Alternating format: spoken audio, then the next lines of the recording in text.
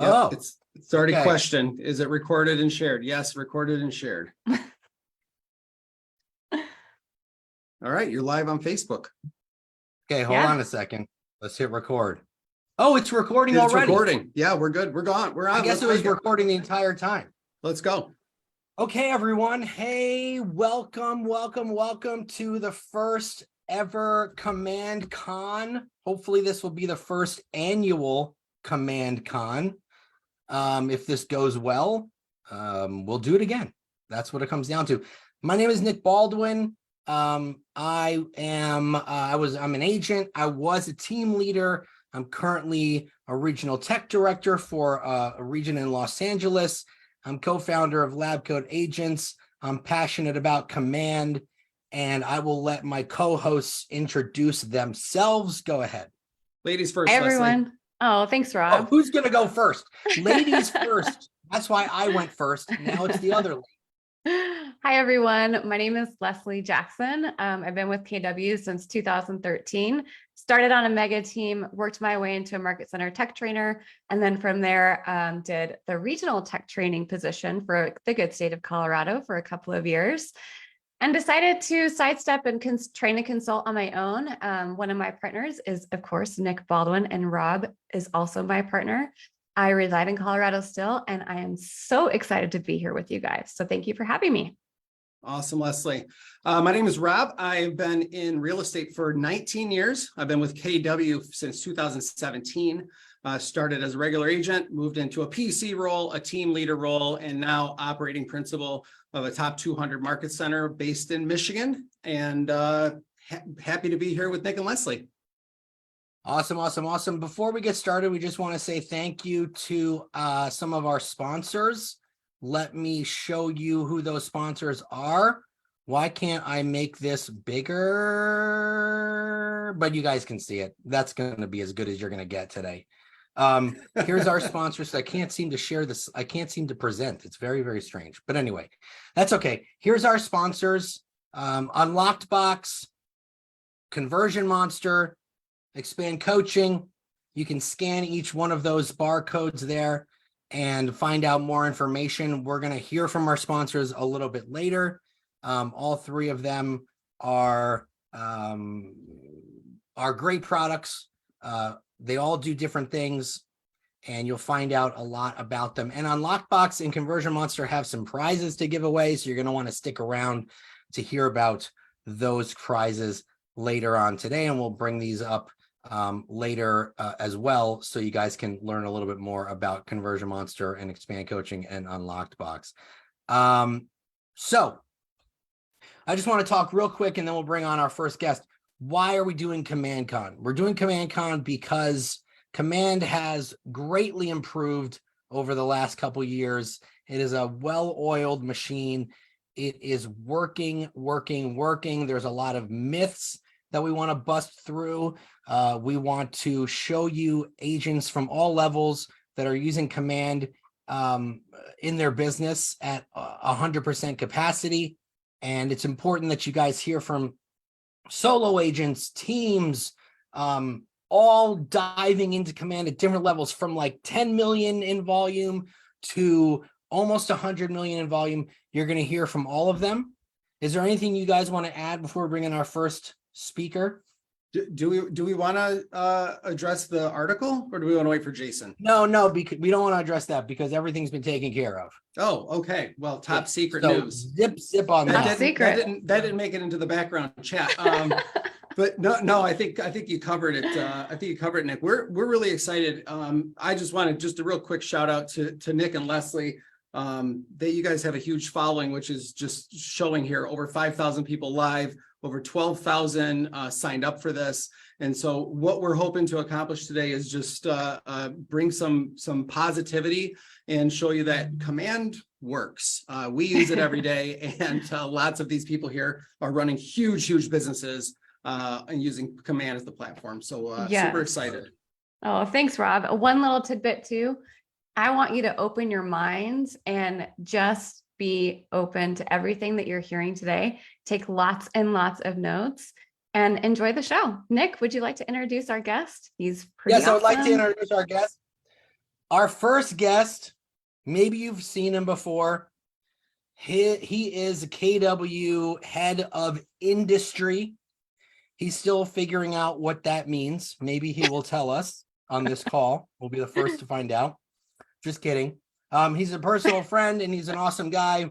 And he is one of the reasons why CommandCon got so much visibility and promotion. His name's Jason Abrams. Thanks for being here, Jason. Hey, gang, Nick, because we couldn't figure out the title thing, we added to it. So it's head of industry and learning. And that's because we can all define learning now. So it's easy for everybody.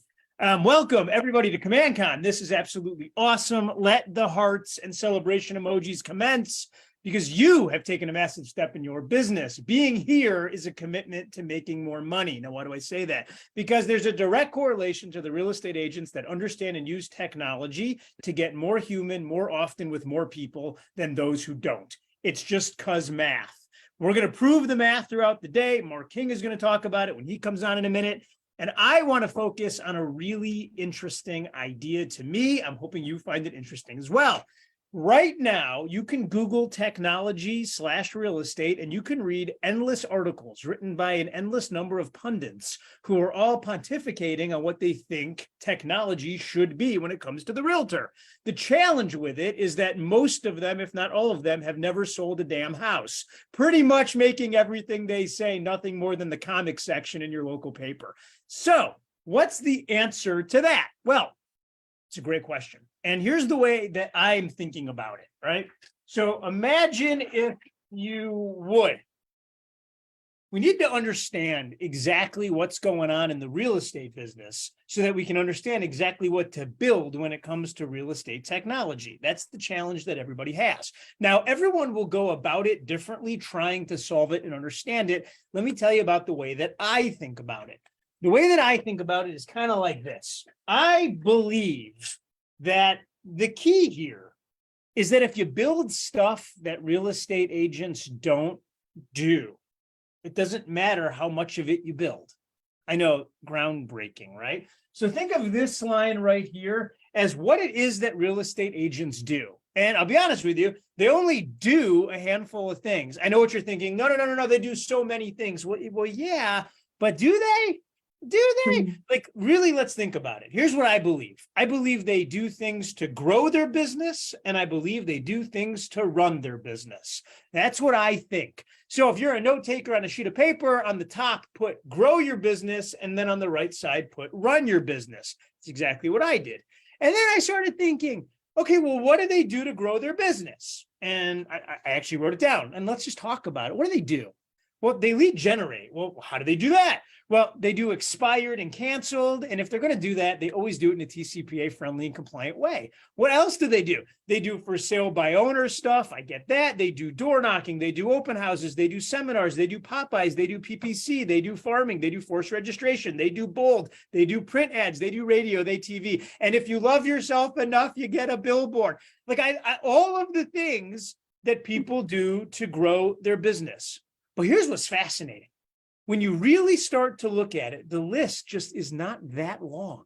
The truth of it is there's 1, 2, 3, 4, 5, 6, 7, 8, 9, 10, 11, 12, 13, 14, 15, 16, 17, 18 ways to grow the business. Now, I know what you're thinking. You're thinking, Jason, this industry, the first board of realtors met in 1891, and then they actually formalized it in 1910. How could there only be 19 ways? There is. If you don't believe me, make a list of all of the ways that you lead gen with a system and model.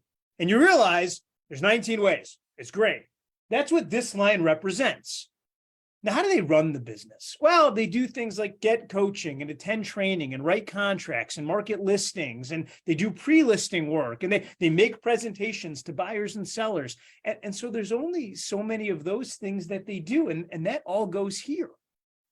Well, so then the next question that you would have would be, okay, well, so how do they do it?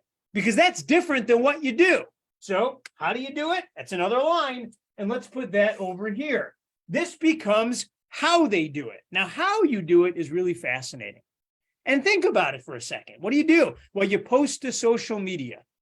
Okay, does that break down? Sure. You post to social media for free and you post to social media for cost. That's it. What else do you do? Well, you make phone calls. That's it. Not really. You make phone calls to single individuals and you make phone calls in group. Well, what else do you do? Well, we send text messages. Well, so how do you do that? Well, we send text single and we send text group. Well, what do you text? Well, we text properties, we text video, we text emoji, and we text words. I love that. What else do you do? Well, we run CMAs.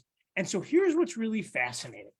When you actually solve and answer that question, what you get are about 33 things. Now, I promise you, the list is here. You get about 33 things. But then you know what's really interesting? Right after that, you then ask the question, okay, well, if I have an admin person, just one, would I do it differently? And the truth is you would do it slightly differently. You really would. But you'd also now have a few more things to do. Like you'd want to grant additional users because you'd want to let someone else use your system. You'd want to be able to delegate tasks so that your admin could actually tell you what to do. You'd want to grant permissions. Those are the things you'd want to do. And then you say, okay, well, what if I had a team? Well, here's the good news. You'd want to do all those things. Plus, you'd want to have really robust lead routing and you'd want to have really robust lead reporting because you're trying to help people live a better life. And you'd say, okay, great. Well, what else would I do? What if I had an expansion team? And yeah, you'd want to do all those things, but then you'd want database visibility across all the different markets. You'd want to combine your reporting and also be able to break them up. You want to be making team templates so that the marketing is consistent, although different, which is the challenge of expansion. You'd want to have team campaigns. You'd want to have all this stuff. But here's the thing. If you don't go through and make a list of what all the stuff is, you have no idea what to build next. So now you have this really interesting dichotomy, which is now you have exactly what we all do to grow and run our businesses. And then you have exactly what we would need to do, how we would do those things. So how do these two things come together? They kind of come together like this, right? Which is these pieces. And what do these pieces represent? It represents an idea that when you do the right things, both in the physical world and in the digital world, in a very specific order, you get the best results. That's it. That's all we're talking about here. This is the DNA of the real estate business. So what is the DNA of the real estate business? I'm so glad you asked. Here's how we went about thinking about it. We listed out everything that agents need to do when it comes to grow their business and run their business. Then we listed out all of the different tech pieces that you do in order to get it done. And then we gave each one of those things a number.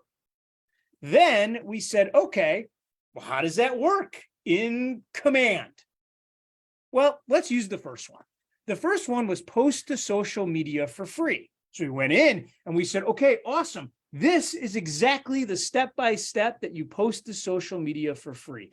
And I thought that that was phenomenal. But then I started thinking and I was like, it's so fascinating because I wonder, because some of our agents don't use command or some of them use it for a piece. How would I do that if I was using, I don't know, KV Core? And so we went through and we said, well, this is exactly how you do it if you were using KV Core. And then I said, well, that's interesting. How would you do it if you were using Follow Up Boss? And something really interesting happened because I happen to really like Follow Up Boss, but they don't make free social posts in it. And I realized, well, there's no in-product solution for that in that CRM. And that's okay. And then I said, well, how would you do it in Boomtown? And well, you couldn't. By the way, Boomtown does a lot of amazing things, but helping you post social media for free isn't one of them. So, okay, well, how would you do it in Commissions Inc? Well, you wouldn't, because that's not something they specialize in either. Well, how would I do it if I was at, I don't know, Compass? And that might be how I would do it. Or how would I do it if I was using Brivity? Well, I wouldn't be able to. And I went through and we did that for every single thing that real estate agents do. And then we sat back and we said, okay, I got this. So what we're learning is that there's a specific DNA based on best practices. And if we don't know how to use our technology to do those things in the right order, we get a diminished result. Or if we have technology that can't do all the steps, we may get a diminished result. Now, here's the good news. We were unable to find any platform that did everything, and certainly not all best in class. What we did do is we started benchmarking which pieces are done in which pieces of technology. Because if we have redundant tech stacks, friends, then we're just going to the Say It Again School of Redundancy. And there's no reason to go to that school because it's stupid. And so we need to understand which pieces we use for which pieces of real estate we're trying to do. So how did it all come together? Well, we then went out and interviewed all of the top real estate agents, and we started documenting their models and systems. If you came to Mega Camp, you saw Steve Lamouth, and Steve Lamouth was there, and he had this amazing open house system. We said, oh my gosh, we love that. What are the steps? Well, there's actually a bunch of steps that don't involve tech. Like the first one is picking the right house. Well, that's important. Well, how do you do that? Well, they told us you hold open your listings, mark homes that are new to market, low inventory neighborhood, and mid-range price homes. And then they told us how to figure that out. And once you had the right house, he said, then you have to create some marketing material. Well, here's the good news. That's number 8 in our code book. So the first number of the code for the open house is 8. Then we went on. We said, well, what comes next? And they said, well, you have to invite your entire database. It's crazy to do an open house and not tell anybody. And I said, oh my gosh, do you mean number 12? And they said, don't know what you mean. And I said, well, trust me, it's number 12. So now we know that inviting the entire database via email is a number 12. And so now we know the first 2 digits, Nick, 812. And then we said, well, what's next? And they said, you got to post to social media. You should do it for free for sure and maybe paid. And I said, do you mean a number 1? Are you telling me the code for an open house is an 812-1? And they said, yeah, but if I was you, I would do it paid. And I said, so you're saying it's an 812-1 with an optional number 2? Because number 2 is paid social media. And they said, yeah, I guess that's what I'm saying. And I said, well, what comes next? And they said, you'd want to door knock the neighborhood, maybe even make phone calls. And I said, well, would you call them one at a time or would you do it as a bulk? And they said, I don't know. I would definitely do it one at a time. And I said, so you mean a number 4? And they said, I guess. And I said, well, what is this bulk thing? And they said, well, if you did it in a TCPA friendly compliant way, I would call them all. And I said, so you're saying it's an optional number 3? And they said, yeah. And I said, oh my gosh. So what you're telling me is the code for an open house is an 812-1 with an optional 4615. And before you knew it, they were just kind of looking at me with their head spinning. But here's what I realized. I realized, you guys, that if we go through and we were to write a playbook for every single way that you generate leads and run your business, and then document 100% of the non-tech pieces, and then 100% of the tech pieces, and then assign every one of them a code, we would all of a sudden all be speaking the exact same language. And you know what happened next?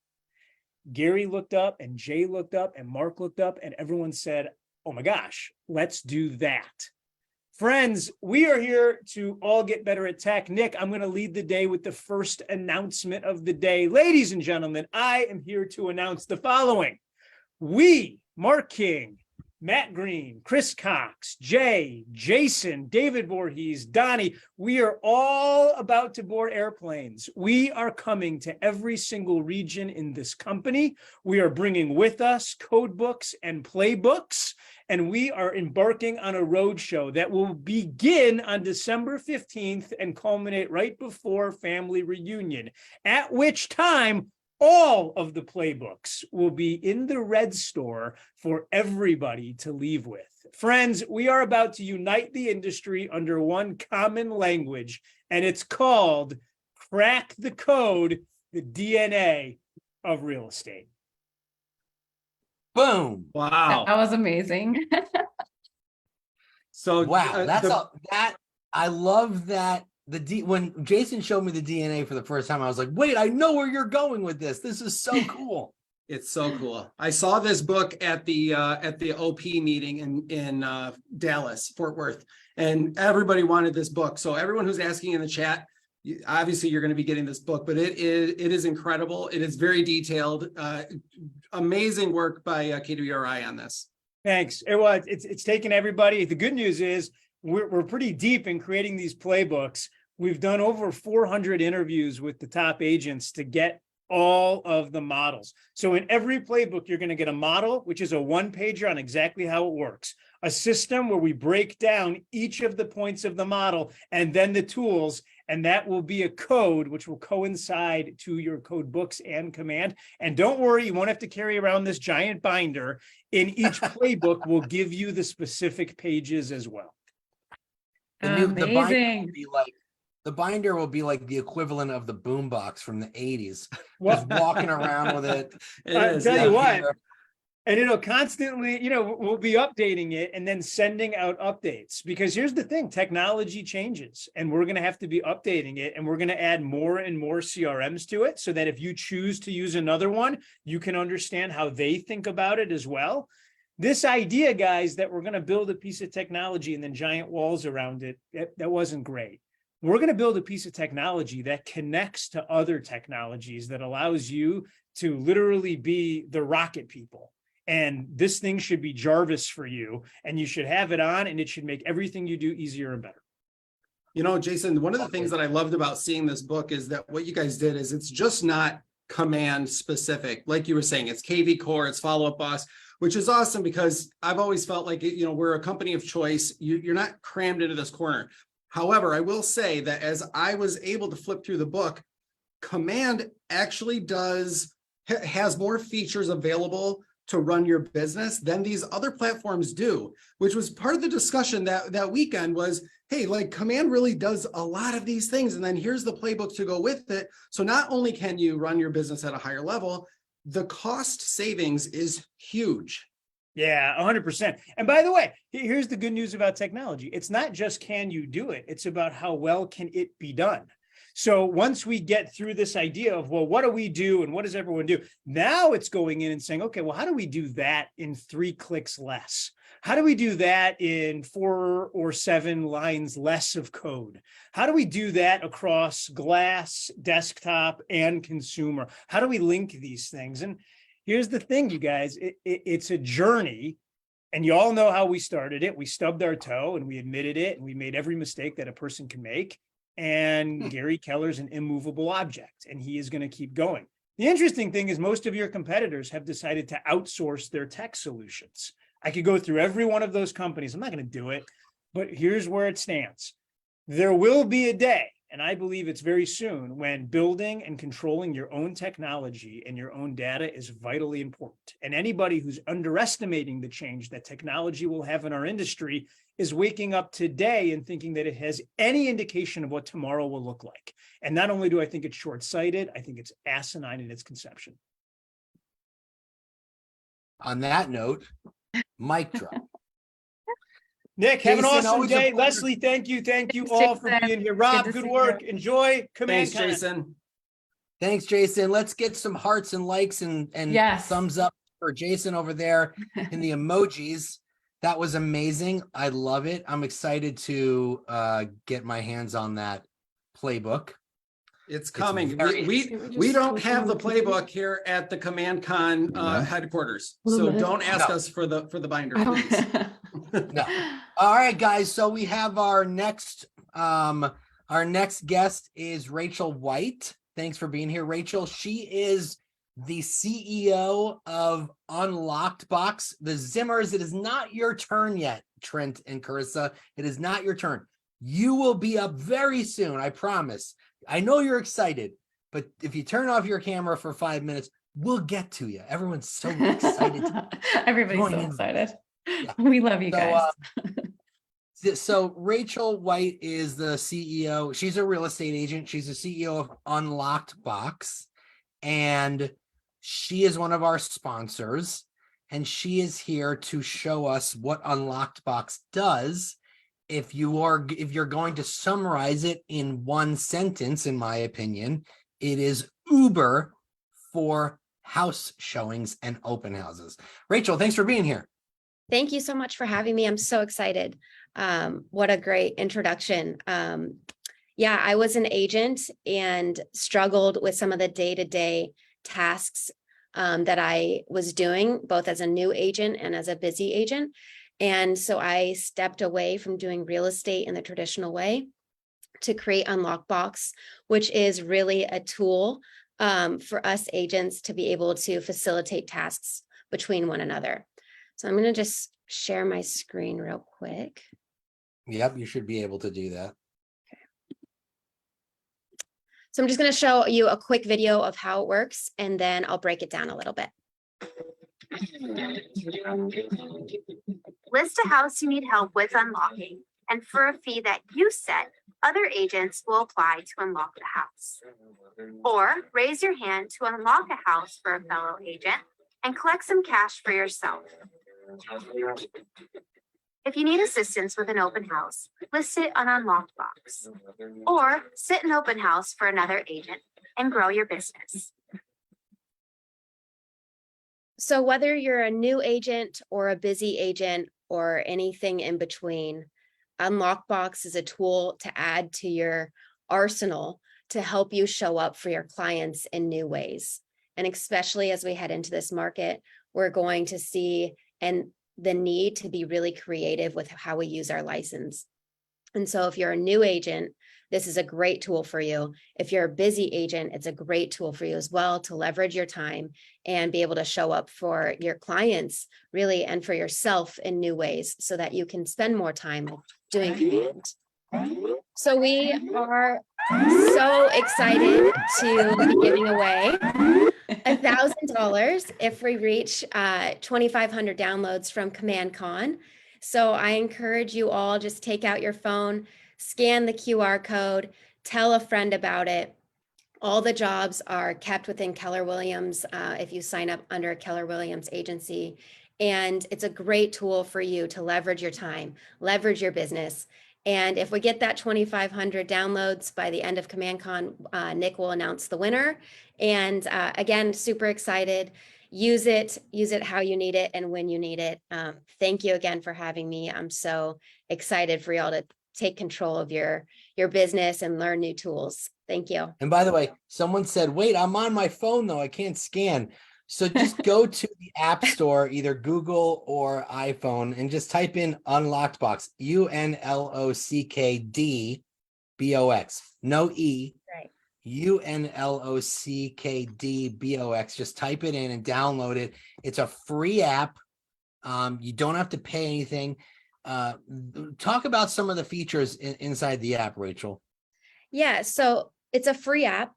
If you need help with an open house, that's a free service as well, completely free. I know a lot of businesses say free and then charge you later. This is free. So if you need help with hosting an open, you put a request out, another agent picks up the open house for free, done. And then if you need help with a showing or unlocking a property for any reason, letting the photographer in XYZ, there's millions of reasons why we have to be at the property. But if you can't do that, then you put out a request, you pay the other agent a minimum of $30. And hey, by the way, Rachel, there's so many people trying to download this app that it's not working. It's crashed. So, oh no. That's Okay, awesome. go to listen, the app store. guys, listen, give it a second, right? Because the servers are just crazy blowing up. This is So give it a second. This is flashback to when Command was released, Nick, and everything so broke, true. right? So good job, everyone. But Yes, good Thank job. you. This is a good problem to have. It is. Right. We broke it. I Love appreciate it. breaking things. So if We you're will get- having we will trouble get through it. downloading it, yeah, if you're having trouble downloading it, just give it a minute or two because everybody's trying to download it right now. Where is it available? Only in the US right now? So the fantastic thing is that it's within your brokerage. So once you sign up, you can download it within the United States, but everywhere within the United States. And you know, like Uber, same concept as Uber. If you want to request out, there has to be enough agents to be able to pick that up. So that's why I encourage you all to tell a colleague, tell a friend about it, because that's really how something like this grows. And it's really how we show up for the industry and tell the industry what we need as agents on that daily level. There's some really other cool features where you can follow and like other agents around you, but really it's a task facilitation tool. Love it. Well, Rachel, thank you so much. There's a Thank lot of you. excitement around it. As we can see, once we get 20, Rachel will let me know when we hit 2,500 downloads, and we'll give away $1,000. I will try to give away $1,000 by the end of CommandCon, but if not, I will send an email out because I got to choose someone at random. I will send an email out with a winner. So hopefully 2,500. Did I say 25,000? I meant 2,500. Someone said 25,000 that I said that, but maybe I didn't. I don't know. I'm on a roll. I could be saying 50,000 right now. No. So Rachel, thank you so much. We appreciate you. Thank you, Rachel. Thank you. All right. So next we have Trent and Carissa Zimmer. Now it's your turn, guys. Come on Now in. it's your turn. Hey, sorry for the early arrival. I was just so excited to see Rob and Leslie. Thank you, of course. What does this Hi. mute button do? What does this mute button do? Carissa, I thought you were going to be on That was a separate true computers. boomer moment. I thought you were going to be on separate computers, Carissa, so I could mute Trent. I should have done that. That would have been Nice. in your best interest. So Hey, let's make- Unlocked Box is really cool, by the way. I just downloaded it, so I'm going to check that out. It's very cool. Don't try to add me. I'm not going to show houses for you. I'm very expensive. So, all right, let's jump into it, guys. We have some amazing husband and wife team here. Trent and Chris Zimmer. Zold Real Estate. Get it? Because their last name starts with a Z. So they took the S away of sold and put a Z on it. And so it's very clever. So thank you for being here. We appreciate you. They are 100% in command. 100% in command. I don't want to start this one off. I'll let Leslie start this one off. Okay, well, I'm excited. Not to that do I don't want to. I just feel like I'm. Yeah, Leslie, take a you break, get some water. Hi, Trent and Carissa. I'm so excited to have you guys here. So let's start from the beginning. When Command was released, you jumped in, and what was that experience like? It wasn't amazing. I have kind of I have a really interesting, my story or my intro to Command is different than most. I came from another company at about the exact time Command was released. And so actually it was a little bit before that. So I put my name on the list for everything in labs, hoping I'd get early access to all these amazing things. And when it came out, Nick and I always laughed because it basically did nothing more than you could put a contact in it. Right. But that was maybe know. a level above what I was currently doing at the time. Well, I yes, be as candid So as it was a possible step here. up. But I think that my early adaption is what has made this so easy for us, because every time a new feature comes out, I'm easily able to just pick it up. And it's to the point now where things are happening so fast and changing, it is hard to keep up. Mhm. There's Yes. now things that I have to go in and actively try and figure out because it's changing so quickly. I jumped in at the same time as you, Trent, and it was like, I remember loading in my contacts and then being erased the next day. Right? And I was like, Yeah. what happened here? Oh. And then they pop back in later that afternoon. So let's fast forward. You guys sell $32+ million a year and you run your platform on Command. Let's get into the details. Start with lead generation. What part of Command are you guys utilizing for lead generation, and how do you implement that specifically into the business with the team? Well, we are very, very heavily sphere-based. We have an avatar that we created. That's our ideal client. And that was Carissa's idea, is to come up with that avatar. And we actively pursue that client in our database. So we use campaigns and we use other things to bring in some of the haven't mets and try and nurture them to become Mets, but we really hit hard on the Mets. And so actually this would be a good question for Carissa to answer, because she spends a ton of time using tags in campaigns and mailing lists and things like that. So if you want to... So we basically created an avatar for who's Zold's ideal client. Who are we speaking to? And then within that profile, we came up with tags that would fit that avatar. So what tags would fit this avatar? And then every time we add a contact in Command, or existing contacts that we had in Command, we would add those specific tags, as many as we possibly could. Our ideal client is a young family, specifically a move-up buyer, and they have young children, they're young moms. And so those are specific tags that we utilize. And why I'm talking about that a lot, and I talk about this with Nick a ton, is because Command allows you to export lists according to tags. So we use command emails all the time, and I will pull certain tags if I want to communicate something with our sphere, whether it's a family event that's happening downtown Lakeville where we live, or if there's something happening for moms in the community, or if we want to host an event at our house and it's a group of people that we want to bring in, if we want to bring on a small business and maybe help them and give something away in our newsletter, things like that. So we utilize campaigns, I guess it's under campaigns, command emails heavily in regards when to it comes to tags. I think we have to, as agents, think outside of the transit. Don't tag buyer, seller, investor, 6 months, 12 months. Like, we have tags for kids, specific sports teams. So like if I know somebody's a diehard Viking fan, I'll tag them Vikings. And if I ever get a ticket to a Vikings game that I can't go to, I go into my database and I search Vikings tags and I know who I'm giving that ticket to.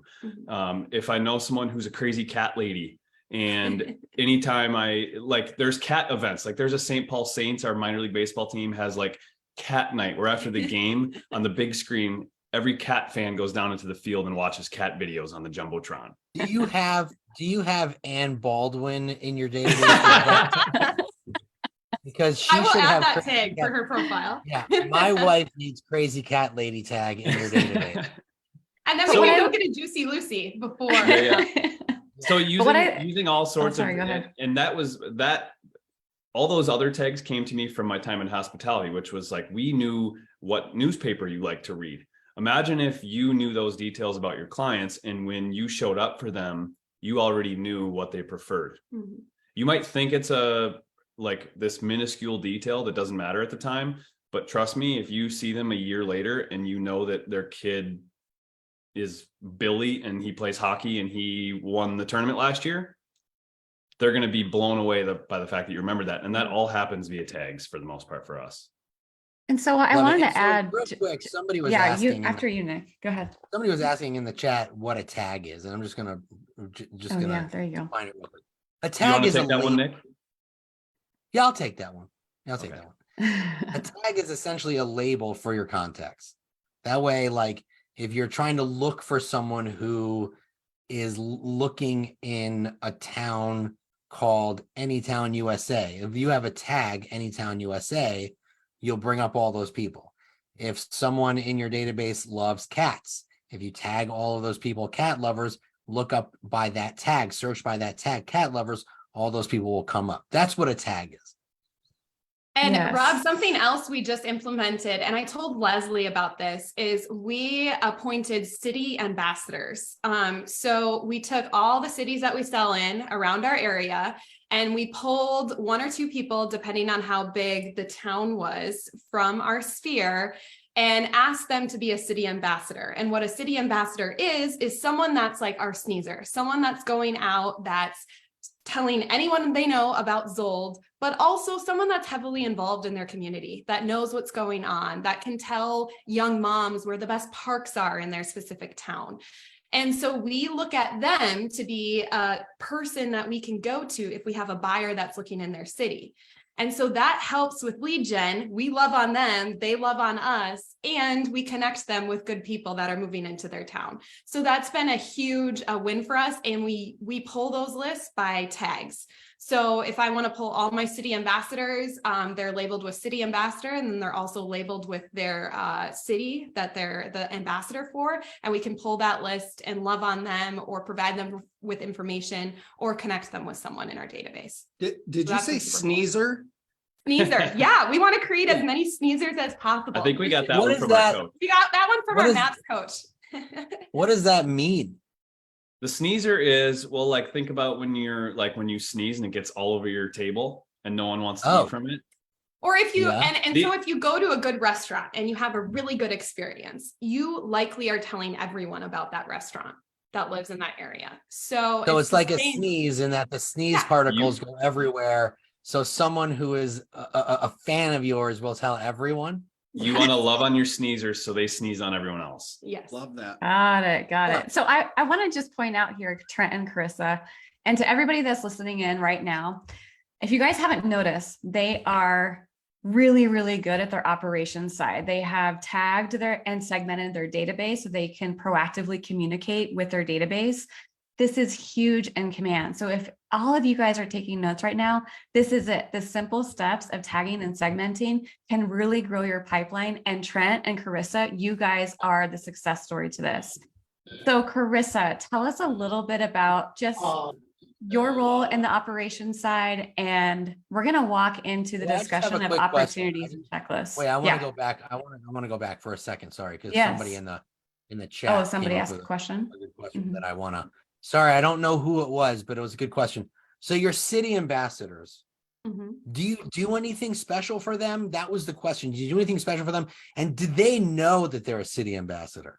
Yeah. So I sent them to invite them to be a city ambassador for us. It was a mailer, a little card from us with a note in what our intention was for this program and how we looked at them as someone that was heavily involved in their community, someone that knew the ins and outs of all the neat restaurants, businesses that were coming to town, etc. And then within that, we provided a little gift. I think it was a Starbucks gift card was the first gift that we gave them.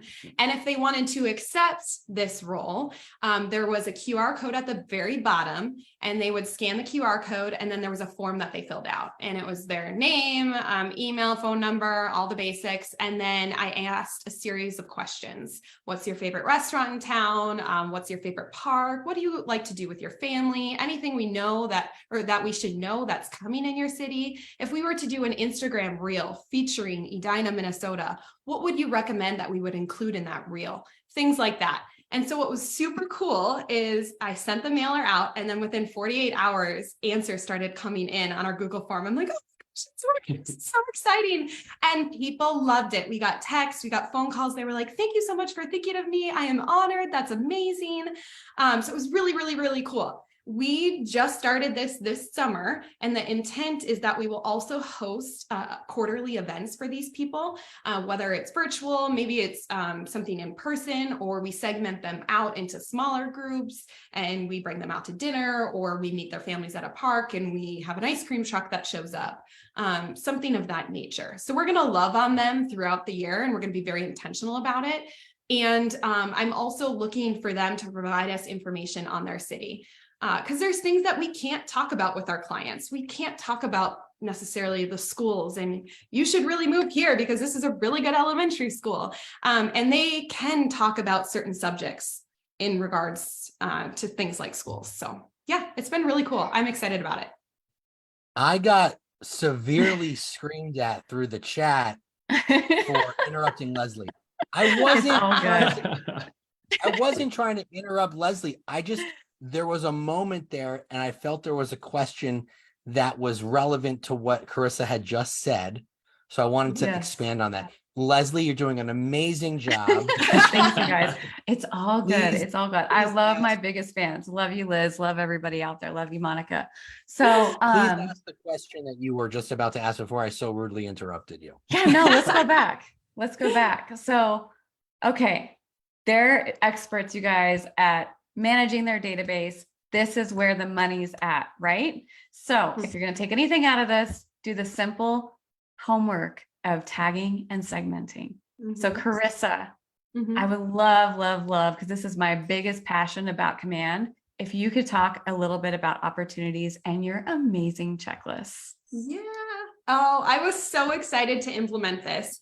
And why I was so excited is because I found myself in the infancy stages of taking on operations within our team, was that I was sending so many emails that essentially said the same thing to clients. And although I love to talk to our clients and love to personalize emails and send them out, it got to be a lot.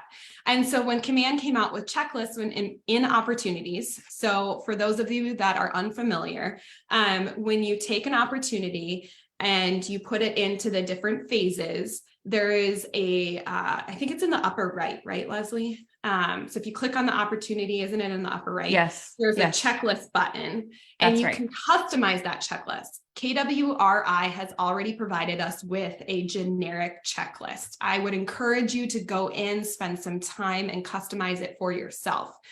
We decided to reserve our Market Centers conference room one day, and we had flip charts and all the things, and took a deep dive into our process and listed everything we do. Even silly things, you guys, like sign has been ordered, sign has been installed, reached out to the loan officer, no update, all is well, reached out to the title company, everything's moving along perfectly, things of that nature. We added everything. I mean, I think there's one phase where we have 32 checklist items. Now that may be excessive, and your operations people are like, oh, goodness, but I can click 7 things at one time, most of the time. And so we customized our checklist. I utilize that in every opportunity that we have. And the beauty of this is every time I check a box, you can control when that client gets an update. So we choose to have our client receive daily emails at 9:30 a.m. And they receive an email from us, and it's whatever is in Trent's marketing profile. I always have the emails come from the agent. I want to empower them, make sure that they're at the front of the transaction. So our client will receive an email from Trent, and it says, hey, we're checking things off the list. Here are the tasks that we've completed. And it shows everything that we have done the previous day. I also was telling Trent this morning, so many things in our world have become automatic, and there's a lot of robots speaking to us in our email. And so a way to separate ourselves and make sure the client feels like this process is catered to them and we're customizing it to them. In your opportunity in the different phases, you can actually go ahead and add an item. So let's say I have my Zold checklist template, and I'm working with Leslie and Nick to buy a house. And I texted Leslie, letting her know that the stager would be here to drop off the vase on Thursday. Maybe I'm adding that in the checklist. Texted Leslie this, a reminder, the stager will be there to drop off the vase on Thursday. And so that's included in that automatic email. Now, if I'm on the client end of things and I'm receiving this email, I'm looking at that being like, oh my goodness, they're actually catering this process to me. It's not something that oh, I got this email, but then you start to doubt it. Did that really happen? You know, we're a product of our environment, right? And I know I receive things from loan officers and just random shopping things. And it's like, your order's been shipped. I'm like, well, has it really? Or is this just an email that's received? Because it's been 5 days since I ordered it. So anyways, that's how we heavily use checklists. And I really, really encourage you, if you're the rainmaker, lean on your operations. This is their bread and butter. They love this type of thing. And spend a day and just go through your process, write every little thing down that you do and include that with the fitting phase. The key, I think, there is into the minutia. Like, what we think is not a big deal, they think is a big deal. So blasting it out to my market center to 210 agents, like, some people wouldn't put that on their list, but to a seller, they would see that and go, oh my gosh, my house has already been exposed to 200 agents. That's incredible. And so really think deep into every single step along the way and put it in there, because we talk about it all the time. When we go out and we meet somebody who just transacted that we didn't know prior, and we say, very cool, congratulations, how was your experience? And if they say it was negative, you guys know why. It was communication. Right. They felt like they didn't know what was going on. And this checklist thing, which, by the way, half of what she just told you, I didn't even know happens. She's like, how it's so supposed to work. I'm sitting here going, wow, that's really cool. And you know what's really cool about it, you guys, is on the checklist. I'm so passionate about it. Can you tell? I know. I love it. You can add your audience. So let's say Nick referred us a client to that wanted to purchase a home in Minneapolis. I could add Nick as someone to keep updated on the transaction. How cool is that? That's instead of reaching out to him. And by the way, if he's with another company, you've literally just set the stage for Keller Williams, because they've experienced the process.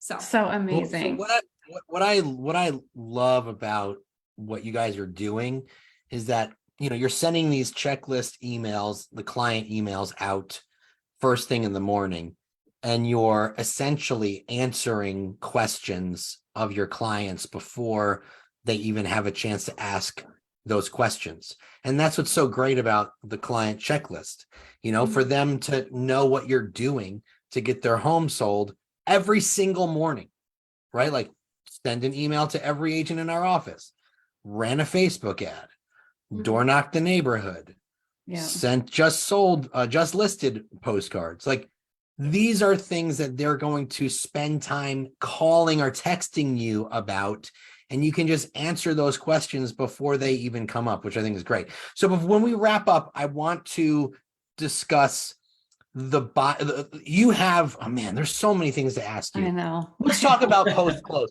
There's so many things that if you guys want to learn more about the Zimmers, go to Spotify and look up our podcast, Command Your Business, and listen to the podcast with them. It's about 45 minutes and they dig a lot deeper into it. We only have 25 minutes here. So go check out Command Your Business on Spotify and listen to their episode. Shameless plug, and I'm not ashamed. Okay, so I just want to say you guys have a great post close where like you not only have these smart plans and automation going on throughout the transaction, but you have them after the transaction. Talk a little bit about how those look. Yeah, so we have two separate post-closed tags, one obviously for buyers and one for sellers. The one for sellers is pretty quick and simple. I think it's like 3 or 4 steps. You guys can actually access those. I published them to the library. So if you just go either search my name or search Zold, you'll find the team post Zold, which is the seller smart plan. And then you'll find the buyer post Zold, which is obviously the buyer one. And the buyer one is I like more because it just gives me an opportunity to ask for, how was your first week in the home? Do you need a contractor?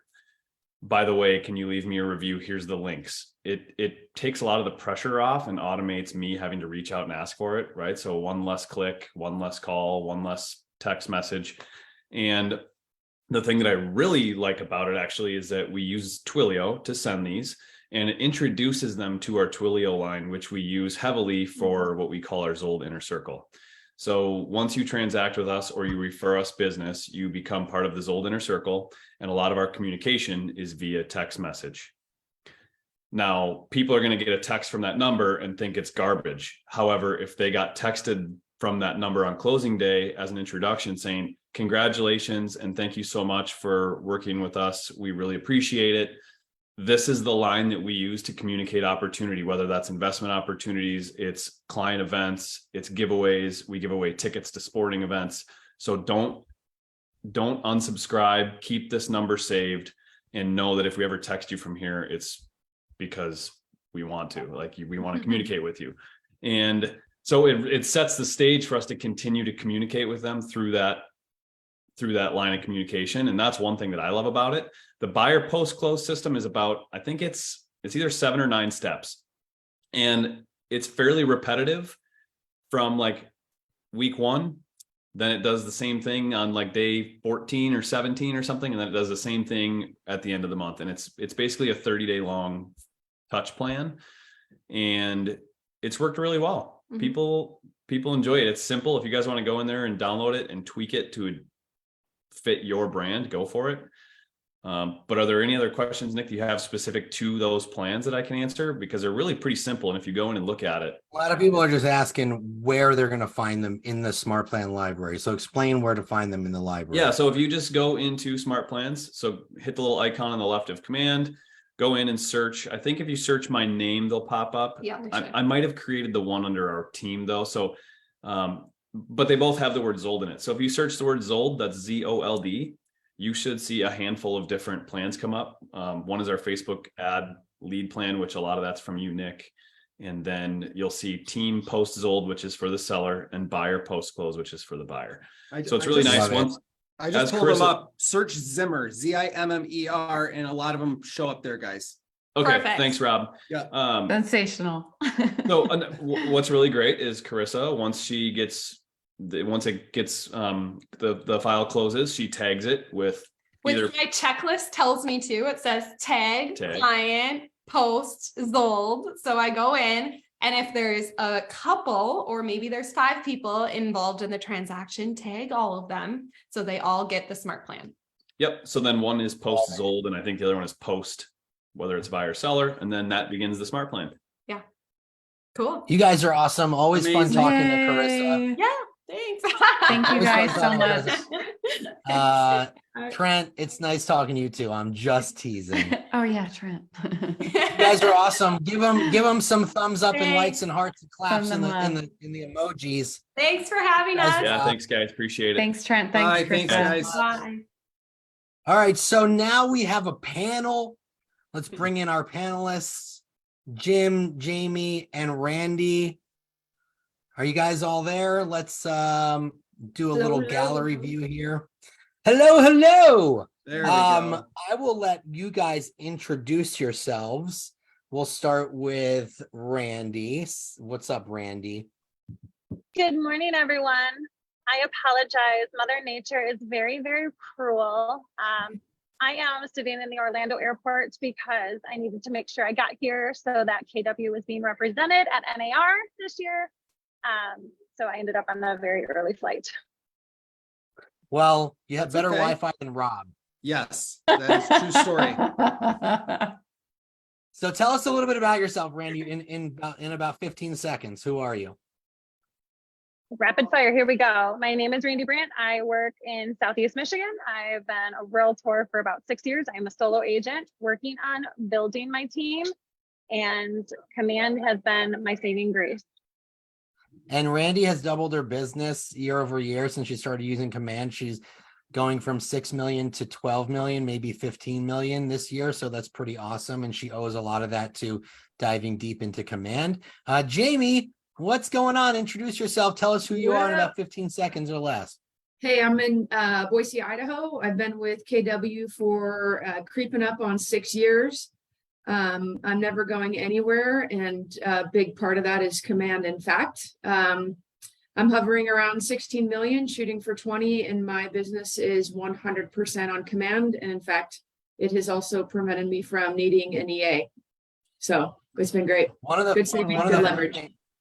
One of the funny things that Jamie told me was when she gets recruiting calls from other brokerages, she goes, "Hey, can I ask you a question? Do you guys have Command?"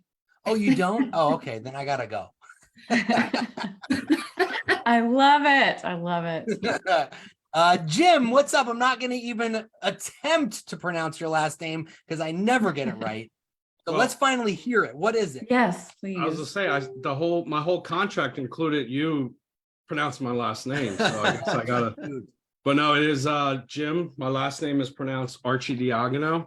I am here in Wilmington, Delaware. I represent I service the Philadelphia area down into Delaware into Maryland. I also represent KW Sports and Entertainment as well. I am just getting ready to finish up my 3rd year in business.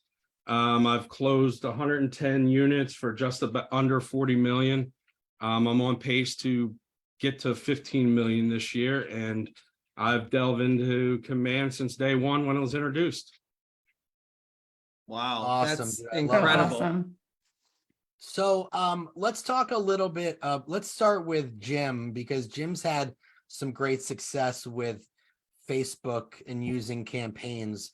And I just want to talk a little bit about what that looks like. Jim, talk about what kind of ads you're running in Command and what's working well for you and which ones are converting.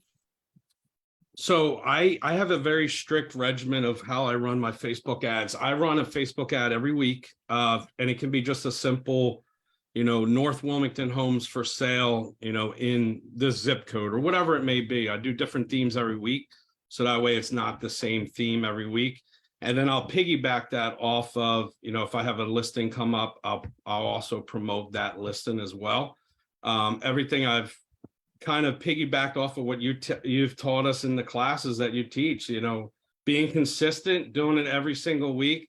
I literally have the same amount I spend every week, and I get the leads come in, nurture them up. In fact, I just had one yesterday for 3 different clients that reached out from the ad that I posted this Sunday. It'll probably be, It was a $500,000 house. So, you know, if I get 3 clients out of that, we're looking at 1.5 million in volume on a $25 ad. I'll take that Amazing. return on investment all day long. Yes. Jim, talk about the budget that you said. You said everything's the same and you run the same consistent way. Can you talk about that? Yeah, so consistently I run the generic Facebook ad for the homes and whatever. I target different in here we go by school districts a lot. So I will target a different school district each week. I have 3 that I kind of rotate. So I just literally spend $5 a day for that week. I put it in every Sunday night. So that way it hits Monday morning. And then it goes to Sunday of the next week.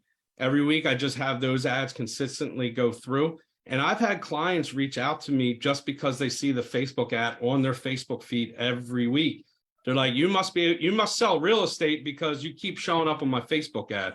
Then when I do listings, then it depends on, a higher price range listing. I'll spend a little more money on that one. But then I go back when I'm in my listing presentations, be like, look, this is what I do. We have a partnership with Facebook that puts our Facebook ads out there to the masses. This is what I'm going to do for you. I'm going to run you a specific Facebook ad for your house, and it's going to go out to the area, 30-mile or 25-mile range around your area. And, people are going to see your listing just more than if it's on the MLS alone. So it's been really helpful. And I get listing appointments all the time. They just see me pop up on their Facebook. So it's interesting because the consistency of your Facebook ads aren't just getting leads where people are opting in. Nope. They're getting phone calls like, hey, you seem to do a lot of business around here. You list and sell a lot of homes. I like your marketing. Want to come take a look at our house. So you have incoming phone calls from people like that, right? 100%. Every, once a month, I at least get one call that says, I saw your ad posted on Facebook.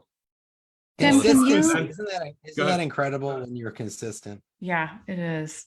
Jim, can you tell the audience a little bit about the smart plans that you're using? Because a lot of people are asking if you have a particular smart plan that you use, or are you using Nix? Give them some insight so they can go download some. So the great thing about smart plans is there's a whole library of them out there. So I actually kind of made a hybrid smart plan. I kind of have some of Nick's smart Facebook. When I first started, I used Nick's Facebook smart plan 100%. And then I just kind of added some that were kind of more local specific, like, generic stuff in there. So it didn't look like it was just like a robot. They knew the area, like I would throw in there, maybe a text message like, if you're not looking in Brandywine School District, do you happen to be looking in a different school district? So it kind of gives you that more localized message out there. So they don't think it's just a robot sending them, they think like, hey, maybe this person is a real person, you know what I mean? Like, let's connect with them. So, I was just telling this in my market center yesterday, there are so many great smart plans out there that are given to us for free. We don't need to reinvent the wheel by trying to figure out how to word the perfect smart plan. There's a library of people out there like Nick and Marty Miller and all of them out there that put the smart plans out there. Just use them for now when you're starting. And then when you kind of get, into it more, then start building off of that. Can I piggyback that real quick? Yeah. So I have a smart plan set up for when I have listings, and I create a smart plan for that specific listing. So when the lead is captured, within an hour, that person gets a text message. And I know that, time is money. Nick and I were kind of talking about that. Time is money. So I created a smart plan that they get an instant response because there's a 90% probability that they found the listing on their phone and not on a computer. So they get a text message, and then within 12 hours, they get a follow-up email. And then I've got within 24 hours to call and connect with them. But it also calls a spade in that initial text message because it's linked through the Twilio account in Command. So my system's working even if I'm out to dinner or with another client, which is part of what I love. I think that's massive value add. I say, hey, I'm not a robot. I would just notice that you were checking out the listing. I've got a link to the listing and it's got my own language. So it feels like a person, even though we all know at the bottom of that Twilio text, it says press stop to opt out. So I know I've got one chance to capture them to make it seem like they're talking to a person. And then because Command is so amazing and speaks to our cell phones because we have an app, I also have an update that says this person responded to the text message and this is what they said. And then it's my job to follow up at, using whatever resources I choose to. But that's one of the things that for me is like a mind blow. Like you just don't get that on other systems. They don't speak to each other like Command does. I didn't get paid to say that, by the way. I was going to say, I love you, Jamie. That was the I'm script. hyped up. I mean, it's good That's stuff. amazing. It's good stuff. Yeah. I love that little sentence you add. Hey, this is Jamie. I'm not a robot. I'm a real person. Because, texting laws, there has to be that disclaimer, like press stop to opt out. It's only the first text that it indicates that on. But to say that you're not a robot and you're a real person, that probably increases your response rate or decreases your unsubscribe rate. So I want to talk, Jamie, you like to use a lot of features, designs, campaigns, opportunities. You have a really kind of a cool way of using designs to keep your clients aware of like what's going on with their property. Can you explain a little bit about that? Yeah. So through the design system, we've designed each of the tasks. Someone, forgive me, I don't recall exactly who, it might've been Zimmers. They've got each task that links to an update with their client. So, as soon as they've signed a rep agreement and we're ready to start searching for a home on a buyer side, they get information on what that looks like and what the next steps are. Once we find a home, then we've got a design layout that is just kind of a plug and play for either me personally, or if you have an EA, then you can just plug in a picture of their property, because I like them to know that I'm working specifically with them. They're not getting something that's generic. So they get a picture of their home. Congratulations, you're pending. Here's the dates, where the earnest money goes, what the earnest money is, blah, blah, blah. They get that each stage of the game. And then they also get it post closing. We all know that staying close to our database and not just disappearing the day you get your paycheck is really critical. So they also get a recommended referral list if they need contractors or any of those things. And also a forms questionnaire requesting feedback and, a posted review. But all of that stuff has been pre-constructed through the design center. So then it can go through and link with that specific contact, and it automates. So once we update that task to pending, then they automatically get this email, or the system tells me, hey, Jamie, you need to do this email. Here's the basis of it, fill in these blanks, and then I can push send. That's awesome. So they're all getting the same thing that's specific to them, that's at a high level, that's not being recreated with every single client, because we don't have the time to do that. And can I just say, by the way, if you guys are all kind of like zooming out a little bit, everybody that we've heard from so far has set up their systems. They are on top of their database. They have a system and model in place, and they all put it in Command. And this is the result of successful people here. So I'm super excited that you're even diving into that detail, Jamie. Thank you. I found that the biggest reality that people don't go into Command is because it's scary. You've got your database somewhere else. You're concerned about the gap, between if people are going to get dropped, what it's going to look like. And I'll say hands down, I mean, Jason Abrams called a spade. Gary Keller calls a spade. Command sucked in the beginning, and it was a bummer, but people fought through, and KW fought through and put the time and the money into it. And even just in the last couple of months, it is just a well-oiled machine that has eliminated the gap between bringing your database in, being a nightmare, and having to tweak things. I mean, just the exporting your database and importing a different one, it's not as scary as we think. And there's people in every in every marketplace that's here to support you with it. Just rip the Band-Aid off. Things are starting to shift and some markets are slowing down. Do it now. So when you're up and cruising in January, you're ready to dial it in and support your clients at a high level. Jamie, I love that you mentioned that. Jamie, ahead, you mentioned Randy. that you this allows you to not have an EA. Yeah. There's some people in the chat saying, how does that even work? How can you do this on your own without having someone run it? Can you talk about that just for a couple minutes? Yeah. I focus on my one thing throughout the day. So I've got, kind of my daily routines in the morning, and I pop into opportunities. It's the very first thing I do when I get into command. And that tells me who I've got, where they're at. And that tells me what I need to do, how I task out my day. I was feeling a little gap of like, oh my God, I'm going to forget people. There's too much going on. I don't know where I'm at, but if you leverage every piece of that opportunity, including the tasks, you know exactly what you've done, you know exactly what you need to do, and you know who you've got. I mean, it's all on one screen. It's the most palatable. It's like working with Apple, it's dummy proof. If you click on it and break it down, you have to be willing to work with someone or read how to do it if you don't have it set up yet. But you also had to learn how to be a realtor. So respectfully, suck it up, do the work, spend some time, and then you can put it on cruise control. I mean, you don't get into fifth gear without 1 through 4, right? Love you, Jamie. Amazing. Hashtag tough love. Hashtag tough love from Coach Jamie. Well, and Love it.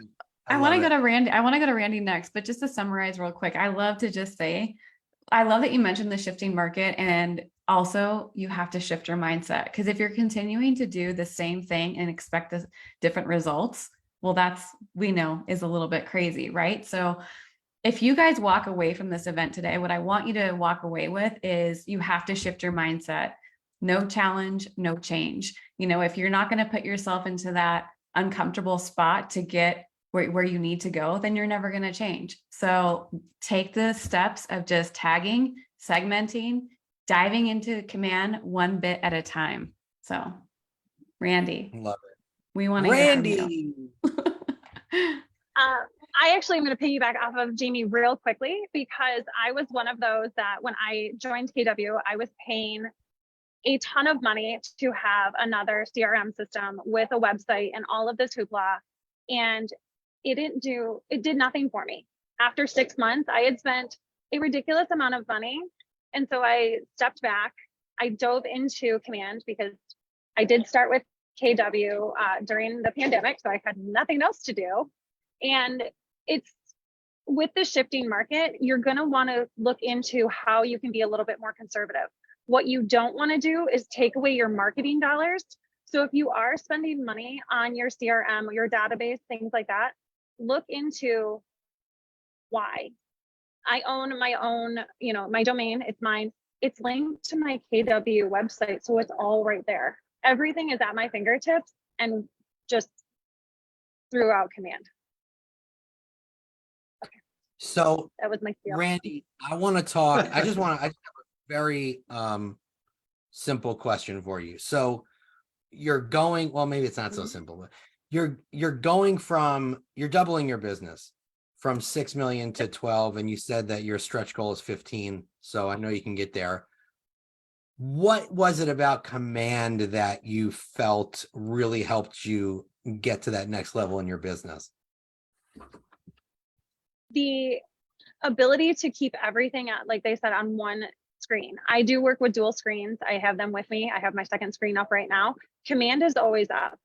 When I looked, and I have to give a shout out to my office, KW Lakeside. They are supporting and watching all of us right now. So if they go into my office, they see my beautiful new board that my marketing lady created. I have 17 buyers and 13 listings, and I just added another one last night, that'll go live in 2 weeks.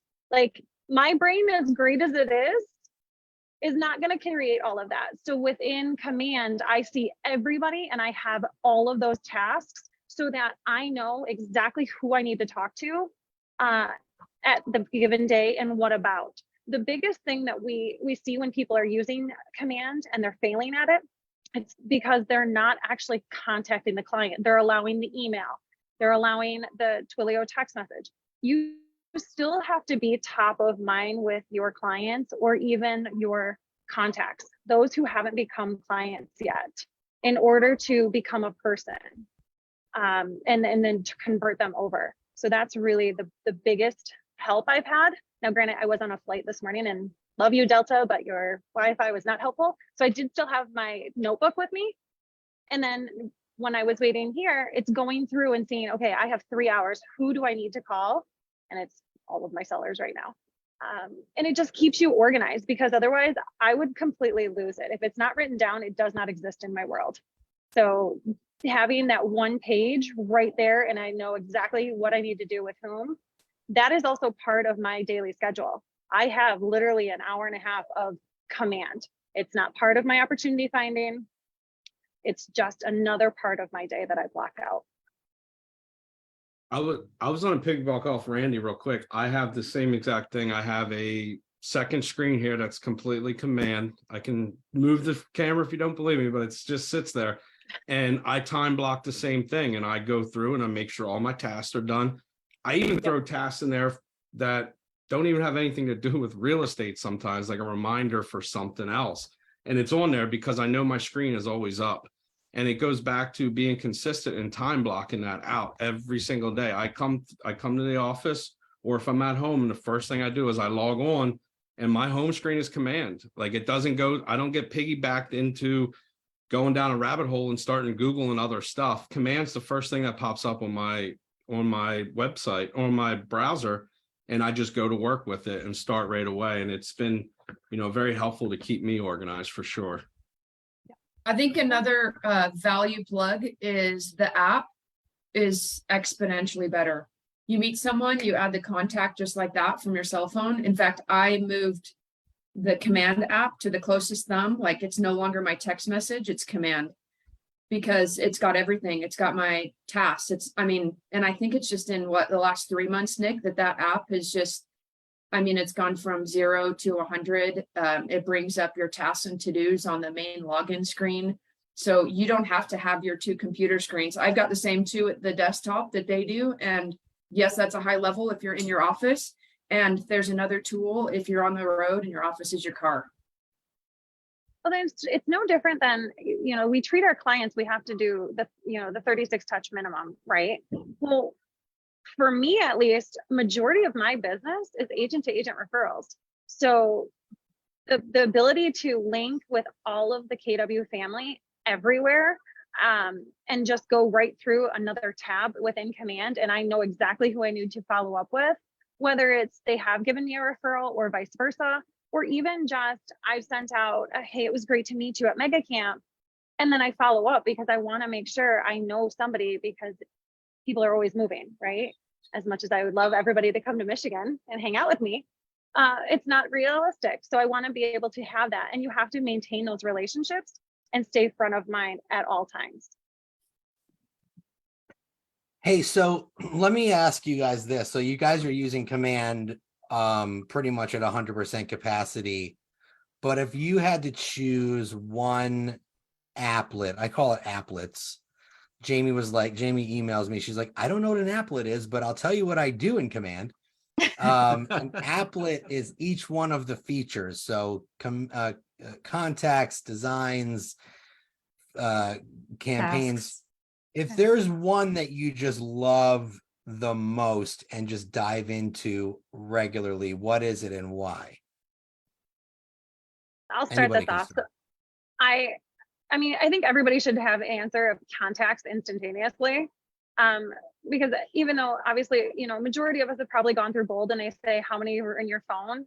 Well, I would love to say that all of the people that are in my phone that I've had since I was 16 years old, a long time ago, are in my database. They're not. So having everybody in your contacts and making sure they're updated as much as possible. For me though, it's the campaigning. I am doing campaigns constantly. Every time a new listing comes up, anytime I have an investment opportunity, because again, and I market it to the entire database. I don't know who's going to be interested in this property. And it just so happens that there is a KW agent in Colorado who is now working towards buying one of my investment properties. Would have never been a buyer for my seller if I wouldn't have sent it out. So command campaigning for me is super simple. You can use the designs there that are already templated out for you. You can create your new ones and download them. Campaigns are realistically, I'm doing 2 to 4 a week between emails and social media. Love it. Love it. And Jim, how about you, man? Definitely campaigns 100%. Not even just from the Facebook ads, which people kind of don't use command for this a lot. And you're throwing money out the window if you don't. Postcards through command. Postcards through command is so much cheaper than any other company out there. I send just sold postcards after every listing sells, just listed postcards, all through command. And you throw in, and they're like I saw in the chat, good quality too. They're great quality. I thought I had one on my desk, but and then I put a QR code on there that directs it to my website or my app or whatever I'm doing at that point. And I've gotten people click on that through postcards, and I've gotten business from. So command is definitely, I'll be 100% frank. I was on a team before now that didn't use command at all. And I always saw the value in command. So I always kind of ran a separate business through command, even though I was on a team that had a different CRM. And, I always just loved what command did from day one.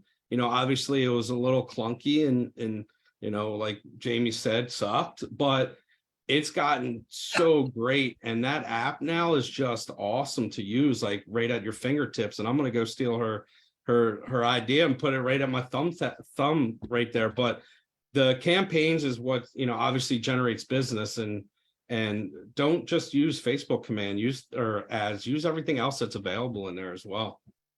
Love it. Love it. Jamie, what about you? What is the one thing that is most important to you, or your favorite thing to use within command, something you use every single day? I mean, I feel like it's almost an impossible question to answer with one. Opportunities is probably my hottest thing. When we're balancing a bunch of clients and wanting to make sure that we're being intentional and following up with our pipeline. I think from start to finish, that really helps me not only know where I'm at, but know who I'm working on, how I'm working on, and then who's post. So it helps me support a client from the minute I get them as a lead or a potential client, even if it's 6 months or a year down the road. I know exactly who to nurture, how to nurture every step of the way, from lead to past client. And your market Amazing. center loves You you guys are because awesome. you have all of it there. Yeah. This has been a great panel. I love everything that you guys are doing and using and advocating. Rob, Leslie, did you have anything you wanted to ask before we wrap it up? There are a lot of questions in the chat. Obviously, we don't have time to get to all of them. Get to all 6,500 of them, Rob. Yeah, I mean, we could go through them one by one here. I just, if Randy, a couple people are asking you, or asking in the chat, do you blast your database 2 to 4 times per week? Is that what you said? No, so I do campaigning 2 to 4 times a week. Now that is including my social media campaigns, postcards, as well as emails. Oh gosh, no. If I did that, I would have clients berating me. Yeah. I generally will not send out more than 2 emails a week. And one will be, if it is for the entire database, and then the other one will be specific to a certain tag that I have. It's not always going to go, because then now you're just becoming annoying. Right. So it's really making sure that you are kind of that even balance. And again, making sure also that you're still picking up a phone. One thing I've actually done, because I know everybody hates the phone for whatever reason, what's happening, and this, which is our lifeline and our moneymaker, look at all the stuff. Nobody likes to actually do this. So I've actually gone into, now I will send a response of whatever it is. Sunday I showed a home that is a tear down, and I had to call the city to ask a few questions and to update these buyers, which I know were working, and I didn't want to wait till 6 o'clock at night to be able to speak to them. I sent them a video. It just said, hey, here's what I found out. This is what we got. Let me know when you're able to. Thank you, airport. So really just staying in front of your clients and putting a face to the name of them. It's exponential. Awesome. Thanks. Okay. I've been And you asked to still give have to my call overview. You still have to call them.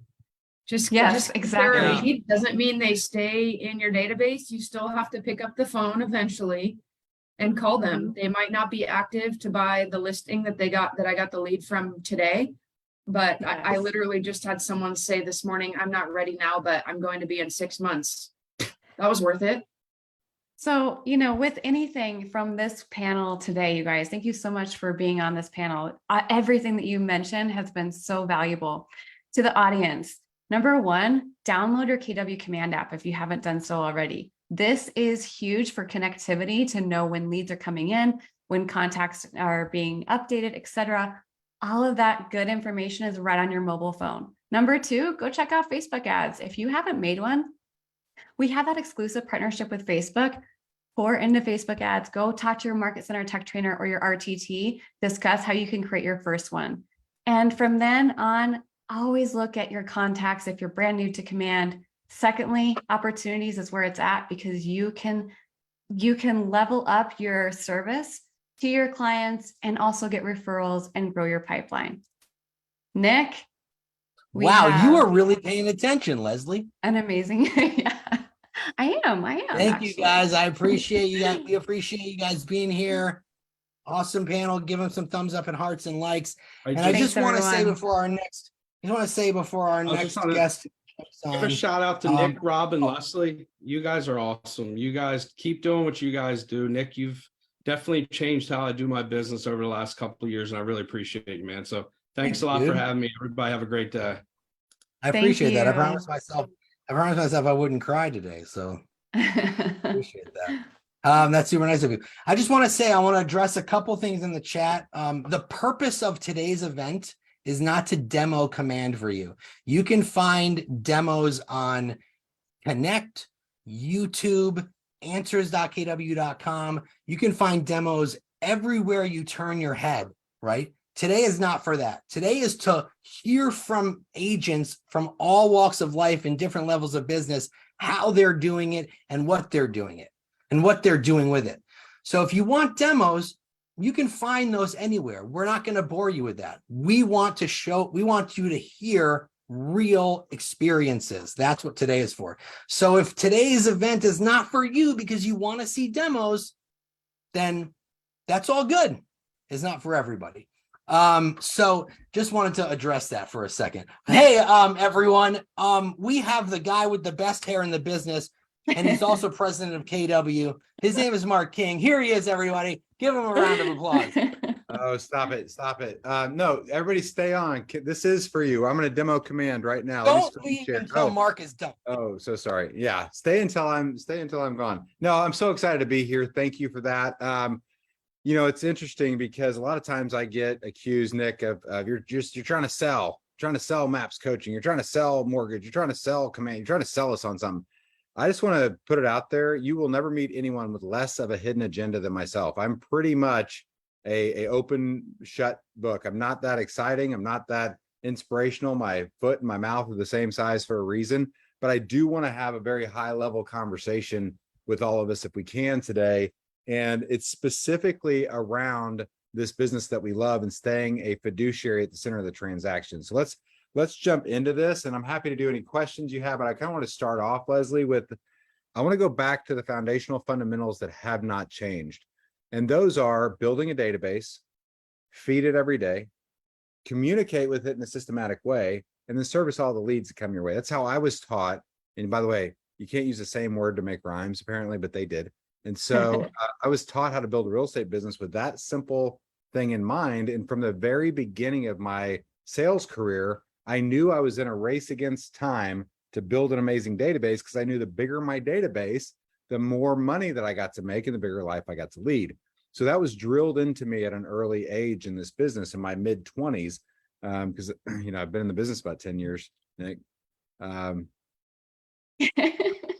21 years, right? And so that was drilled into my brain. So now, whoa. So now what happens is all that's changed, team, is I used an at a glance. I know I sound so old. I'm not that old. But I used an at a glance calendar to build all of my appointments with, to build my database. And I would always add someone to my database. I had the whole trick of on the back of my business card. Y'all remember those business cards? I haven't had a business card in 10 years. Yeah. I'll tell you why if you're curious. But on the back of my business cards, I had 4 slots. And so every time I met someone, I had a pen and a business card, and I go, well, Nick, it's so nice to meet you. I want to make sure I am a world-class partner to you if you ever need my services. So do you mind sharing some of your contact information? I'd love to connect with you. Oh yeah, great. So your name is Nick. What's your last name? Nick Baldwin. Cool. And what's the best way to contact? Oh, cool. Where do you live, Nick? Oh, I live in, okay, great, cool. Right. And that was just a conversation. But what I did is I went back to my team every day and said, put this in the database. Put this in the database. And back then, my team, we had this huge fight, and the fight was over top producer. And I had one person on my team who loved it and thought it was amazing. Another person said it didn't work. It was broken all the time. Another person got the spinning wheel of death all the time. And yet we had this huge fight over top producer. Sound familiar? Anyway, so the basis of my business was building an amazing database, having an awesome communication plan with it. We called it the 8x833 touch. If you're old like me, you remember what that was. And you can print money by having the right amount of people in your database and communicating with them the right way and A/B testing that communication. Then when you got leads, you had to be really good at what you did, because we're all in 2 businesses. One is whatever you do, and the other is lead generation. And so if you think about it that way, you can be the best brain surgeon in the world, but if I don't have any brains to operate on, I'm out of business. You and I are the same. So you have to have the thing you do, brain surgery, and the leads, brains to operate on. In our case, you have to be great at marketing, knowing the market, being the local economist of choice, selling houses, all those good things. And you have to have leads to sell houses with. It's fundamental business 101. We all get that. What's happened over the last decade or so is we've been in one giant Dave Chappelle skit. Did you know this? And what happens is the industry got so frothy, and we do it to ourselves. We got third-party lead aggregators. We got prop tech companies, and they're walking around in kind of a shady way, and they're going, hey, you want to buy a watch? You want to get some rev share? You want some stock? Right? I mean, it's just a weird, frothy thing. So the last class I taught in a market center was 2017, and the class was called Someone Has to Sell a Damn House. Now, that wasn't culturally approved, and I apologize, and I paid my fines for it. But what happens is we're all looking for the escape hatch from doing the one thing that actually builds amazing lives worth living. And that one thing is providing amazing service as a fiduciary, having a vested interest in the outcome for people who are they're in their largest, most complex financial transaction of their life, and they're counting on you to protect them, not to sling and burn deals, right? So when you think about that, I go back to, I got some great data. I love sharing data. Nick, you ready for this? You're going to see t-shirts at family reunion. I want everyone to get one, but you only get one if you're part of the super secret club. And that super secret club, I know it's exclusive, and everyone on this call can be in the club. In fact, everyone in our company can be in the club. It's that exclusive or inclusive. And it's called the 201 Club.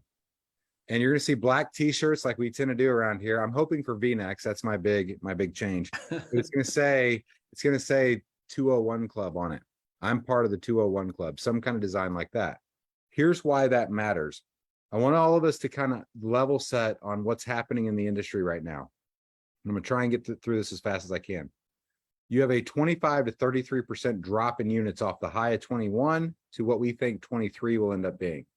So 2021 is 6.1 million houses in the industry. By the way, Keller Williams represents 1 out of every 5 transactions in the United States. You'll write that down, share that with your friends, use it to build your profit share with. 1 out of 5 transactions in the United States has a Keller Williams agent on one side or the other. So how you go, Keller Williams, is how the whole industry goes. So when you see Keller Williams down 18% in units, you know the whole industry's down that or more, and it happens to be 22% more, right? So what happens is there's going to be less units. If you study shift, you know law of equilibrium. the number of agents will mirror the amount of commission dollars available to be earned. And therefore, the 1.6 million agents are likely going to drop 200,000 to 400,000 people over the next 24 months. You and I are okay with that because we want professionals doing this. If I'm going to travel around the country, Nick, and be on panels and all that stuff and speak for our company and say, we are the company that believes in the fiduciary, then we actually have to live it. So if you're a part-time agent that just wants to sling houses, you don't care about your customers, you're probably not a fit for Keller Williams. Did he just say that? Oh my gosh, I can't believe it. Yep. See, I told you, foot, mouth. So let's go back to the 201 Club. Here's why that matters. For agents who have 201 people in their database, this is about building your database. This is fundamental, foundational 101 real estate. For those of us who have 201 people in our database in command on any kind of smart plan, which is your communication key, make $116,000 a year in commissions. When the units drop, what's going to happen is you are protected. You might do 100,000 next year, but you don't go to zero because you have the foundational. You have, think of it this way. You have a storefront that has inventory on the shelves. When you have people in your database, it's not the houses, it's not the listings. You have humans in your database because life still happens to humans. The people who are going to suffer the most are the people who don't have a database. They don't have a collection of names, phone numbers, emails, email address, and physical address. They don't have those four things. And so if you have 201 people, those four items, you have them on any kind of communication plan. And by the way, you can't just set it and forget it with the spam that we send out. You actually have to lean in and be a likable person, as it turns out. Dang it. So 116,000, we can solve for that. 90% of our units right now go to the top 10% of our agents. 90%. Many of you are benefiting from that. And that's okay. What that means though is we had 130,000 agents in our company last month not sell a house. Now, before you go, oh my gosh, that's true every October. That's the industry that we're in. But in the season that we're in, and think of it this way, it's about the season. And all we're asking you to do is pay attention to the clothing and the tools. So in the wintertime in Detroit, if you're from Detroit, give me a shout out. In the wintertime, if you're a Red Wings Detroit fan, in the house. Whoop. And so what happens is I promise you don't go outside in a t-shirt and a shorts unless you're Nick Baldwin. And if you do over time, that exposure is going to cause some pain and some drama and all those things. Conversely, if you're in Austin, Texas, in the summer, you're not going out with your big coat and your hood and your gloves and all that stuff. That would be silly, unless you're going snake hunting, which is a thing they do down here.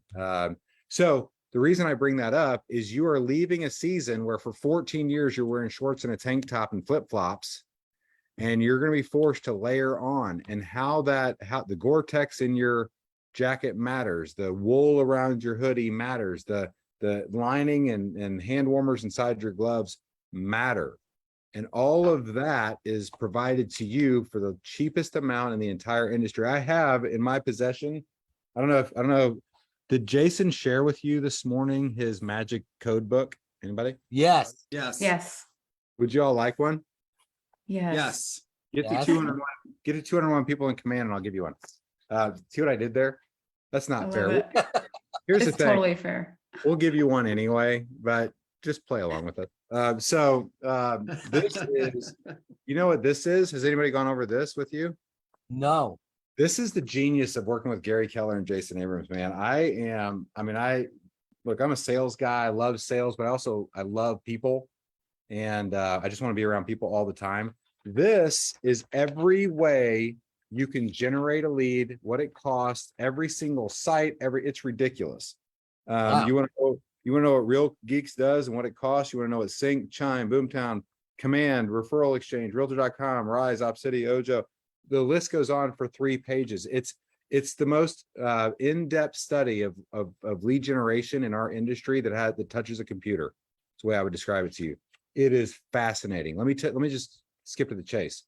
Command is 1/5 the cost of the second cheapest thing on this entire 3-page list. So here's what I want us to understand. And this is, sometimes we get, Mark, you're trying to sell us on Command. You're trying to trick us. Here's the thing. I believe 5 years from now, there's going to be one company that exists that actually controls its own destiny. And that's going to be the company that doesn't go. And I apologize to any of our competitors. I said this from stage at Inman and offended some of our counterparts, and I'm sorry for it. I love all of them. They're all welcome to join Keller Williams. But what I said was, everybody is bailing out because it's really expensive to build tech. It's complicated to build tech, and all agents run their business a little bit differently. But here's what I do know.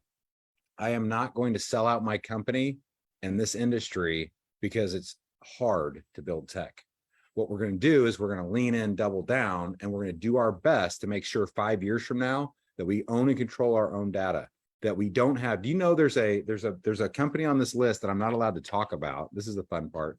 I'm not allowed to talk about, but in their disclosure, and they have a ton of agents on their platform, but do you know that you give up all your rights to marketing to everybody in your database when you join this thing? Nobody else does either. So, because nobody reads the disclaimer, that's never going to happen to you on command. You have our word on that, and our word is the only thing that matters. We're not going to sell all your data to marketing companies, which is how every one of these companies is going to survive in the downturn. So, long story short, I didn't tell you what name, right? I didn't mess up. So, But just No. there is proof in the pudding there, Mark. That's a and- rhyme one. go ahead. And I was gonna say there is proof in the pudding there, Mark. It's in our tech right now. There is a database wipe button, and there are a lot of platforms out there that don't even have that. So we stand behind that description of what you just said of, you guys own your database. There's nobody else that does. And so if you're in a different CRM right now, read the fine print. Just a heads up. That's the best way I can say it without getting myself in trouble. Because by the way, that company has attorneys that tell us if we talk about it, if we protect our agents by sharing that, we could be in trouble. So, you know me, I tend to avoid lawsuits as much as possible until we have to really take it in. But I'd love to open it up. Any questions? No, it's not EXP. I don't want to blame them, but I do want to share with you. Let me give you a great analogy. And something I experienced. Can I just share with you? This is going to be blasphemous. Get ready. You might. Oh, this is being recorded. Okay, it was nice working with all of you. So we love blasphemous. I was a super fan of .loop, not because I'm the most detail-oriented person or whatever, but I sign a lot of documents, a lot of legal documents, a lot of contracts, a lot of those things. And because I grew up on .loop as my e-signature, I love .loop. I know how to use it. I'm at a master's level degree of .loop. And many of you on this call know what I'm talking about. It's so easy. I know exactly how to get right. And then I hear we're thinking about moving it to DocuSign. And by the way, I'm one of the people who gets to weigh in on the decision. And I asked the question, well, why would we do that? I go to DocuSign and it doesn't work for me the way I want it to. It's a little clunky. I struggle with it. It took me more time. I hate wasting time. And if I have to read an extra thing twice, I'm like, what in the world? So I went through the pain, and it took me about 6 months of mumbling under my breath at DocuSign to truly learn how to use it. Now, the problem was me, not the actual product. So I love all of you, but here's the problem. The reason that we had to make the decision is .loop was purchased by a third-party aggregator that may or may not have your best interest as a real estate agent at heart, and not blaming anybody. And I'm happy for all companies to grow, and Zillow's done a great job building their business and all those things. But I'm going to go back to, and I appreciate our friends at Zillow, and I think they're helping a lot of people who otherwise don't want to lead generate or build a business or build a database. But at the end of the day, they're not creating more transactions, they're intercepting them. And so when you think about this from this perspective, and again, it's not blasphemous. Our agents gave a lot of money to Zillow last year. You'd be shocked at how much money, and you'd be shocked at the cost per actual closing that we got out of that last year. But that's a different story for a different day. The reason this matters is I don't work at Zillow. Gary doesn't own Zillow. And until their price comes way down, that's not likely to happen, right? We can't protect people. This is, if any of you have kids, you know the struggles, because they just don't understand. I have a 15-year-old stepdaughter who is amazing and lovely and beautiful and a giant challenge. I don't know if any of you have what I have. And by the way, I was a challenge at 15, as you can imagine, and they just don't understand why they can't stay out all night. They don't understand why alcohol is not allowed in our house. They don't understand why. It doesn't make sense to them because their friend, they see something on TikTok and it makes more sense to them somewhere else. And it's just the values we've chosen to have at our household, right?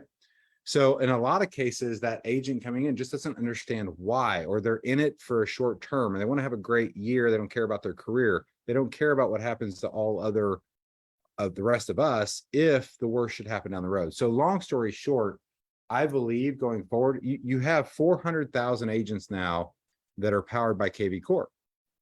And KV Core, that's what Remax just switched to. It's what EXP uses. It's what a lot of independent brands use. And I made the comment from stage, I hope KV Core never sells, because I actually think they have a good product. I think that they do a good job. I think that there's some pros and cons there. But the minute they sell to someone that doesn't have your interest at heart, we're in trouble. And it's a matter of time. You all realize we don't even own our own name. We used to own Realtor, the name, and we owned Realtor.com. And we sold out as an industry and we privatized. You know who owns you right now? This is terrible. You know who owns Realtor.com? I think it's Rupert Murdoch, the guy that owns all the media companies. Yeah. That's who owns your title. We trademarked it and then sold it.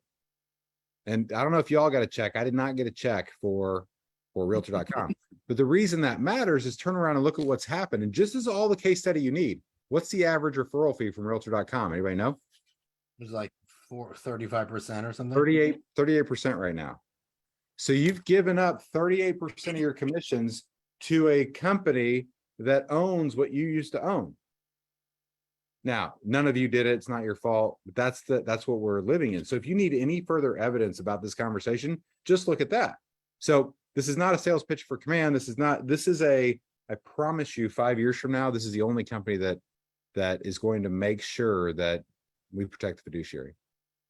Love it, Mark. And the question in the chat that people are just yearning to know the answer to is, why don't you have business cards anymore? Oh, I love it. Yeah. Here's why. Number one, I want you to think about, there's a bunch of people in town for masterminds. And so I'll show you what I do with your business card.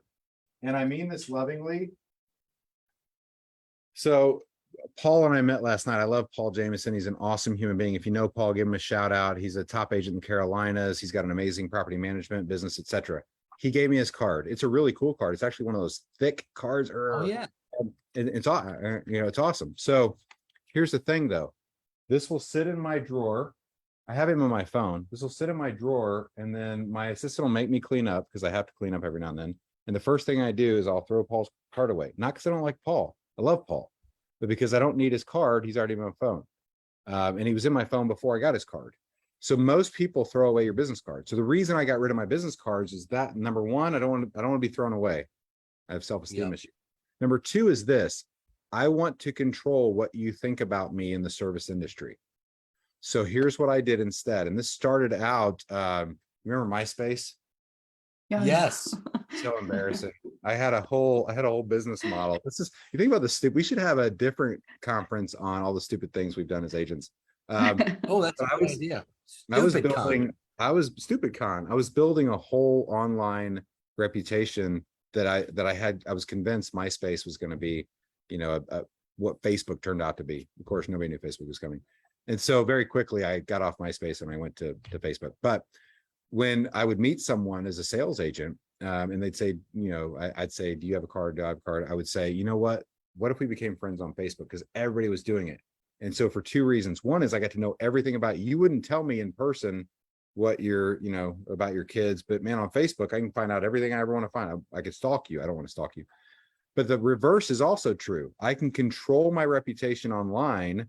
I can have a strategy on Facebook so that you learn more about me from my social media page than you do from my business card, and more than my business card would ever show you. So I don't want to be thrown away. I want to control my online reputation, and I want to learn about you. So for those reasons, I stopped business cards altogether. Today, that's morphed into LinkedIn. And so the roles have morphed, but that's why those are the reasons. I don't know that it is the best thing for you to do. But for me, it was the right thing to do. I was the top agent on my board. I didn't want to keep passing out cards. I wanted to build a scalable business model. True. I agree with that. I don't remember the last time I gave someone a business card. I go, just look me up on Instagram or Facebook. Yeah. There you go. For sure. Mark, thank you so much. Is that it? Give Mark all the Thank you, hearts and Mark. likes and thumbs up in the chat. We know Yeah. that you're busy over there running KW. I mean, we all know that you're the one running it. Let's be serious. Let's be honest. No, it's not true. So we appreciate you being here, man, taking 25 minutes out of your day. So thank you so much.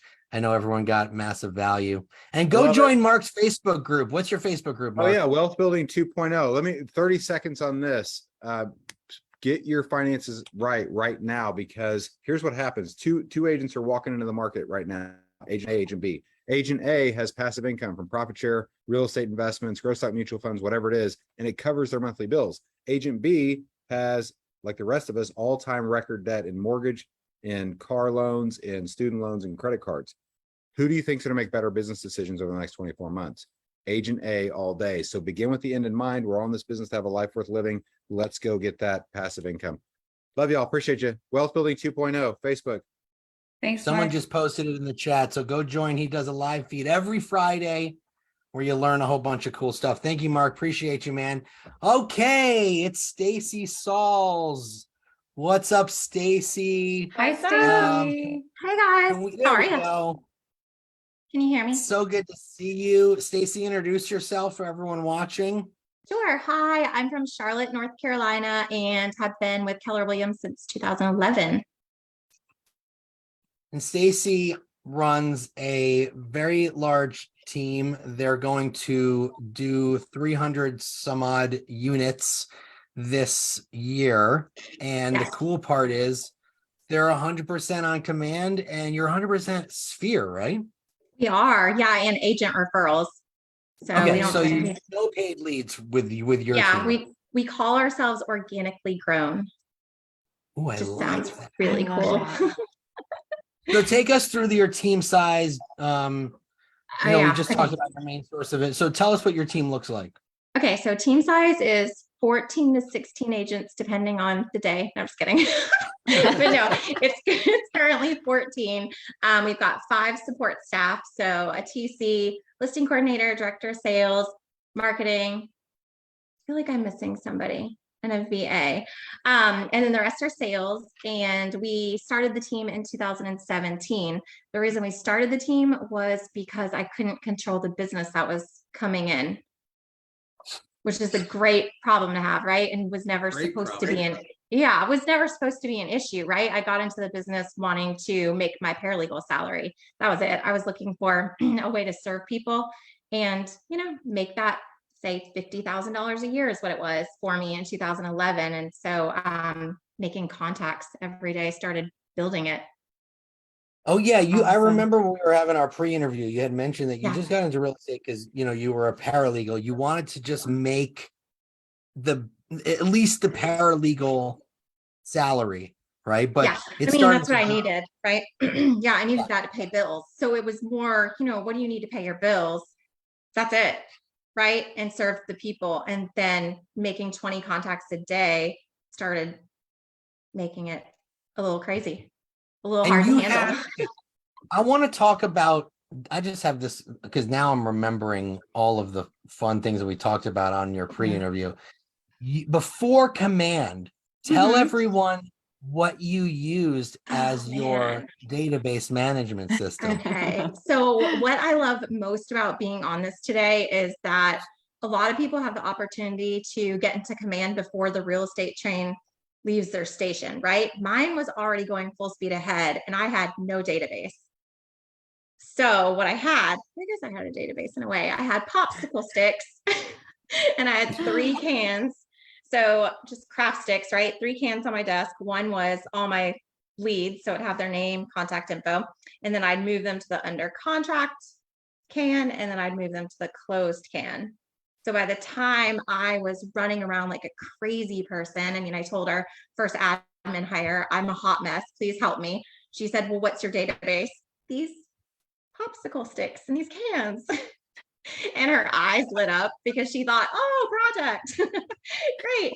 So, and yes, I am still an ongoing project. And so she was able to take those popsicle sticks and put them into an Excel spreadsheet for us. And then later we dump them into command.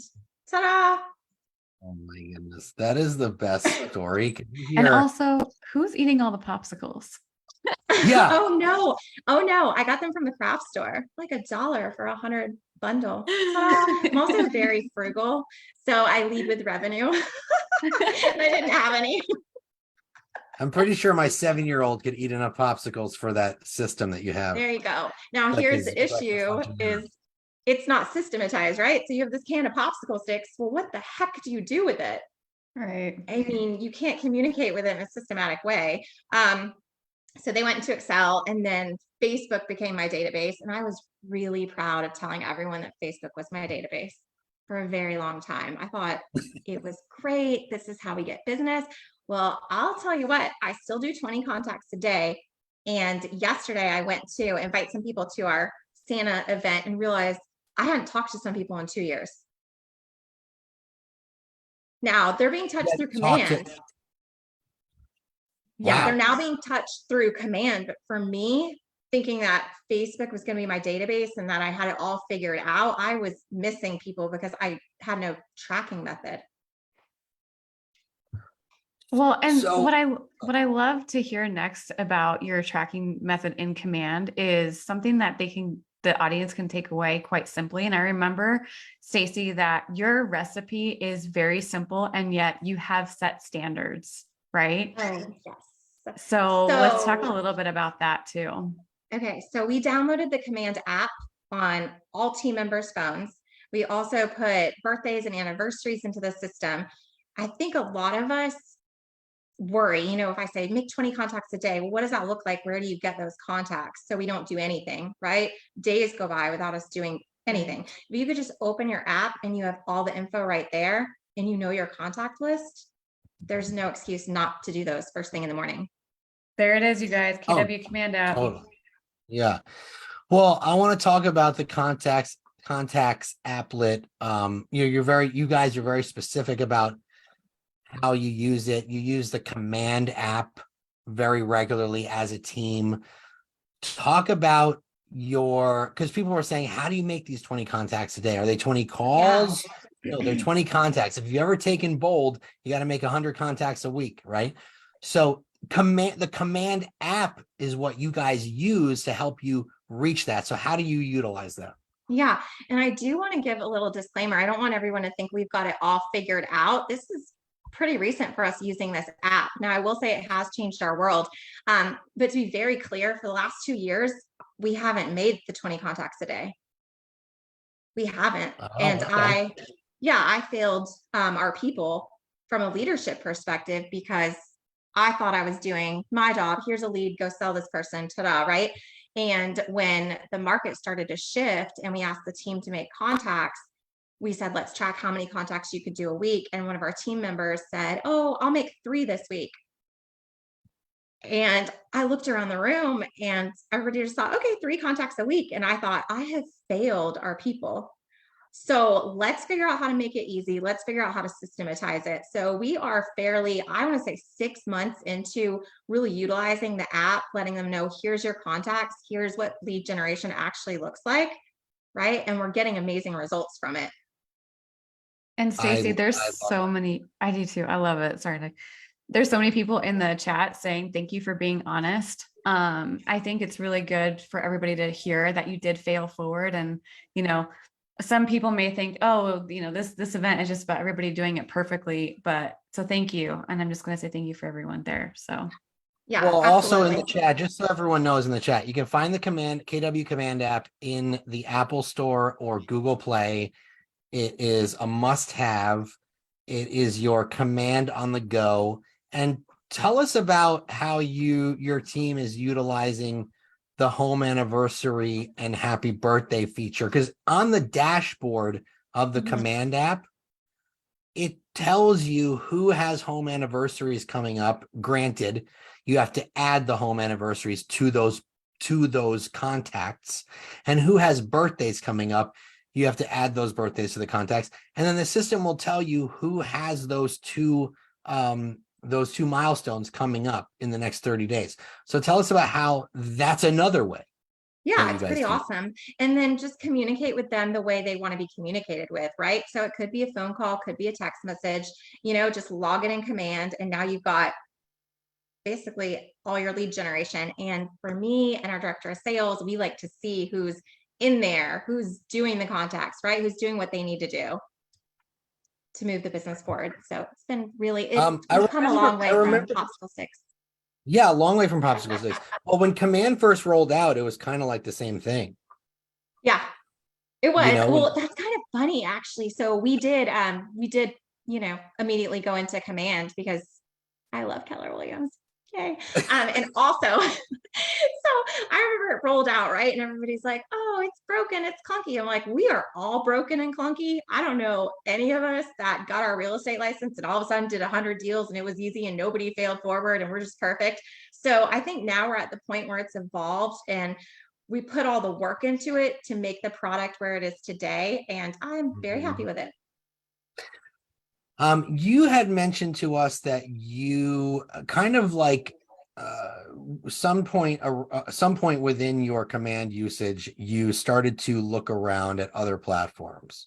Yes. So here's the issue with being a leader and not buying into one thing is that your team members don't know what to do. They're thinking, okay, is Stacey 100% into Command? I don't know. Am I? Right? Okay. So this is earlier in the year. And I thought, you know what? I need to make a decision because here I am, what's the best thing for our business? So let's go demo everything. So we had our team members demo products and we just kept coming back to Command has it. Why are we overcomplicating everything all the time in this industry? It's here, use it. We didn't find anything else that we were willing to invest in that could do greater things than what we need for our relationship-based business. No, I think that's great. Like, you're curious, your eyes wandered a little bit, but then, you came back and you realized, listen, Command has everything we need. Why are we going to just move everything into a new system?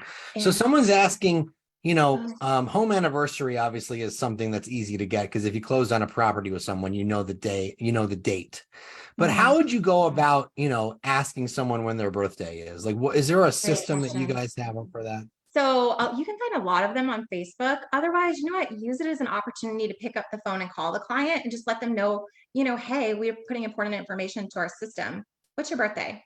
We want to make sure that we recognize you on that day. Yeah, I've always said recognize them. Yeah, if you ask if you say, hey, listen, I'm updating my database. Just be honest. I realize I don't know when your birthday is, and I'm not gonna be able to celebrate it with you if I don't know when it is. I'm not gonna be able to send you cards and gifts. Right. Who's gonna tell you to go fly a kite when you tell them that? And some people you may just have to call them and say, hey, I realize I've been really bad at following up with you the last 5, 6, 10 years, whatever it is, right? And I just want to let you know I'm gonna be better about that. That way they're not caught off guard. All of a sudden they're on your exciting event emails, right? Because you could do all that through Command too.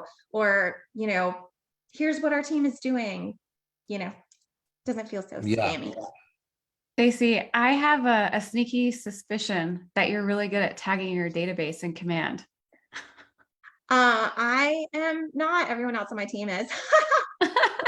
But hey, I could be. But hey, technology is clearly not my thing, right? Or I would have not had Popsicle Sticks in the very beginning. But the great thing is that it's easy to use.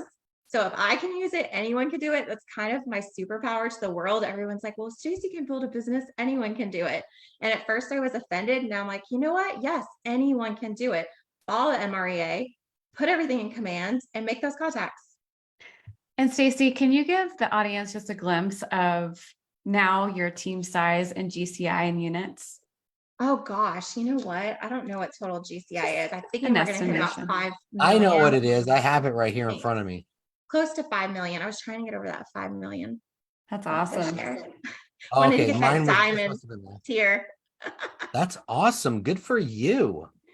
And so first of all, we might say you're doing that with Command and your systems in Command. Like people overthink things. Agents overthink, oh my goodness, she's doing 5 million GCI. Her systems must be so complicated. No, she's using the Command app. She's reaching out to people that she hasn't reached out to in a while, because Command will tell you that. She's reaching out to people who have upcoming birthdays, upcoming home anniversaries. You're probably using Neighborhood Nurture. You're using the quarterly call plan. These are all smart plans that you guys can download from the smart plan library and just start doing it. Don't overthink it. You can have 20 touches with 4 smart plans: home anniversary, happy birthday, quarterly call, and monthly neighborhood nurture. That's 20 touches. And then the rest is just kind of gravy and icing on the cake. You know, not together, because gravy and icing probably don't taste very good. But my point is, it's not that hard, and Command will do the work for you with those smart plans. It will tell you what you need to do and when you need to do it. And that's essentially what you guys have set up. And from popsicle sticks. From I could have popsicle said that, sticks. but yeah, she's like, well, we're going back to popsicle sticks. No, I will never go back to popsicle sticks, because you know what? Command is our leverage, right? So while we're still making phone calls, we're still reaching out, we now have leverage in our business. So honestly, I can't wait to talk to you guys in a couple of years and let you know what the return on investment is. And I will say, when we did the demos with the other companies, one of my questions was, okay, well, how has everyone's business grown since using your product? And they had these fancy graphs. Well, look, volume increased. Well, everyone's volume increased because sales prices have increased, right? And my question was, what about their unit count? Give me something scalable. And nobody could answer that question. So I thought, well, if they can't scale it, then let me use Command where I know that I'll have an ROI. I'm just typing into the chat: home anniversary, happy birthday, neighborhood nurture. Yeah, I just saw Neighborhood Nurture. We do those too. Those are fun. You know, there's so many exciting features. And so I think it can be overwhelming, but you know what? Just pick a few and just start somewhere. Stacey, where Yes. would you tell someone to start? Like we're seeing in the chat, oh, it's like, I don't know where to start. What do I do first? So if someone's using a popsicle stick system now, what's step one? And then forget the rest, right? Let's just focus on what is step one for those people watching right now. I would take those popsicle sticks. I would go ahead and enter them in Command, make sure you put their birthday, and if they do have a home anniversary date, put that in if they're already a prior client. And I would also pick up the phone and call them and let them know that you're going to do better keeping in touch, because Love you it. need some personal accountability there as well. Here's the great thing about people that you haven't kept in touch with. They also haven't kept in touch with you. So when you call it out on the table, nobody's upset about it. You can get past it, get the information, throw it into Command. Keep it simple. So good, so good. So good. Thanks, Also, Stacey. anything that we may have missed that you want to just add? Anything that you feel would be important? Any Oh, wisdom?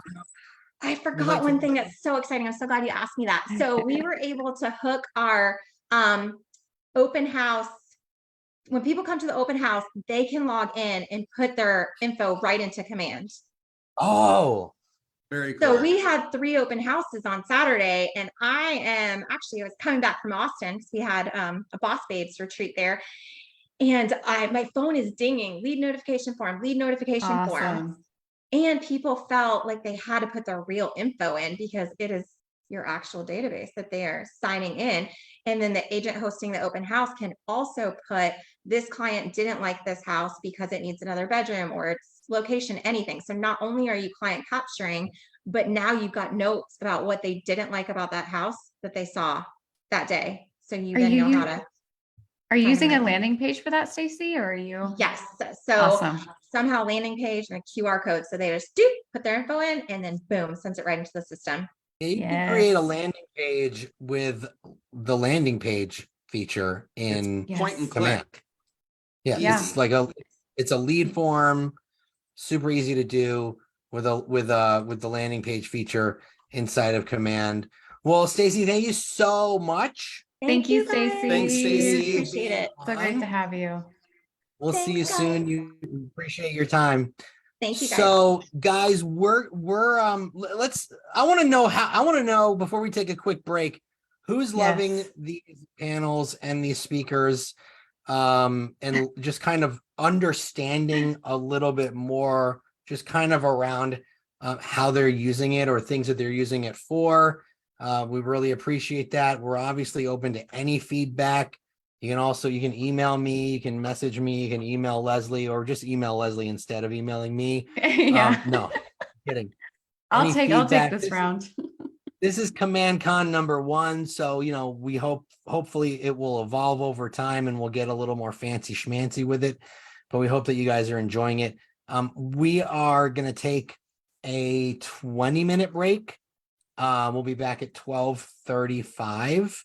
And you guys don't want to go away because Don't go at away. 12:35 is our mega agent panel with over 200 million in volume. These agents have over combined 200 million in volume with 3 mega team rainmakers. You don't want to miss Preston Murphy, George Kelly, and Kim Rock. They're all unit command at super high levels. And we will be back in 20 minutes. So if you're on, keep your computer on. Don't go away. 12:35 Eastern, we'll be back. And I am going to pause the recording and then back soon.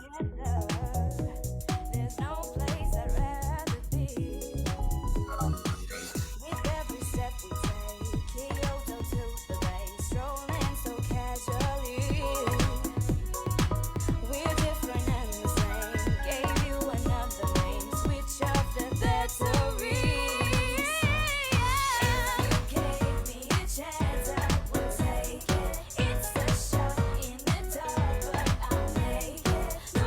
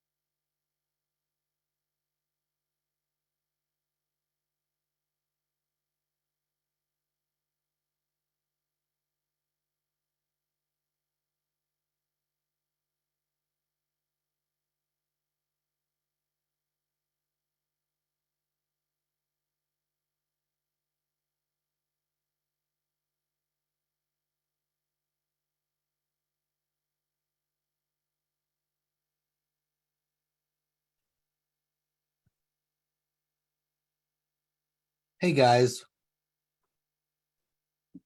You guys hear me? All good. Awesome, awesome, awesome. We're going to start in just a momento.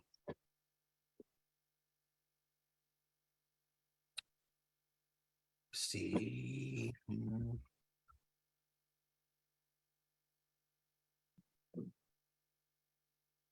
Hey, Nick, this is Carrie. I'm the one who took over for Liz. Hey. Hey, I just want to let you know, I did try to play some music during Yeah, the I break. know, but You're sharing I took screen. I it. can't. No, that's okay. I wanted to put the sponsors information up. That's what we figured. Yeah, so it said if I did that, it would take away the music, but that was fine. So I wanted to do that anyway. Okay. Thank you for helping. My pleasure. I'm learning quite a bit. Oh, awesome. We got KWRI events working the Zoom, so we can just focus on you guys. Rob, are you there, buddy?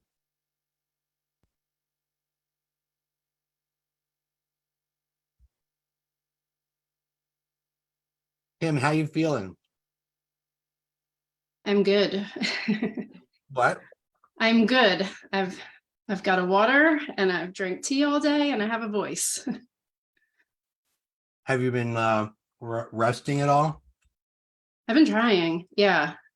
Luckily the kids had off from school yesterday and the day before, so we were supposed to be away for 2 days, but our away just turned into being sick at home. So it worked out because my schedule was kind of clear since we weren't supposed to be home.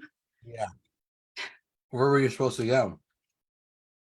We were just going to the Poconos, so it wasn't, Oh, not that's so fun. any kind of crazy vacation or anything, but yeah, You and George know each other?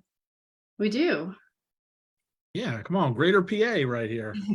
I know, we represent. I didn't even realize that I had both of you, like from the same area. Hi I'm just- guys, how's it going? Trying to get to Kim's level. That's my goal. We all are. People were making fun of me on the chat that I was drinking a Monster. I'm like, please, like, you don't drink a Monster? Come on. I need a Monster today. Feels so good when you eat your lips.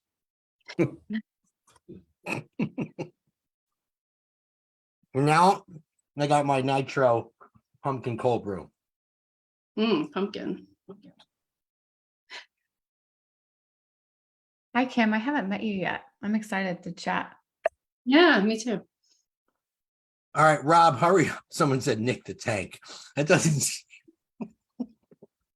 have the same ring to it, but I appreciate it. All right, Rob is fashionably late. We're gonna get started, okay? Let's do it. Here we go. Okay, everyone, we are back. Hunker down for part 2. Rob said he'll be here in a moment. He's just changing his computers. This guy has more internet problems than anyone I've ever met. Oh my gosh. I feel bad for him. I do too. Feel bad for him. So this is the we've got some mega agent rainmakers here with us. Why don't you guys introduce yourselves? We'll start with Kim. Hi, everyone. I am Kim Rock from the Kim Rock Group. We are located outside of Philadelphia. Still have my World Series nails going on here, but go Eagles. I have been licensed for 14 years. I've had my team for 7 years, and I have 6 amazing agents on the team, 3 admin. And last year we did just shy of 200 units. Wow, very nice. Amazing. Very nice. George. So my name is George Kelly. On December 1st of this year, I will have been in real estate and with KW the whole time for 10 years now. The Greater PA Region RTT, and I run a sales team with 18 agents, 3 admin out of our Cherry Hill, New Jersey office. So Kim's like just on the other side of PA, right? I'm just on the other side of Philly and New Jersey. And there's a friendly rivalry. Yeah, I mean, come on, it's New Jersey.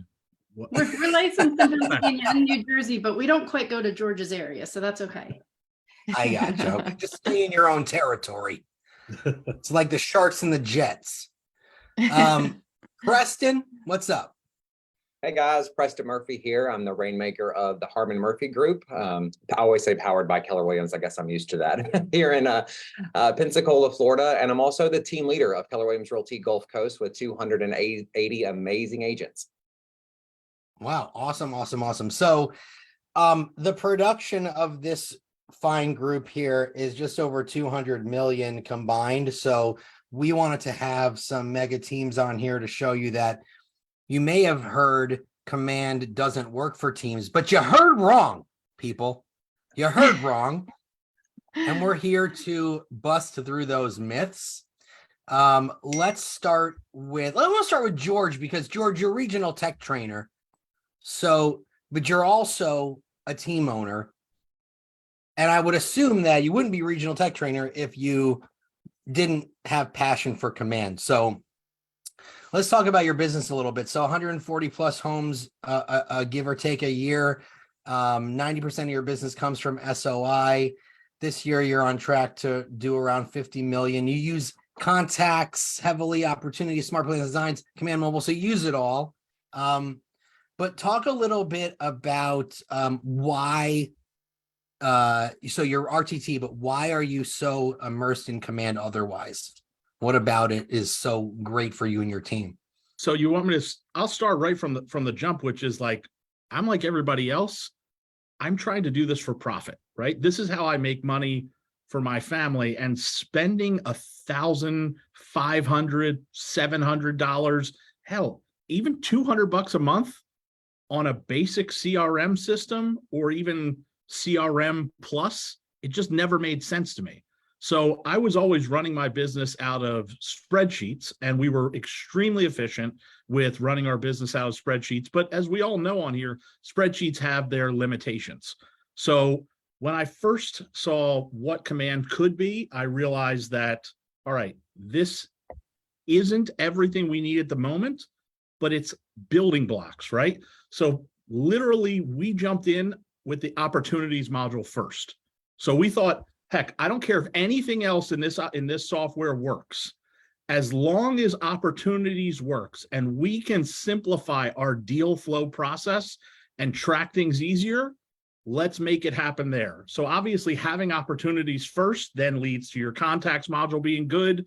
Your contacts module being good leads to everything else in the entire system being good. So as things have improved, we've added layers and layers. And of course, with Command Mobile, it allowed us to add a lot more of the team member engagement, right? And not just so much on the operations side, but that's where we started. And then, like I tell people, I'm not the RTT that you come to if you want to learn how to click buttons. I don't know what every little last thing in here knows how to do, but I'm the guy that you go to if you want to learn how to sell a lot of real estate using this software. So you said that you guys dove into opportunities first, which is interesting because most people dive into contacts first. Why was it opportunities that you decided to conquer before anything else? Because I needed to have an efficient way to look at my money, my pipeline, right? The checklist. To me, my life is easier when the operations of the team goes easier. I hate to say it out there for you salespeople, but salespeople can be replaced. Operations people are gold, right? And I want to make sure that the operations people who I've worked with for years, especially Cabrina Johnson, who's been my right hand, right? I want to make sure her life is awesome. So that was the first thing that I was looking at in terms of how do I get her out of this nightmare of 10 different spreadsheets and into one login, one spot where everything's happening all in one place. I love Yeah, that. I just want to sidebar for 1 second because people in the chat are asking me to speak up about this, and I'm going to. Stop posting your Instagram handles. Stop posting your email addresses. Stop Yeah. asking for referrals in the chat. You're taking away from the people who are here trying to teach you, and you're taking away from people who are trying to learn from them. It is extremely distracting and unprofessional. Please don't do it. Go to a Facebook group for referrals to do that. Thank you so much. George, you were saying, sir. So let me provide some value in the chat. So if you guys stop from I see the constant scrolls of thank yous happening right now, right? So I'm going to drop some value into the chat here. And everybody who's on here, I want to make sure that each of you get the opportunity to literally copy my entire opportunity setup. Right? Amazing. Use it as a base template. So what I just sent you guys is my entire phases, stages, and checklists for both the buyer side and listing side in a Google Drive.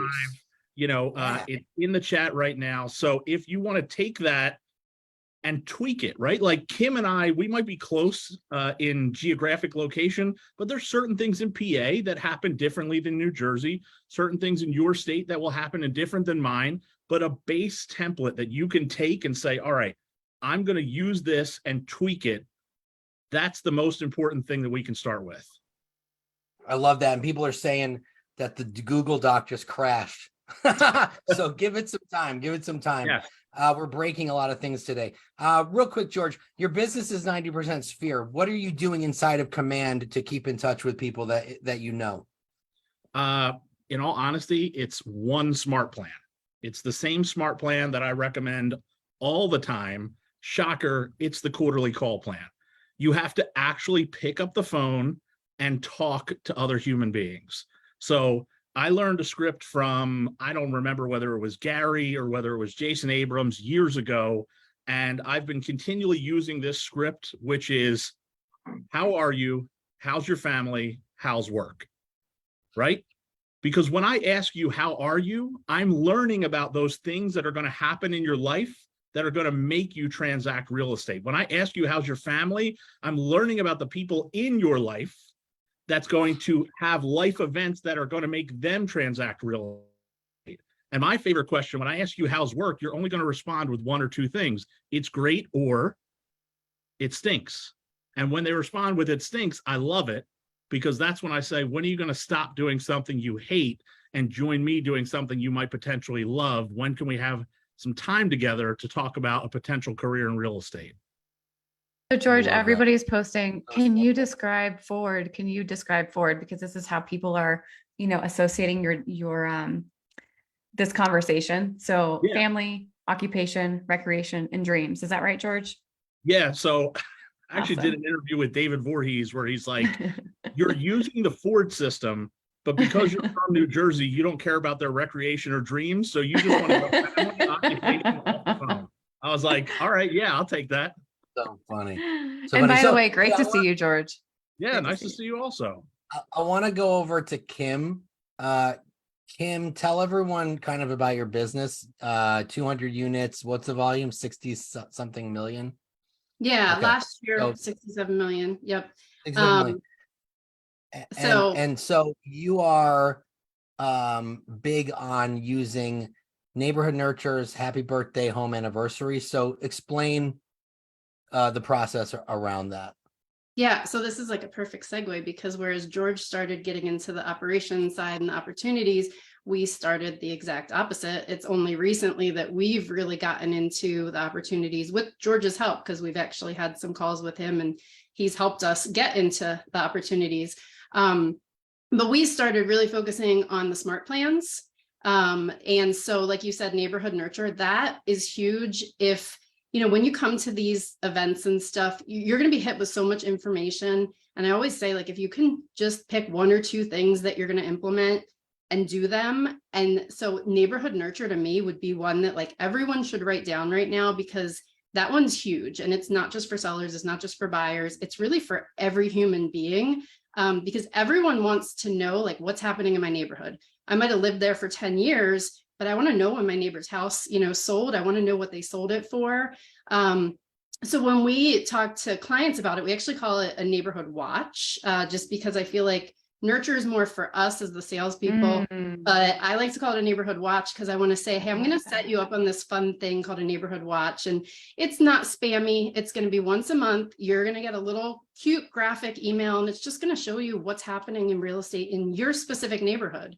And you can set this up to be like their subdivision, or you can go beyond that if you want to go to neighboring neighborhoods. But we tend to keep to that person's immediate neighborhood because that's what they care about the most.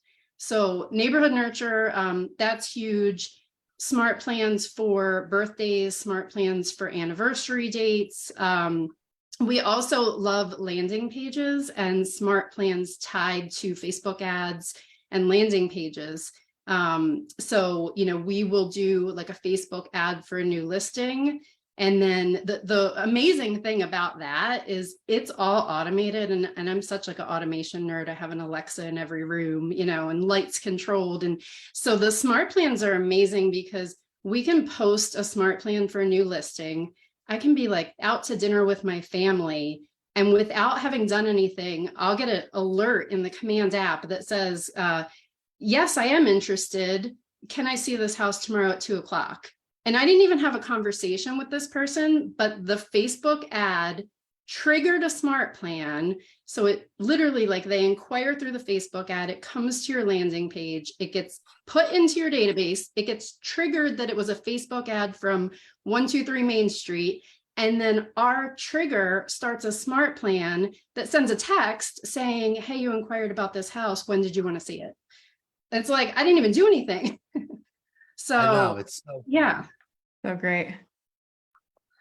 I love that. Preston, so what your team will do about 250 sales. You're also a team leader of a market center, so you kind of have to you know, set the precedence or set the example.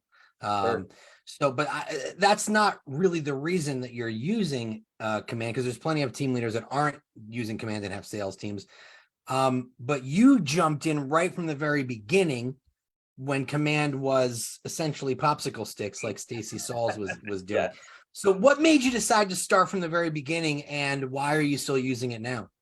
Yeah, so I would say there's two really big reasons right off the bat. One is the team leader of the market center, it's speed of the leader, speed of the pack.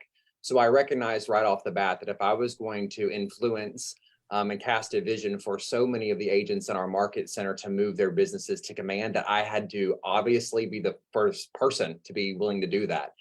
And yeah, I mean, let's just call it what it is. It was clunky. All right. There was a lot of parts that just were not working. We all recognize or remember the spinning wheel of death, if you will. And yet what I also knew is that I was spending over $1,000 a month on a technology platform out there that still exists today to operate my team. And by moving my team to Command for $25 per user, at least at this time, I recognized that I was getting a raise regardless, just by lowering my expenses.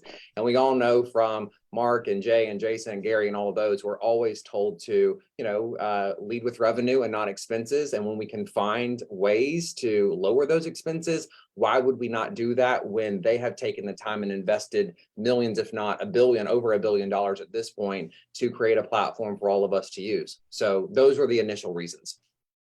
Preston, when you're talking to agents about their technology, what type of thing are you, like, questions you're walking them through to see what they're currently using, and then how Command can take over that function? Oh, I love that question. So, you know, one interesting thing about being a team leader is that I don't ever look at it as recruiting people to Keller Williams. I think of it as attracting people to Keller Williams. And so part of the process that we go through with that is a 26-question needs analysis. So I'm not interested in agents out there in the world just changing the sign in the front yard. I'm only interested in attracting them to Keller Williams if we can truly help them fulfill the vision that they have for their business. So a lot of that's going to start with questions around lead generation, following up, transacting the business, Where are they getting their leads from? What's the cost of that lead? How are they actually transacting the business? What does the checklist look like? What if is there any type of smart plan? Do they have any kind of nurture system, follow-up system? So there's 26 questions around that conversation. And then once that's done, I then invite them back to the office where I sort of lay out an entire plan that can take them from where they are today to what their vision might look like in the future. Love it. I love that. I love that, Preston. And a lot of some of our agents in the audience right now are asking, can you share those 26 questions with them at some point? Just because I don't think sounds like there's there's no secrets here. And here's the thing too, is share some of them, because we only have 7 minutes.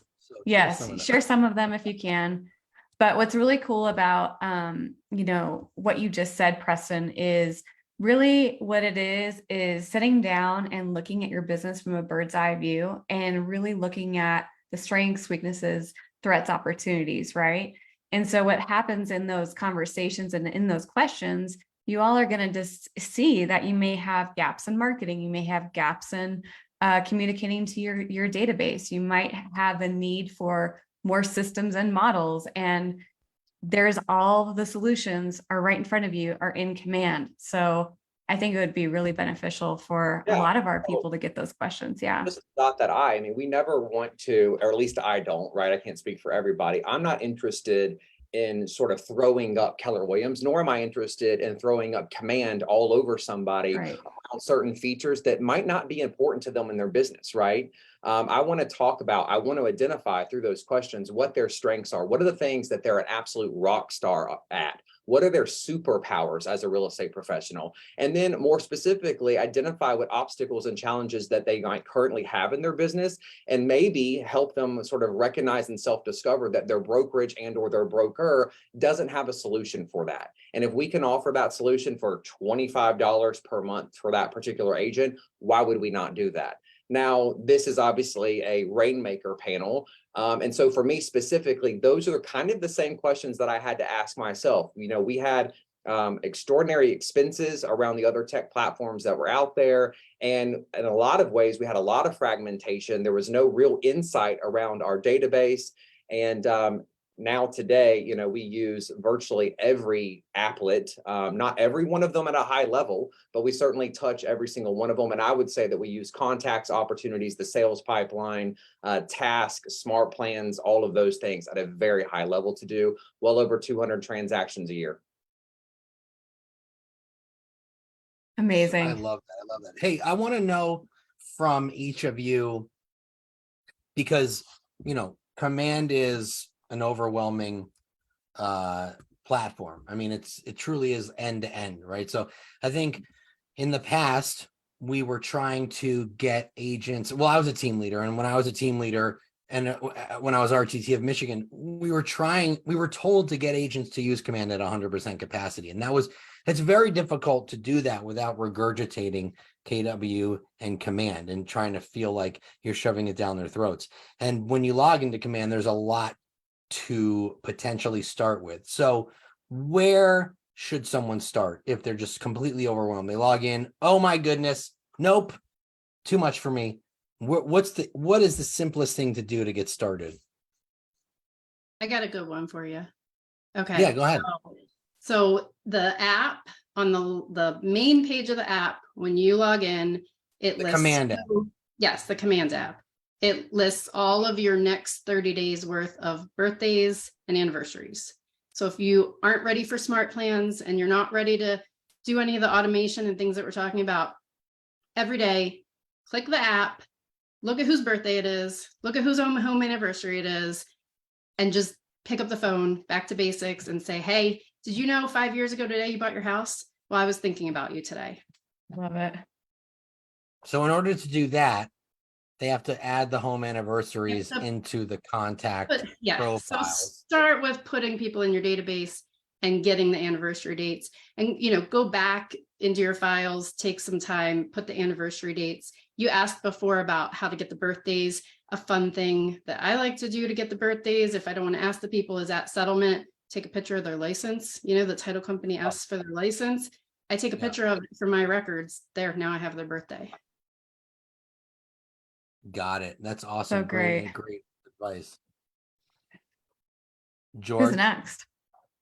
So I'm, just to piggyback on what Kim said, if you're asking where's the first place, it's contacts, right? Like, I know that I said I jumped in with opportunities, but opportunities don't work without contacts, right? Right. So just putting them in the system is the first step. Now, there's an app out there. It's called Cove Export, right? It is free. I don't make any money from this. It's just something I recommend to people as an RTT, that this app, you can download it for iPhone, you can download it for Android. It only has one function, which is, do you want to take all the contacts from your iPhone and export them right this second as a CSV file and send it to yourself in an email? That's it. That's the entire usage of the app. So simply just say, I'm going to take that app, Cove Export, just export out your entire iPhone database and clean it up. Then use the mass import tool and put it all in the system. By clean it up, I mean, when most people go into their phone, they might have someone down as Uncle Steve, or, maybe they have me in as G Money, right? Like whatever type of cool nickname you want to give me in your phone, that's all right. But take them, put the real last name in, the real first name, phone numbers there, email addresses there. Now just use that clean data and start from there. And have you been looking at my contacts, George? Because that is totally, I can't believe you just called me out having you in my database like that. So uncool. No, Preston, what about you? Well, so speaking of G Money, yes, so contacts is right. It sounds like a broken record at this point, but as almost every single person on the panel today in each section has mentioned, you have to start with contacts. But beyond that, one of the things that I do with my team, so I meet biweekly with my agents to have one-on-ones with them. And we actually use the opportunities applet at a very high level. And there might be a lot of agents on this call today that think to themselves, man, Preston, I'm really not good at following up. Okay, so we all get it, right? We don't love follow-up, or most of us don't love follow-up. But, when you lead generate, you'll find a sale. When you follow up, you'll find a business. So we've all heard that. So inside of the opportunities app, we actually just gamify that conversation because, there's a lot of agents, particularly on my team. Everybody on my team tends to love money. Okay, they're driven by money. Good for them. So we're really honestly just looking at our opportunities pipeline, and then that gives them great and deeper insight around who should they follow up with today, right? They're either under cultivate. We think about moving them from the left all the way to the right. So if you dread following up, at least look at your opportunities pipeline to recognize, what are the conversations that I must have today with every single person that's in that cultivate phase? And how can I move the needle just one more space, if you will? How can I get them to the next phase, and then to the next phase, and then to the next phase?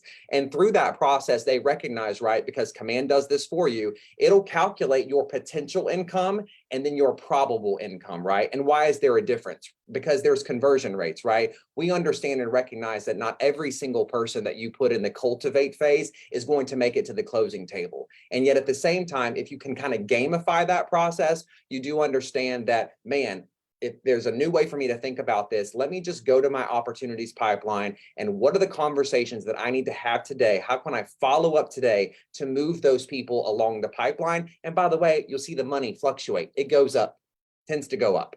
Okay. So that's what we do. I love it. Funny how that works. That's the best. Seeing the money go up is such a motivating factor. So many agents don't use opportunities at the very beginning. They don't use it for cultivate. They use it for active or when they take a listing. But cultivate is your future business. Mm-hmm. Active is your current business. No business thrives on current business. You have to see projections, and those projections are going to get you off your butt so you have bigger projections. It's your cash flow. Well, You are running it is. It is your cash flow. It is. And you know what? Also, if we are going to keep it real in this call, it's a great opportunity to just get into a deeper relationship with the people who may end up hiring you.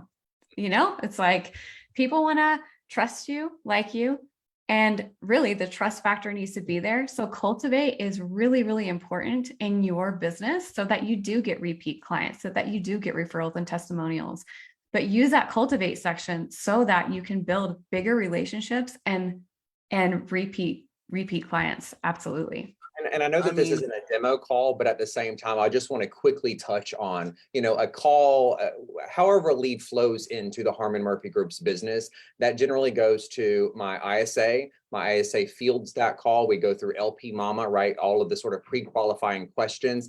He initially makes sure that that person is entered into command. If it didn't automatically sync to command, he then creates an opportunity, and then he assigns that opportunity immediately to the agent on my team who's going to be handling that transaction. And then he immediately creates a task for that individual to follow up with that person, a phone call task. That then flows to their Command mobile app. And then obviously notes are added throughout the day. So this is a very, for all of the people out there who say, man, there's no way I'm going to use Command for Teams because it's so clunky. I assure you, it's not clunky. You have not been using it at a high level, or you haven't gone back into to see the process for the past 2 years. Okay. It absolutely 100% works.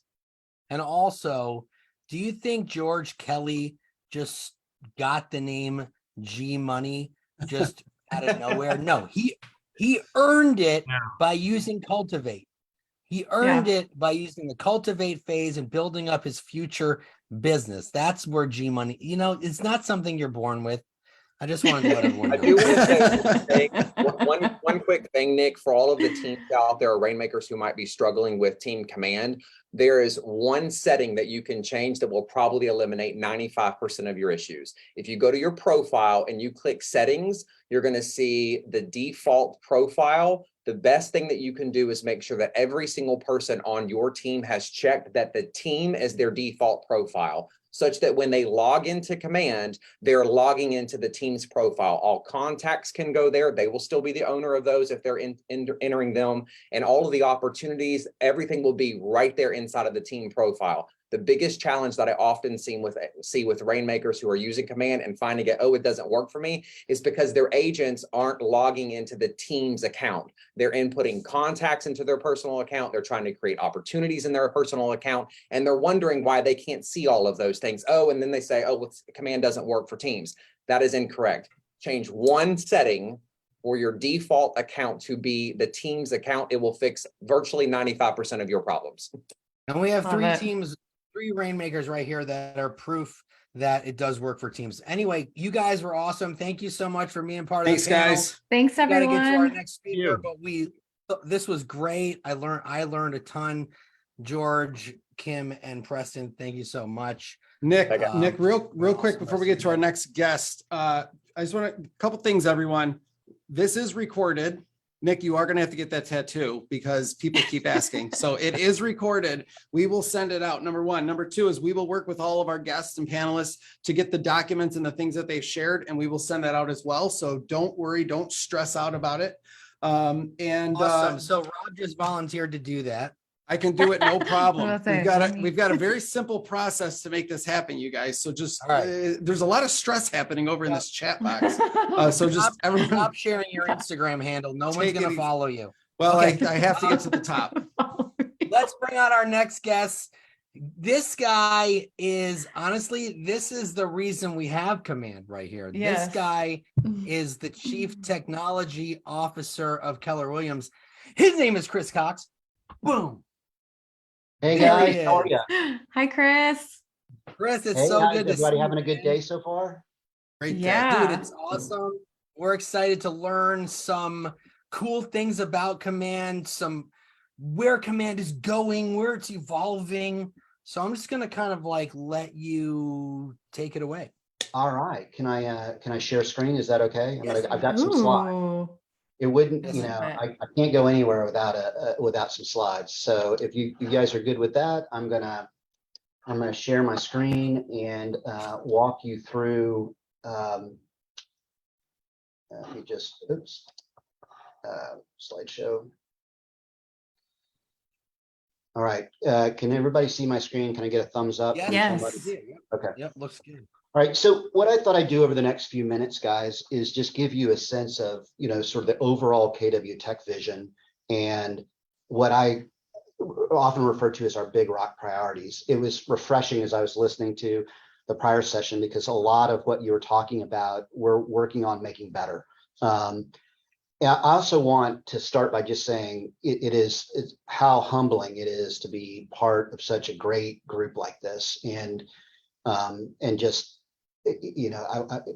there's a clarity of mission around what we do here, and it's really about making people more successful, and that's what I try to remind myself every day when I come into work. So with that, let me jump right in. So a couple of months ago, for Gary's benefit, I wanted to try to distill, our mission down to, the simplest elements. And so this slide is my attempt to do that. So when I said we're all about making people more successful, the more nuanced way to say that is we're really about delivering an integrated set of agent, CRM, and consumer platforms that make agents and teams more successful, period. And we believe those things that are most important are about how we do, contact database optimization, a variation of what you were just talking about, how we support and turbocharge lead generation and management, how we deliver a much better best-in-class consumer experience for our agents, clients, and then over the medium term, how do we deliver something that's really differentiated? How do we deliver an integrated search, buy, own, and sell set of experiences that keep the agent at the center of the relationship with their client? And so I'm going to talk about a lot of that over the next few minutes. But this was my attempt to sort of distill everything down. Why do we come into work every day? It's really about this. It's about driving and enabling success. And if we remind ourselves of that every day, then that's our true north. We on the tech team are accountable to you guys, and I want you to hear that in a very honest, sincere, heartfelt way from me to all of you. This is, we take this really seriously, and feedback is often a gift. So I'm sure over the course of the morning and before the session is out, there's going to be things. Nick's going to give me a whole list of things, great ideas that came up, and I want you to know that we're going to work on those things that are most important, that are going to be most impactful to your business. This slide is really what I call the big rock slide. So what this is a form of saying, what are our biggest priorities?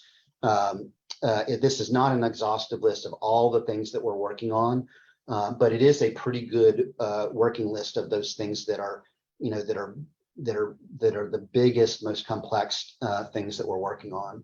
So I'm just going to go through them really, really quick, and so that you got at least my voiceover on this. The first one on command core functions. What we're really talking about there is making sure that for things that people have to use command for, regardless of what other technology decisions they've made, that contract to close, that process of getting paid, that we are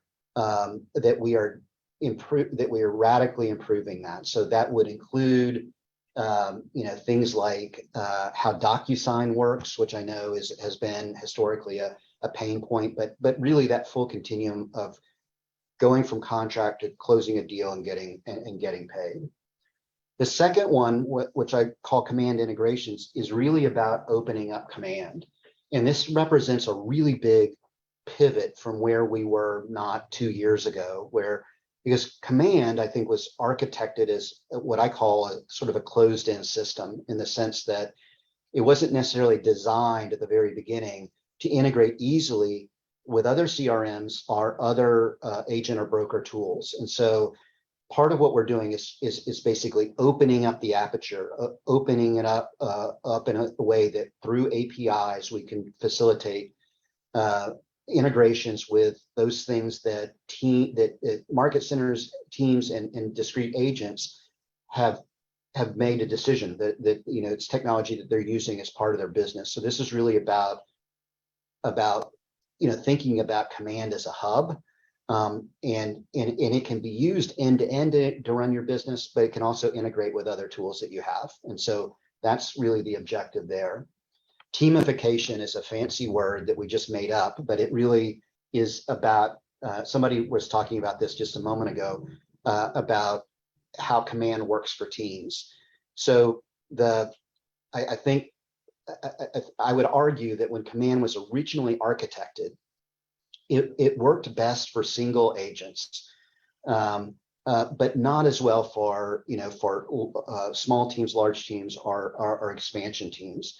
Now, we've done a lot of work to improve that, but what I want you to hear from me is we're going to do even more. We want to make command flexible for a whole range of different team configurations, and so that's really about, you know, about making it more flexible. And what's required to do that is changing permissioning and role structures a little bit to create that flexibility. I won't drag you through the weeds on that, but making it ever better for teams is a big priority.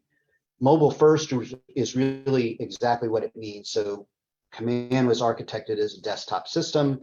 With the introduction of Command Mobile, that was our first move into leading with design for, you know, on-the-go capabilities, and that's sort of a design philosophy that we're taking across everything. So what we want to do is design things that work best on mobile devices, a phone or a tablet, and then have that sort of reverse engineered into the desktop. So it's really just taking that mobile first development approach, and Command Mobile is just the first step in that direction.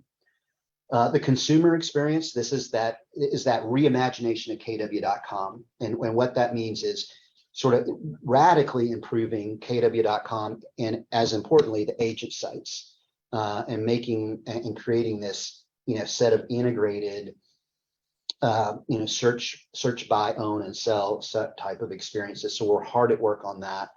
Lead generation, it's all about leads, and you know, arguably that's probably an area where command has not been nearly as strong as some of its competitors, and so we're really leaning into, you know, to fix that, by doing things like overhauling and significantly improving the campaigns app, as well as doing things to support contact enrichment of the contact database, and you know, and making it easier to do lead routing and across different team types, etc. So this is a big, huge priority, and one that we're absolutely committed to turbocharging.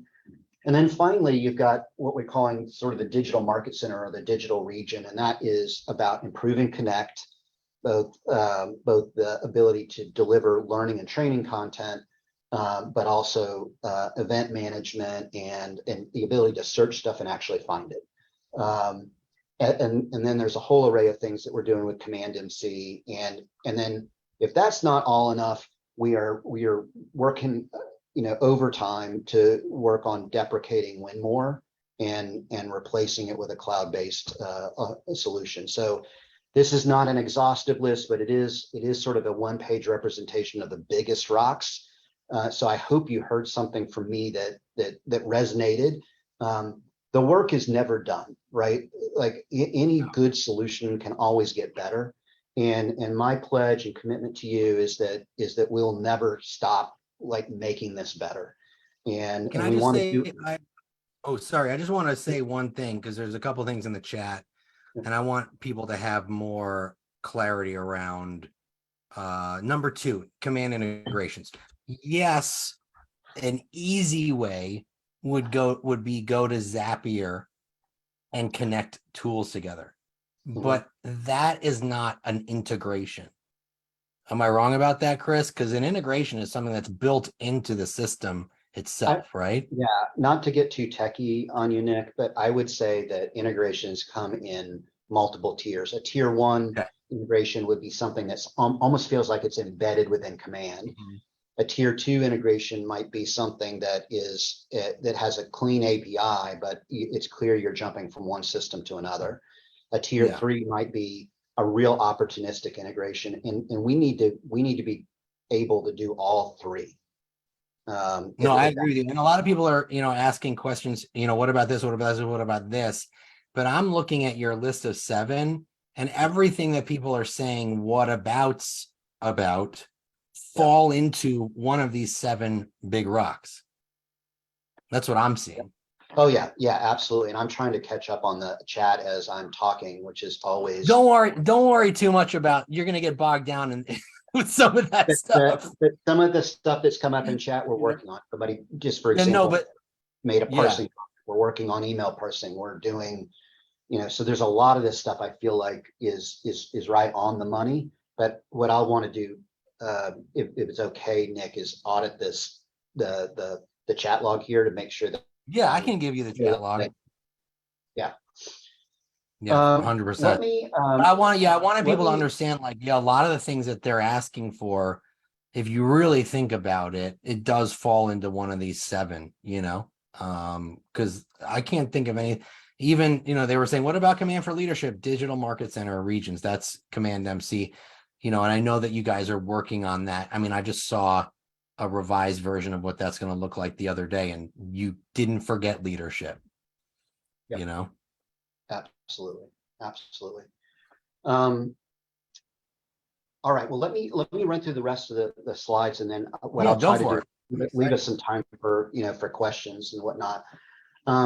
So what I've been also trying to do is do a little myth busting. So I heard as I was getting on that there's some old tapes out there that Command doesn't work, Command doesn't support teams, Command doesn't do this, Command doesn't do that. When you actually look at the usage, it is actually quite astounding. So we have about 185,000 total active users over the last 12 months. So that means 185,000 people have come in and done something in Command. On a monthly active basis, which is what we track really, really closely, there's about 115,000 agents on average over, say, the last 3 months that are in Command every month. And we look at that stat, we look at weekly active users, but we're really trying to get a sense of how frequently and how deeply people are using Command. So in the month of September, you can see some of the stats that I have on the right-hand side of this page. So it's not an insignificant number of the total number of KW agents that are and team members that are actually in Command doing stuff. So 90,000 used contacts, 69,000 opportunities, 43,000 smart plans, and so on. So and what's interesting is it's grown steadily since launch, but really over the last 12 months we've seen a tremendous amount of growth, and I think it represents that pivot that we made after we sort of stabilized and improved the basic performance of Command, and then subsequently started introducing a lot of new features. And so, I use this slide sometimes to say, when people say people don't use Command, well, that the numbers don't lie. So, talk about Command Mobile. So Command Mobile is not quite a year old. It's 11 months exactly. So we launched it in December 1st of last year. We've done, I think we're at 6 releases. So we're doing a release about every other month on Command Mobile to improve functionality. So we've got about 74,000 people that have gone in and tried Command Mobile at some level, and on a monthly basis about 35,000 are using it on a month-over-month basis, and that is growing at an even faster rate than overall Command.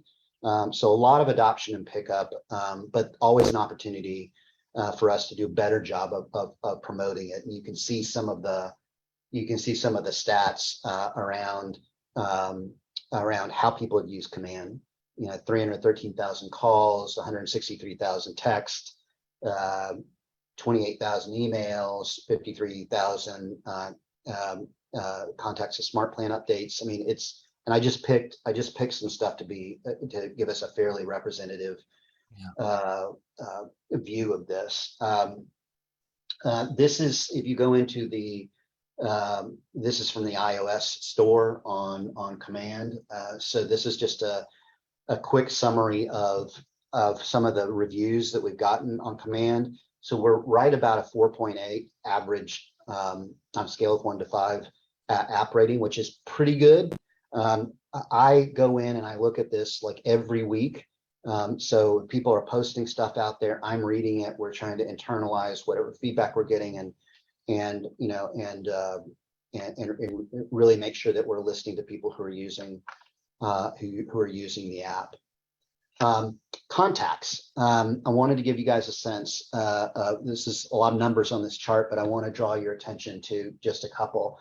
So since Command has been opened up, there have been about 96, almost 97 million contacts loaded into Command.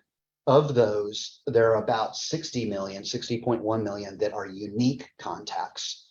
And then as you go What's down, the difference between gross and unique? Gross which is just a raw count, and unique means I am controlling for duplicates. So the way to think about this is that there are 60.1 million people in our contacts in Command.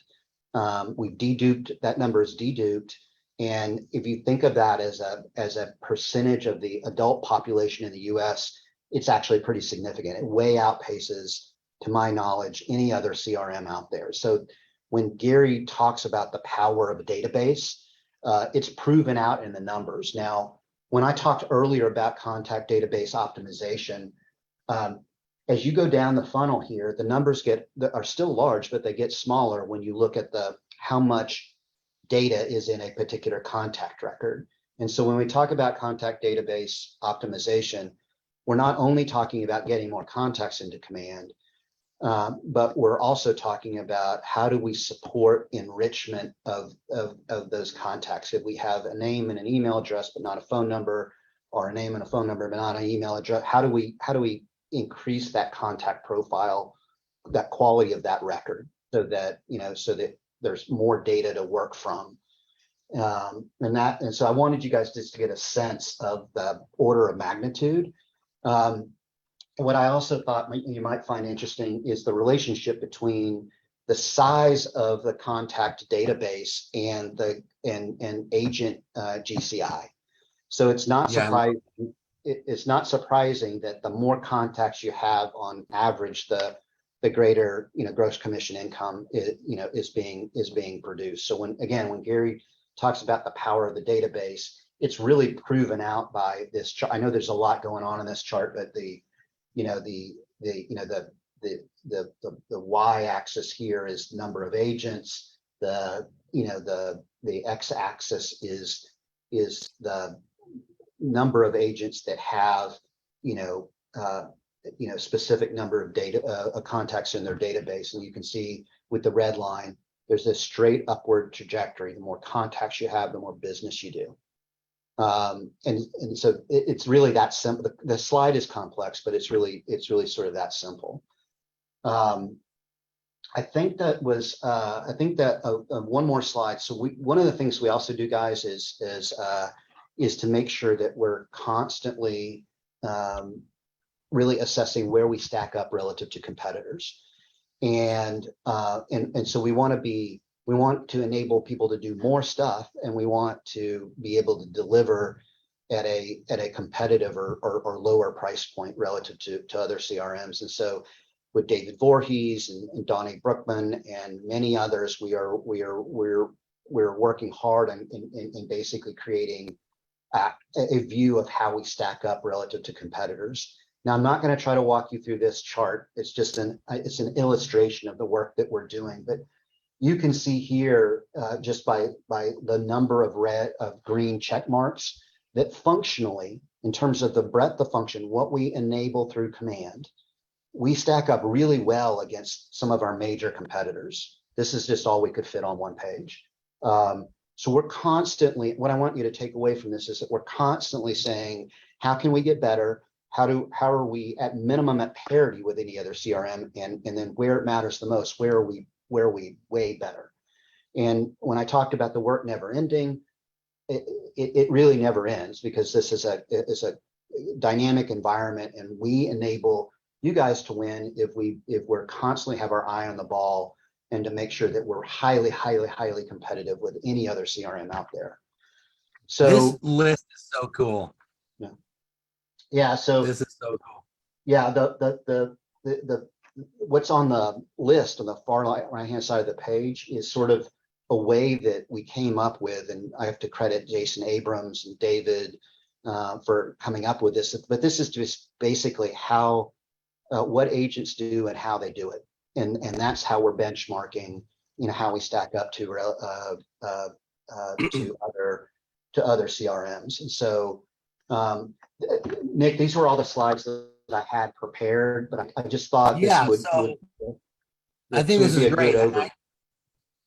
I think it's great. Lots of good information and side-by-side analysis. Can you tell us, what you can tell us, like where, like, we know that consumer platform is on a roadmap for improving, but like, where do you see Command like in the next year or 3 years? Like, what can we, I know that you probably have a really long roadmap, but I guess I'm trying to just ask, like, where are we going? You know what I mean?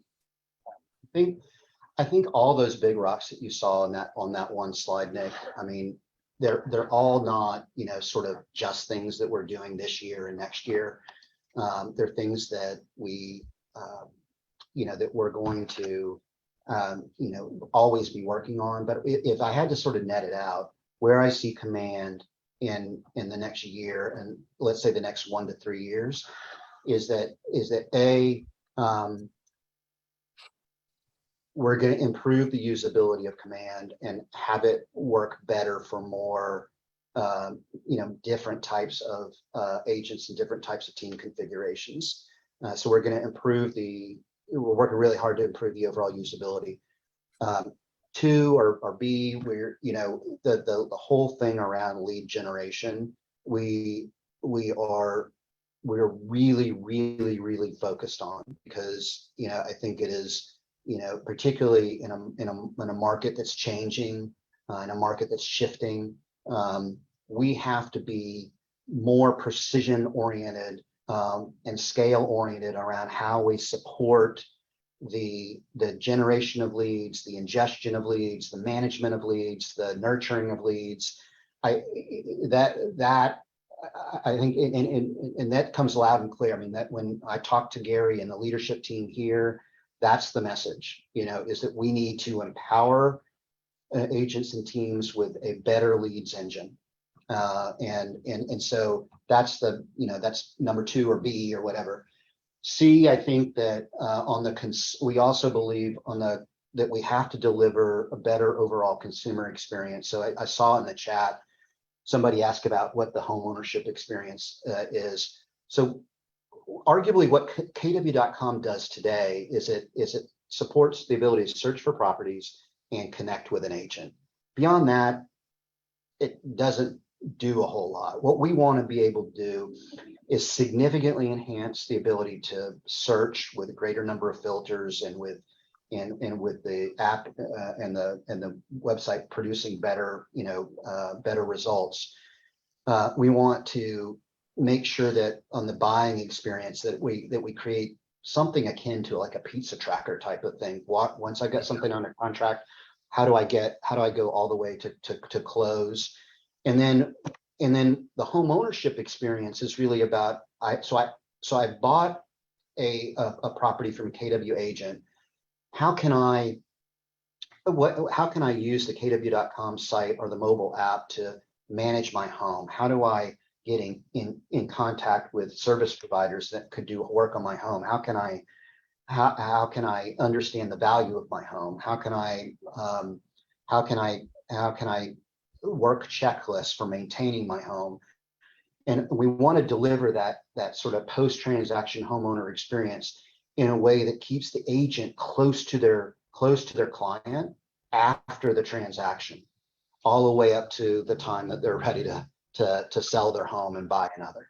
And so it's about, what we're trying to lean in and address is that old statistic that everybody hears is that something like 92 or 93% of people who say that they would use the agent that they used to buy their home next time they were ready to buy another home, but only 20% or less do. What we want to try to do is make sure that we deliver a home ownership experience that keeps that agent at the center of the relationship with their client.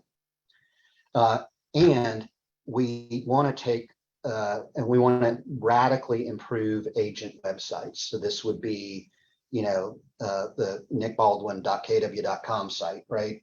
Which today is, like, I would argue, is maybe two-dimensional at best, but we really want to increase the ability to customize and personalize that, and also optimize those sites for search engine results and for lead capture. So off the top of my head, those are three that I would just highlight. But what I'd also say, maybe to round out trying to answer your question, Nick, is it's the way this evolves has got to be, it's got to reflect what is most important and most impactful to agents and teams. And so that's why I'm so excited about an event like this, because why I want to get your chat log is I need to make sure that we're hearing everything that is important to folks, and that we're constantly and dynamically reprioritizing things to deliver those things that matter the most and drive business. Period. Was that so good? Love it, Chris. Awesome. Thank you so much. Give Chris some hearts and thumbs up and cheers in the chat down there. Look at all those hearts, Chris. Look at all those thumbs up. This is so awesome. This is so awesome. So cool. Nick, this is such a great event. It makes my heart sing just knowing that what we're doing, is helping people and helping them be more successful. As I mentioned at the very front, that's what this is all about. That's why you come into work every day. That's why you keep your nose to the grindstone, is to enable agents and teams, period, into discussion. So good. Chris, thank you so much. Give Chris a round of applause. So awesome. Appreciate you, man. Thanks, Chris. Absolutely. Thanks, guys. Thanks for the time. Have a great rest of your day. You too. Thanks, buddy. All right, let's bring on Nikki Miller. There she is. Nikki. Hey. What's up, Nikki? Hi, guys. All my favorite people, all in one place, all in one event. This is amazing. Thank you guys for having me. And also, can I just give Chris a shout out if I can? Yeah. I mean, I don't think that any of us really realizes how very lucky we are to have him. I had the privilege of meeting with Chris when I was early on in building my business, and he was early on in just having joined KW. And he is just such a genius and such an invaluable member of this organization. I just want to say how privileged we all are to have him. And I remember when he showed me early on his project board for what was coming, and it's been cool to see all of that come to fruition. So I'm excited to be here, not so excited to follow that genius, and very happy to be with you guys. Thank you for having me. No, it's so awesome. Yeah, Chris is, listen, the reason why Command is so stable now, and the reason why so many things are being added and things are working. He has a whole team, but he came in and just worked on stability for the last year. That was what the issue was. There were so many new releases, but everything was kind of like a house of cards. So, he came in and really stabilized it, and now we can start adding really cool, shiny objects to it. So we're excited. So Nikki Miller, Nikki, introduce yourself. Tell everyone who you are.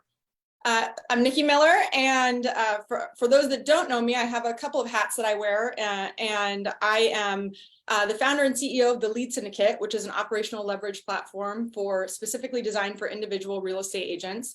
So we support agents, we support market centers in order to support those agents. We'll close out this year at just over 100 locations throughout 19 states. We'll end at just under 100 million in volume. And And I'm also a very proud board member, chairwoman of the board of KWKC, which is KW Kids Can, and also a proud agent of KW. Awesome. Is So that what you wanted? You paused for a second. I was like, was there something more? I should probably add in light of this event, my group runs probably close to we're just over 100 databases through Command that we run. My entire organization. That's what I wanted to talk about. Yeah, I was gonna say my entire. Oh, yes, I should have led with that. And my entire organization is run on Command. We do not use any other database. We have everything that we need right here. So Nikki, in addition to her team, has a company called the Lead Syndicate, and feel free to drop that in the chat, the domain name for that if you want to do that. And the reason why I wanted to have Nikki on was because she's not only using Command for her own team, but she's using it for hundreds of other agents all across the country, generating leads, organizing their database, doing their social media. You also teach Quantum Leap. You're also a mom. That's job number one. The list goes on. Yes, the best job. The job I'm most proud of. Yeah. So, I mean, first of all, tell us about the Lead Syndicate. Yeah. So I always feel like in order to tell people what we do, I got to give you a little bit of background, and I'll make it quick. If you want to learn like really more about it, you can go to our website. But I always sort of joke that like I grew up in Keller Williams. I joined this company when I was 20 years old, and I went through the new agent training that everybody else went through. I went through original Ignite, sort of original productivity coaching. And I remember as I was growing in the business, as I was starting to become a really successful individual agent, I went into every team leader, please cover your ears. But I went into my team leader one day and I was like, thanks so much for, teaching me leverage and starting to teach me how to run a database. And this was like way before we had, the amazingness of Command. This was like pre-E-Edge days. And I was like, thanks so much for trying to teach me all this, but I don't want to do any of it. And she sort of looked at me and was like, I'm sorry, what? And I said, yeah, I don't want to do any of this. Someone before me has figured all of this out. And even with a roadmap, I saw the writing early on. I saw the writing on the wall that I was going to have to do a lot of work in order to be able to build all this infrastructure. And by the way, while I did that work, I was going to have to make sure that my business didn't fall, because I saw all the other individual agents trying to figure these things out and their businesses were going like this, as we see, right? And so I said, well, I don't want to do that. Like, I just really want to focus on doing my prospecting, maximizing the experience for the clients.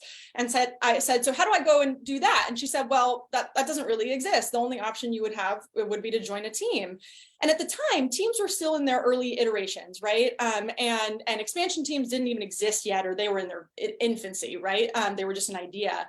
And so at that point, I said, well, if I go to a team, I'm gonna have to give up my brand. I'm gonna have to put the production under them. And that didn't feel good because I was growing at that point. I had a pretty successful business as an individual agent. And then I didn't like option number 2, which was the only other option, unless I wanted to do it myself, would be to stay where I was and suffer the consequences of that. That didn't feel good either.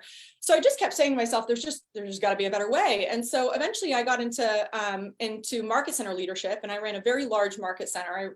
We had just over 500 agents. We're doing about $1.5 billion in sales volume a year. And I sort of got my PhD in agent behavior and realized that this wasn't a unique problem to me. There was a lot of individual agents out there who were experiencing the same thing I was and wanted an opportunity to not go like this, but also not have to join a team. And so I said, okay, well, what if I could create a way for you guys to have all the infrastructure, all the support, all the economies of scale, all the benefits of being on a team, but you got to keep and maintain your own brand? Would that be of value?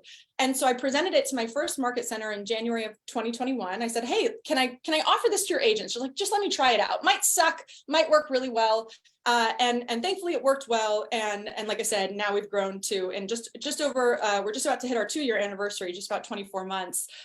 We will be in we'll end the year at just over 100 locations in 19 states. And Wow. literally what we do is create a comprehensive leverage platform specifically designed for individual agents that allows them to keep and maintain their own brand, and the technology that we use is Command. Amazing. That's Yes, incredible that absolutely. you have built all of this, all these different things, and then you use Command as like the platform. I like what you said earlier, like you're looking at this and saying like, I don't really want to do all that work, and that you got the PhD in agent behavior. As a market center leader, I have that same conversation with people. In fact, I was talking with an agent yesterday, and they, not from our company, and they said, I don't really want to do all that work. I opened Command up for them and just kind of showed them the simplicity of it. And how easy it is to work it. So I want to go back to like when you discovered like, hey, I can use Command to kind of run everything. What was that light bulb moment like?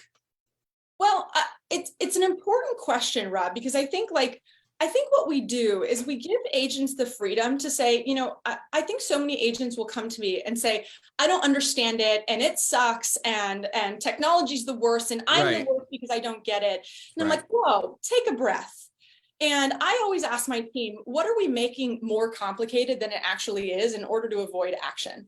And that's really the question that comes to mind when an agent says that. I'm like, hey, it's not that you don't get it. It's not that you're not smart. And it's not that the technology sucks. It's just that, frankly, you don't want to put in the time in order to figure out how to leverage this inside your business. And by the way, like, no judgment on you. Then you just have to figure out another way to get this figured out, right? So then you just have to figure out another way to get this support. So if you're not going to do it, just make peace with that, release yourself, don't beat yourself up about it, but then just go figure out someone who can help you figure it out, right? So I think that that's really what, from my side, this is really what I run into. It's not that you guys don't get it, and it's not that the technology doesn't work. It might just be that you don't want to spend the time to figure it out. And by the way, there's nothing wrong with that, but your business still needs it. So you got to figure out the solution somewhere, right? But yeah, it does everything that you need it to. I think sometimes we make databases a little bit more complicated than they are. Like, I know when Chris told me the stuff he was working on, and he went into this long diatribe about all these things. And I'm like, I don't understand 87% of what you just did.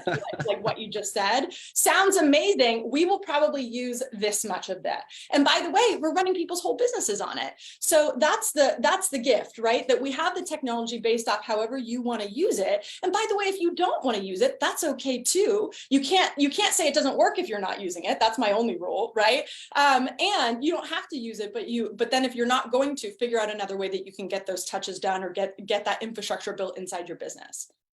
You know, I'm watching the chat. I don't know if Nick and Leslie, you're in the chat, and people are like, Yeah. I mean, first of all, crazy. Everybody loves you. So, but they're like, is she all the talking? people I paid to come and cheer me on are here. They're all logged in, but they're saying like, yes, that's me. Like they're relating to where you were. Right. And so I think that's important for everyone to kind of just take a step back, take a breath.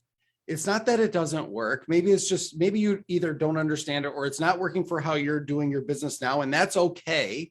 Let's see what else we can get to work for your business, or where's the opportunity that you're overlooking, right? You're stepping over this opportunity and not even understanding it. Yeah, I mean, so often, Rob, someone will come to me. Like, I just had this conversation this morning. There was an agent I know in KW that was sent to me by their team leader, and they call me crying, and they're like, I'm just a failure, and I suck, and I've tried to build this team. And I listened to them for a while, and all of a sudden, they were quiet. Like, I was like, okay, if you're done, I have a question. And she was like, okay, yeah. I'm like, do you want to build a team? And she was like, no. And I was like, awesome. And you just shouldn't do that. Like, it's, by the way, it's okay. And then it's okay. Yeah. And then for me, when I'm having those days that are really hard, and by the way, figuring out anything is really challenging, right? Like, figuring out technology is hard. Figuring out how to expand is hard. Figuring out to grow where you are is hard. It's never easy, but I make peace with the fact that that's the hard that I signed up for. And now I have a whole, network of people who are counting on me to show up every day, and make peace with the fact that I made a decision to show up and do that hard, right? So I decided to build this.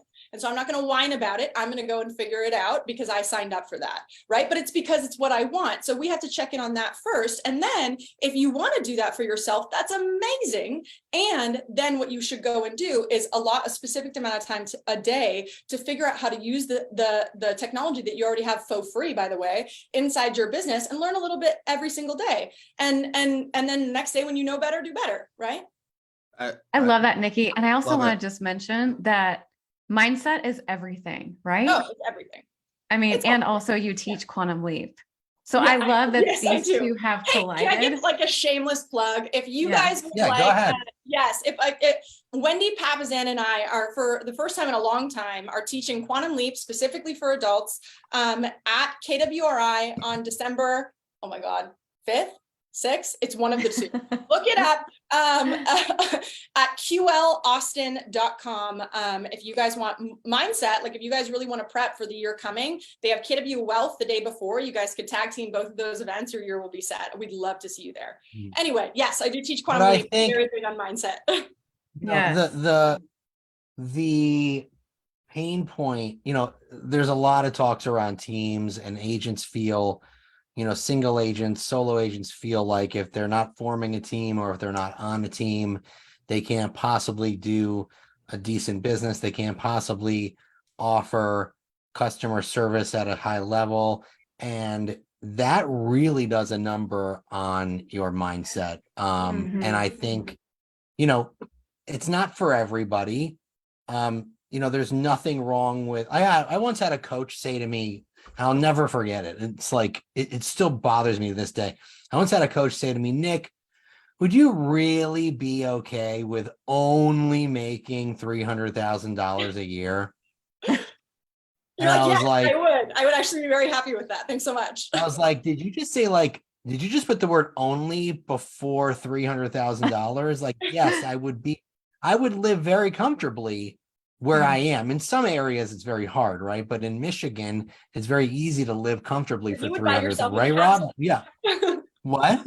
Absolutely. You would buy yourself a castle. That's what my sister lives in. Right. I'm like, and I live in LA. We have different lifestyles. We'll just say that. Yeah. So, I just feel like there's so much emphasis on bigger, and there needs to be more emphasis on just getting better. And so I think the solution that you came up with, agents want to have the leverage, but they don't want to have the team to go along with that leverage. So I think, it's a problem that you're solving. I think it's great. And you're using command to solve it. So there's a stickiness factor there. Yeah, which is well, that's awesome. part of the reason that we did it too. And because it has everything that we need. There's no reason, people have asked me, like, why not go to an outside database? I'm like, why would I go to an outside database when I have one right in front of me that does absolutely everything that I needed to do in order to support my agents at the highest level? I mean, to me, that's really the only answer that's needed. Yeah, I agree with you. Let's talk about your personal real estate business. I know it's funny because your team gets fake mad at you for not talking about your own real estate business. Like, they're like, we run a team here. You can mention us once in a while. Yes. Like, so a lot of it's sort of wrapped into the Lead Syndicate now, but I started my journey in real estate as an agent. So I'm from Southern California, originally from the LA area. And I started my business when I had just moved to Northern California, where I was in a new business where I didn't know anything, and a new city where I didn't know anyone. And by the way, I was 20. So I really had to do true outbound prospecting in order to grow that, because I didn't have a sphere. And even if I did have a sphere there, they didn't have any money, right? They were all 20, just like me. So I really built that. And then I expanded that to Southern California when I moved back. So yes, we have a sales team that runs throughout California. And we use Command for that too, and have always used KW technology for that. We've never used outside databases. so tell me about how your business runs. Is it primarily sphere of influence, agent to agent referrals, client referrals? Where's that business coming from for your own sales team? Yeah, so for my personal sales team, it's really now focused around agent referrals is a big one. I mean, I have the privilege of teaching, around the world for KW. So I meet a lot of amazing agents, and we love to be their resource throughout California, because if we can't help them, we'll find somebody who can, who we trust. And in addition to that, we also obviously have been in business for quite some time. And so we have a number of repeat and referral business from our past clients. And a big piece of how we also get business is through our connections on social media. We do, both myself and my team, we do a lot of videos. We do a lot of breaking down explanations on how to invest in real estate, which is a huge leg of our business. So if you're someone who wants to build that part of your business, I encourage everyone, get on video, get on social. It's free. You can reach thousands, hundreds of thousands, millions of people if you're playing it right and building your account appropriately. So that's specifically how we focus on building my personal sales business and really just being a resource for our clients. I always say, like, I like to do a little bit of real estate arbitrage. So we'll do unique things with our clients by building our relationships. Like, for example, we just had our first big rain in Southern California.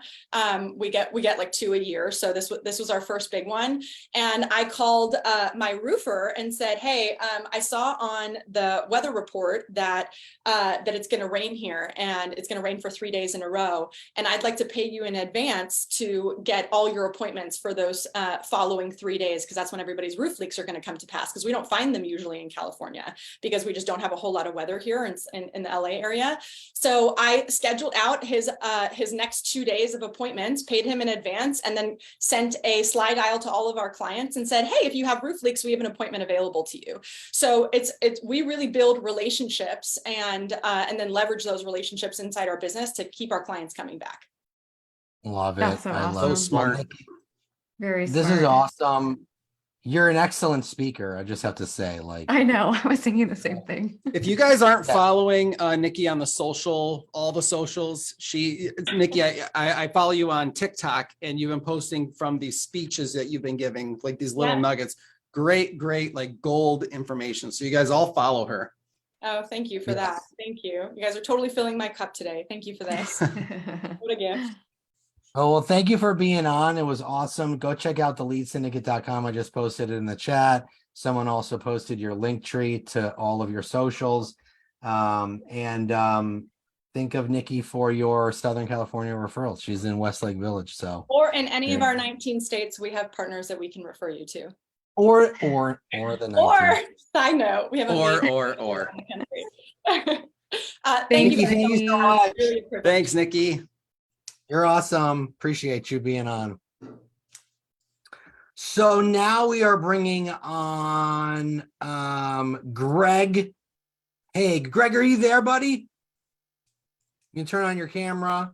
I am there, and I have got an unable to start video. So now I got authorized to start video. Now you guys. There he is. I am totally. Welcome, Greg. Okay, so this is the man right here. Greg Hauge is the CEO, founder of 72 Sold. Maybe you've heard a little bit about them.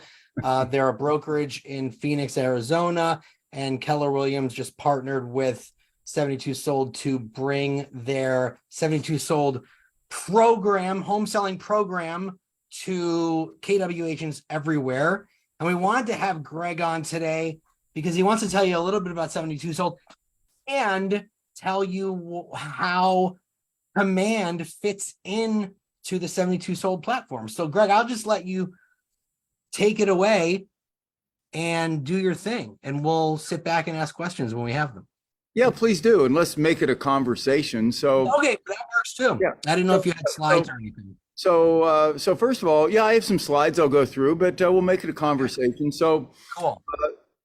We're just thrilled to be partners with KW. And what 72 Sold has done is we have developed a way to generate, and I know this may sound bold, no pun intended, may sound bold, but have genuinely figured out a way to generate in each market around the country pretty much as many high quality seller referrals as our agents can handle. And in the Phoenix metro market, for example, where we started, we have 1% of the agents, just 1% of the agents. We have an 11% market share. And in the list of the top 100 agents in the Phoenix metro market that was just published in our business journal a few weeks ago, we had 28 of the top 100. Because of 72 Sold, the median earnings of our agents in the 72 Sold program is $248,000. And we have huge number of them earning over $1 million a year. So what's really interesting about the program, and by the way, to learn about it from an agent's perspective, you go to 72national.com. 72sold.com is our consumer website, and 72national.com is where you can learn all about the program. So the reason I came on today is so far in 2022, we've generated over 60,000 referrals for our 72 Sold agents locally and around the country. And starting, Nick, as you know, in January, we have upped our marketing budget to $12 million a month on national TV. And we predict that we'll be, 12 million a month. And that we're going to be on, we're so excited. Well, all this business is going to you. All this business is going to KW agents around the country. So we estimate that that will produce somewhere in the vicinity of 10 to 20,000, 30,000 referrals a month, seller referrals a month to KW agents. And so what Command is all about, what we're excited about this integration with Command, is that we not only are going to be sending these seller referrals to KW agents, but we're also going to be providing with KW, obviously with KW working through this, be providing a situation where any of these referrals that don't convert to listings right away, the Command technology, along with our messaging, will nurture those referrals for you over time, so that ultimately every single home seller referral we send you, the goal is to make sure you get that home listed. So that's one of the really exciting things that we've not had, Nick, is that we've generated a huge amount of business over the past few years for our agents, but we've never had a technology where it followed up with the sellers that weren't ready to sell right now. Because some sellers are several months off, our agents get busy, they forget to follow up, and what happens is they may end up not getting that listing. So that's what we're really excited about in terms of the integration with Command. And I wonder, and then we'll talk for a few minutes, could I bring up a quick deck and just go through what this program's all about? Does that be okay? For sure. I think everyone would love that. And I just want to kind of like give people a little bit of clarity around like just how the integration will potentially work. So within Command, if you sign up for 72 Sold, you'll get the 72 Sold marketing, social media marketing templates within your Command system. Is that what you're saying? Yeah, so two things will happen. Great question. Number one, for all of you, and if you want to sign up, you do it at 72national.com. 72 Sold is the consumer website, 72national.com, and you can read all about it, how it works. It's at 72national.com. So two things will happen. Number one, many KW agents are signed up for, and many more are signing up for, our TV referral program. So the TV referral program is where we send sellers directly to you that see our TV ads, go to our website, and then we have agents strategically placed around the country, and we send those referrals to them.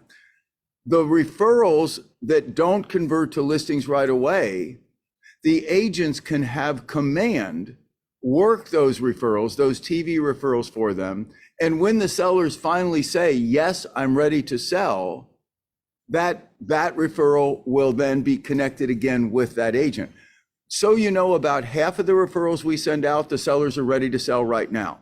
About half of them is like, I'm ready to go, sign up now. The other half are maybe a month from now or 2 months from now or 3 months from now.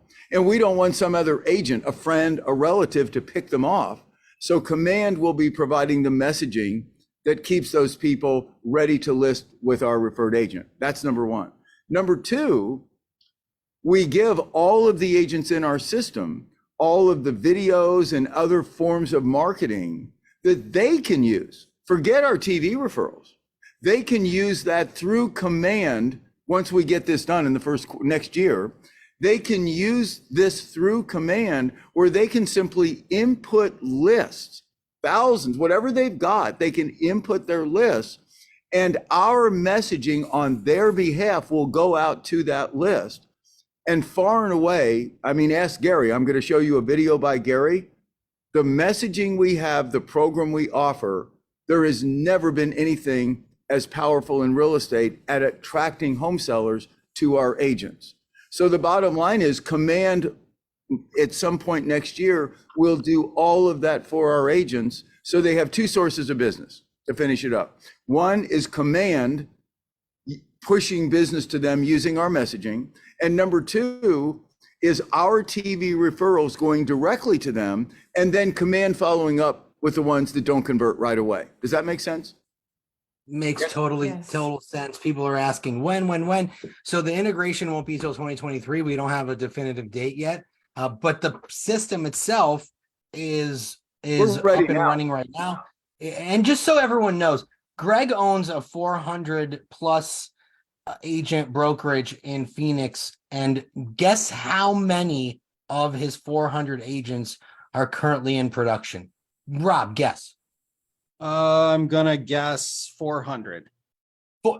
Every single one is selling houses, 100%, because the system works. That's so awesome. Gary has struck a partnership with Greg to bring this to us. It's crazy. Here's what I heard about Greg's company too, is that they have a waiting list of agents to get in so they can be a part of this program. So if you're sitting there thinking, does this work? It absolutely does when you've got a waiting list of agents to try to get in to be a part of it. And Greg is partnered with Gary and Keller Williams so that we can all benefit from this. And actually, something I had to do, I'm really glad you brought that up, thank you, is we did have to limit this to 5% of KW agents. And the reason is our guarantee to our agents is that we will generate as much business as you can handle. And quite frankly, there's not enough business in this country for all the agents that are licensed in this country. That's something I can't control. So we did limit it to 5% of KW agents right now. And so let me just do real quick. Go ahead. You can share your screen. You guys a little quick deck that'll explain the program. And then we'll go from there. So hold on one sec here. There it is. Okay, you've got me so I can screen share, I think. Yes, you do. Yes, I do. Okay, so I can go through this in 7 or 8 minutes. Hold on. Just a minute. Can everybody in the chat let us know if you can see Greg's screen? You got that okay? Okay. Yes, yep, good to go. Okay, so real quickly, when we say unlimited listings, really not kidding. I know that's been the big challenge in real estate for everybody, but not kidding, unlimited listings. Here's what Gary had to say about it. 72 sold, most powerful program that I've seen. Holy cow, right? You've kind of unlocked the secret here. We have a program that has proven to get a better result for sellers. And imagine a KW real estate agent that could actually say to a seller, I have a proven way to have you walk away with more for your home than any other agent in this market. So there's 2 parts to 72 sold. Yes. One part is we will license you to be able to use the 72 sold program with your sellers. We will teach you. And then there's part 2 to the program, and that is those that are participating in the 72 sold program will have the opportunity to also then participate in the referral program. Yes. When you turn on these TV commercials in these markets, I've watched the response, and it's almost instant. Motivated sellers get interested right away. Any market we go into, when we turn on TV commercials day one, we get sellers reaching out day one. It is a program that you have the rights to offer to your sellers to help them maximize the amount of money they make in the least amount of time, least amount of hassles. That's what they want. I interviewed an agent who's using it who just went 4 for 4 on appointments. And when I said, well, why? Why did you go 4 for 4? He said, when I walk people through that, they can't help but get excited. We're really excited for our partnership, proud to be in business with you, and thank you for allowing us to offer this to our agent partners. In the history of the real estate industry that I'm aware of, I've never seen a program generate this kind of success, guys. I just haven't seen it. You won't find a better program than this. This program, if you master this program absolutely will deliver this for you. Agree. Okay, so real quickly, how does it work? Well, first of all, really bold statement, all the listings you can handle, we can deliver, no limit, and at a very affordable cost. That's why this works so well. That's what we do, and it's a 2-step process. So all of you can understand what that 2-step process is. Number 1, and this is critical, it is not about marketing you. It is not you being the neighborhood expert. It is not how long you've been in the business. It is a program we teach you that takes a few hours to learn. It has nothing to do with MLS when you put a home in MLS. It has nothing to do with what you charge. It's a program that is a psychology-based program, and we give you the brochures to show sellers that you walk buyers the way you show the home, the way you photograph the home, the way you write ad copy. We have proven that this program generates a better result for sellers in 4 independent studies right here. By using this program to show homes and market homes, 4 independent studies over the past 3 years found that our prices range from 8.4 to 12% over similar homes sold in those MLSs. This is 4 independent studies by 4 different title companies over the past 3 years, and that's what you can show to home sellers. This isn't just a program that appears to make sense. This is a program that is proven it will deliver a better result for you. That is a critical component, and it's why we have training so that the agents in our program the agents who we give referrals to can actually go out and present the program.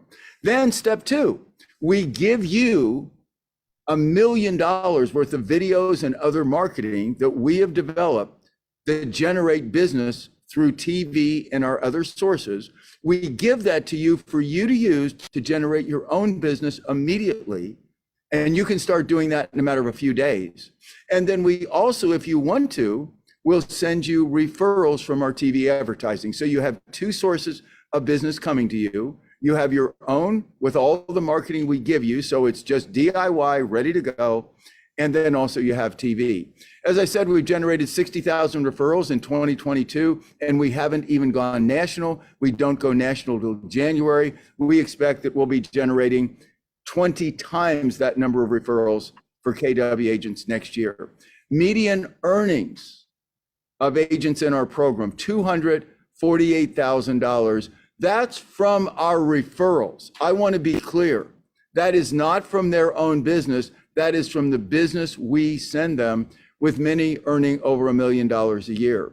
Quality of the referrals, the ones we send you, think about this. Sellers go to our website. They tell us when they plan to sell and what they think their home's worth. They give us their address. They give us their phone number. We send you a text with all that information. 1 referral to 1 agent. You don't fight. You don't compete for these referrals. And each home seller is yours and yours alone, and they're waiting for you to reach out to them. I submit to you, there has never been a better quality referral on the list side in real estate. Here's to finish up, and then I'll tell you how to get involved. Here are some agents, very quick, that are participating in our TV referral program. I could show you, by the way, hundreds who would all say the same thing. I mean, we were traditional realtors for 14 plus years, and we love doing business the 72 Sold way. She goes, we've sold so many houses, and not one person has done what you are doing. I don't have to advertise. I don't have to worry about business. In fact, the only problem we have to worry about is growing our team big enough, fast enough to handle the volume. I love my brokerage. I just feel lucky and grateful to be here. With my husband by my side, in less than 2 years, we closed over 230 deals using 72 Sold. This is my first year in the business, but I don't think it's common that a first-year agent goes on over 100 listing appointments and closes over 60 transactions. If somebody would have told me that's how this year was going to unfold, I would have never believed them.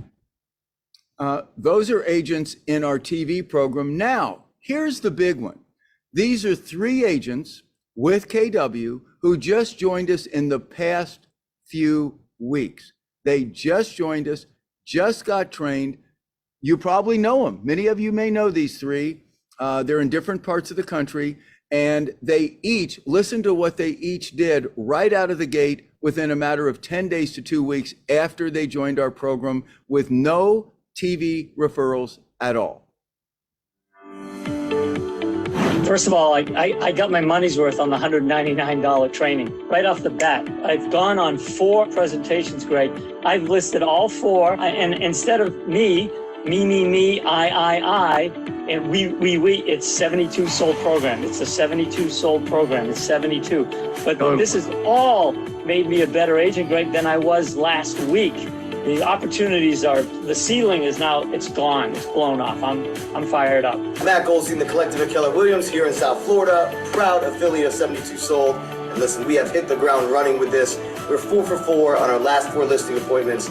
Took our first to market last week, 4 days on market, 1 day of opportunity showings. We were able to get our sellers $100,000 more than our starting price. The program works, it's amazing. The time, the value it brings to our sellers is absolutely incredible. Thank you for the opportunity, Greg. This program will change your life. I am sold on 72 Sold, and the reason why is 4 listings in 4 days doing the 72 Sold program. So it works. I swear it works. I've been in the business 13 years. I'm so excited to get on the bandwagon with this. I'm just doing DIY, and I got 4 listings in 4 days, just DIY. So, And you're 4 for 4. I'm 4 for 4. I really do think that 72 Sold should be the new Ignite for KW offices, because anybody can do it. It is scalable. It is easy to learn. You can learn the whole 72 Solds really in about 2 hours. Even if you're brand new in the business, you come out sounding like a rock star. It's amazing. It truly is. And the integrity behind Greg and Teresa Hauge is really something to behold as well. They remind me a whole lot of Gary Keller. I'm sold on 72 Sold. Okay, so here's the big takeaway. We plan to increase our TV budget to $12 million a month starting Q1. That's just around the corner here next year.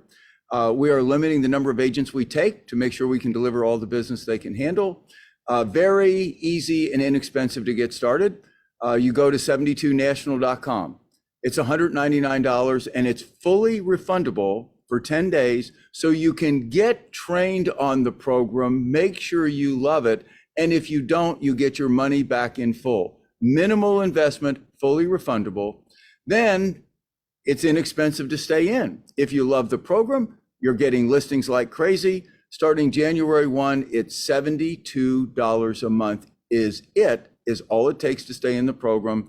And of course, you get access for the $199 and the $72 a month, not just to here's how to explain the program, but also all the materials that you need in order to generate business for yourself. And then lastly, if you want to participate in TV referrals, you can put in $1,500 at any time, never have to do it. Just use the program and generate a whole bunch of listings yourself.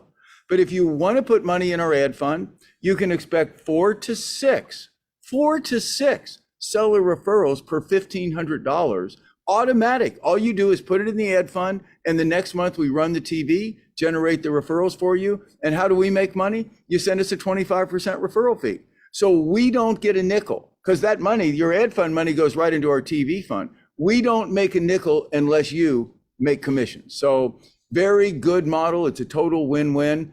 You can do it yourself and never pay a referral fee. At the $72 a month, use all of our materials, generate all the business you want. There's no referral fee. If you want our TV referrals also, you pay 25%. So you know if you're in a big market, we divide those up into small zones. So you get TV referrals in the areas that you're accustomed to and know how to handle. And if you'd like to sign up, it's really this simple. Go to 72 National. And I want to take you through 1 minute because this is important. You go in and you'd click join our program, obviously. Then you'll see enroll. And here's the thing. When you put your information in, you have to select your DMA. All of you are in a designated market area. There are 210 in the country. We need to know this so we know where to send our TV referrals, right? We need to know where you are. So you pick your DMA, and if you don't know what DMA you're in, there is a state selection guide where you can pick your state. It'll show you a map, and you can pick your DMA. If you say, Greg, I'm in there and I want to do it, and I'm still not sure my DMA, very simply, all you have to do is just pick the DMA you think you're in, and then email us at support@72sold.com. I think it's right here. We are, by the way, in the Inc. 5000, 1,500 five-star reviews. Sign up at 72 National. Email support after you've signed up. If you say, I'm not 100% sure this is my DMA, just email support@72sold.com and we'll get you in the correct one. And there it is. Hope I did that You in a you time when- rocked it, Greg. I was You gonna say rocked it. I was texting Rob and Leslie during the presentation saying Greg sounds like a professional voiceover. You have I a gotta really nice listen. voice. You know, I know time is limited, but I'm just going to say, unless you have any questions, that when I got into the business, guys, a little background on me. You know, I got into the business back with my dad in Cincinnati, Ohio in the 70s, probably before most of you were born. And, you know, I grew up in the business, and the business changed my dad and my family's life. My dad had a high school education, no college, grew up with a single mom. His dad died when he was young. And because real estate affords us so much opportunity, my dad was able to give me a really great education. But interesting, when I decided to go into real estate instead of law, because I am an attorney, I found that the business wasn't what I thought it was. I saw that all my dad's agents, and most all the agents I've seen ever since, they were spending most of their time searching for business and not a huge amount of their time doing business. I found that it was a business of looking for business more than it was a business of doing business. And I felt like that was the biggest single problem that I could solve, is how could agents not have to be scraping and searching for business every day? And I promise you, it's $199, fully refundable, 72 national. Go in and check it out. This, as Gary said, has cracked the code. And if you really want to not be spending every day searching for business, if you want to have command next year, actually nurturing the business you generate for you, that doesn't convert right away, this is 100% your answer. And it's all right at 72 national. So there's my little backstory. We appreciate you. Thanks, Go to Greg. Thank you, Greg. national.com. All of your questions can be answered there. They can be answered by the 72 Sold team. We don't have all the answers to the questions. We can't answer all the questions here on this webinar, but if you're interested, go to 72national.com. If it's for you, do it. If it's not for you, don't do it. No big deal. You know what I'm And saying? if you have questions, email support. They're on duty right now, our whole support team, support@72sold.com, and they'll answer your questions today. Operators are standing by. Guys, thank you guys. Appreciate you. Thanks, Greg. You're awesome. Appreciate you, buddy. Let's bring on the man, Tyler Shields. Tyler. There he is. One of my Hello, favorite hello. people. Hi, Tyler Shields, everybody. You don't want to miss Hello. this. Stay logged in. Tyler's team gets 30% of their business from internet leads. Facebook, a lot of it is Facebook. So over 100 of their deals this year will be from internet and Facebook. And if you want to know the ads that Tyler is using and the follow-up, you're going to want to stay tuned for the next 20 minutes. So how's it going, Tyler? It is going super well. Super excited to be here with everybody. We're excited to man. have Happy you. that you're here. Tyler, tell us a little bit about your business and your team. Yeah, so I have an expansion team. So we have teams in Denver, Colorado Springs, and Phoenix. We did just north of 4 million in GCI last year, 373 sites. And relevant to this conversation, as Nick said, we've closed over 100 internet leads a year for multiple years in a row now. So have our systems dialed in that regards, and yeah, excited to share. I love it. So tell us, okay, so 100 internet leads, how many of those are from Facebook? Yeah, I mean, I would say we probably get maybe 30% of those are Facebook style leads. We have a lot of different ways that stuff's coming from, but so you probably, 20, 30 deals a year at least are from Facebook, and sometimes even more than that. So. Okay, so, and you're building your ads in Command, and you have a very specific, why do you use Command for Facebook ads? Let's just start with that. Yeah, two primary reasons, control and return on investment. And so what I love about Command is that I have all the control. I control the messaging, I control the ads, I control how much I spend. If I like financials aren't looking good this month, I can shut the ad off and turn it back on next month. Things are looking great, I can turn it off and double it.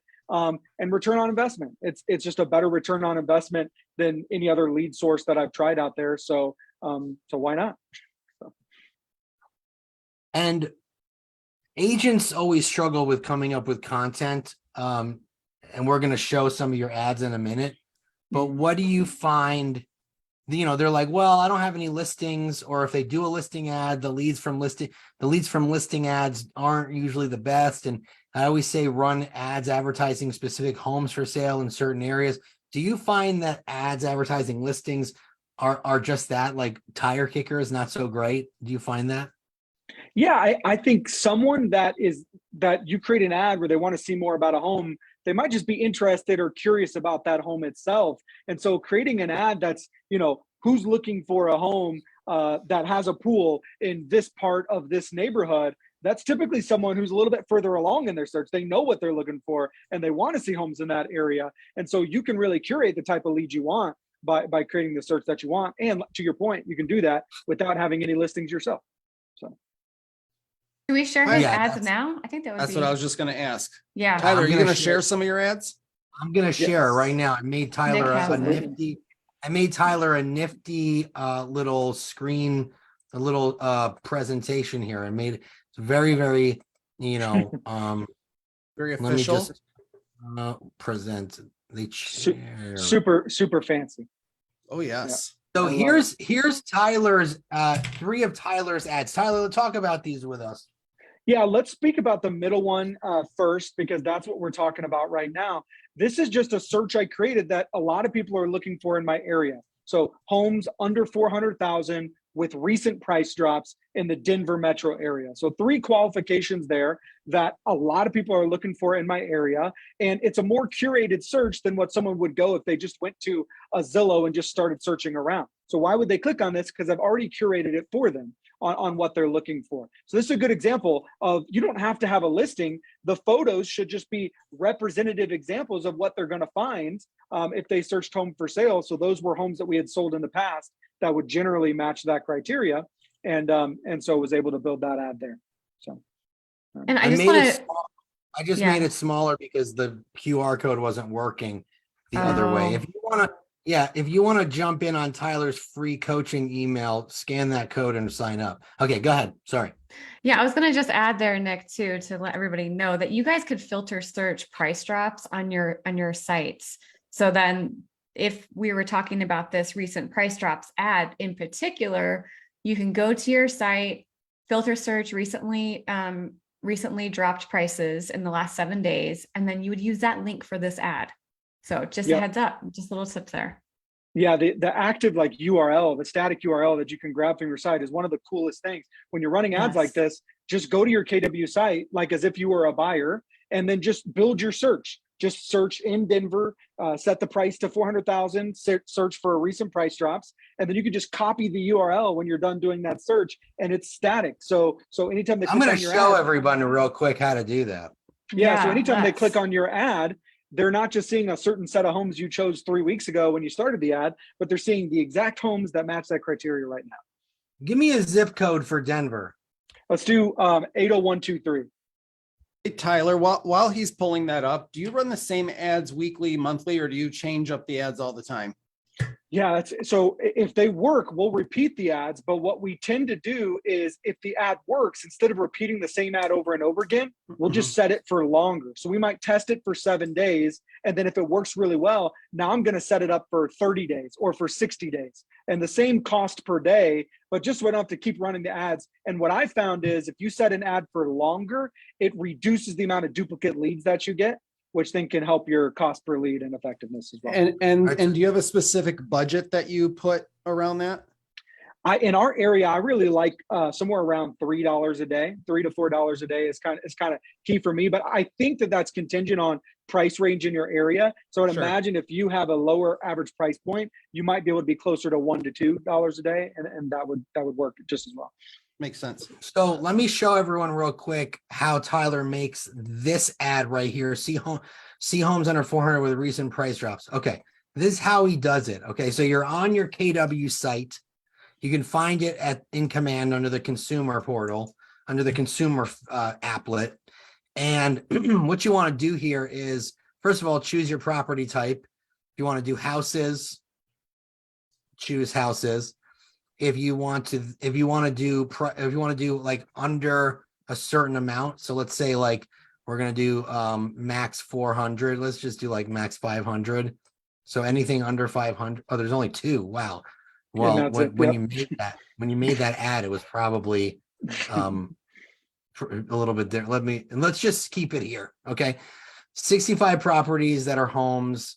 And then we want to go to the more tab and we want to scroll down to right here, price reduced within 7 days. So we toggle that. And there are 42 properties. You can see the price drops here in green. There are 42 homes in the Denver area in 80123 that have recently been reduced in price. This link right here at the top, that's the link that you're going to use to direct people to when you create your campaign through command. Also, I want to show you guys something else that's pretty sweet. You can also, how many people have pools in Colorado? A lot? Not a ton. Not a lot. Okay, so if let's say you're in an area that has a lot of pools.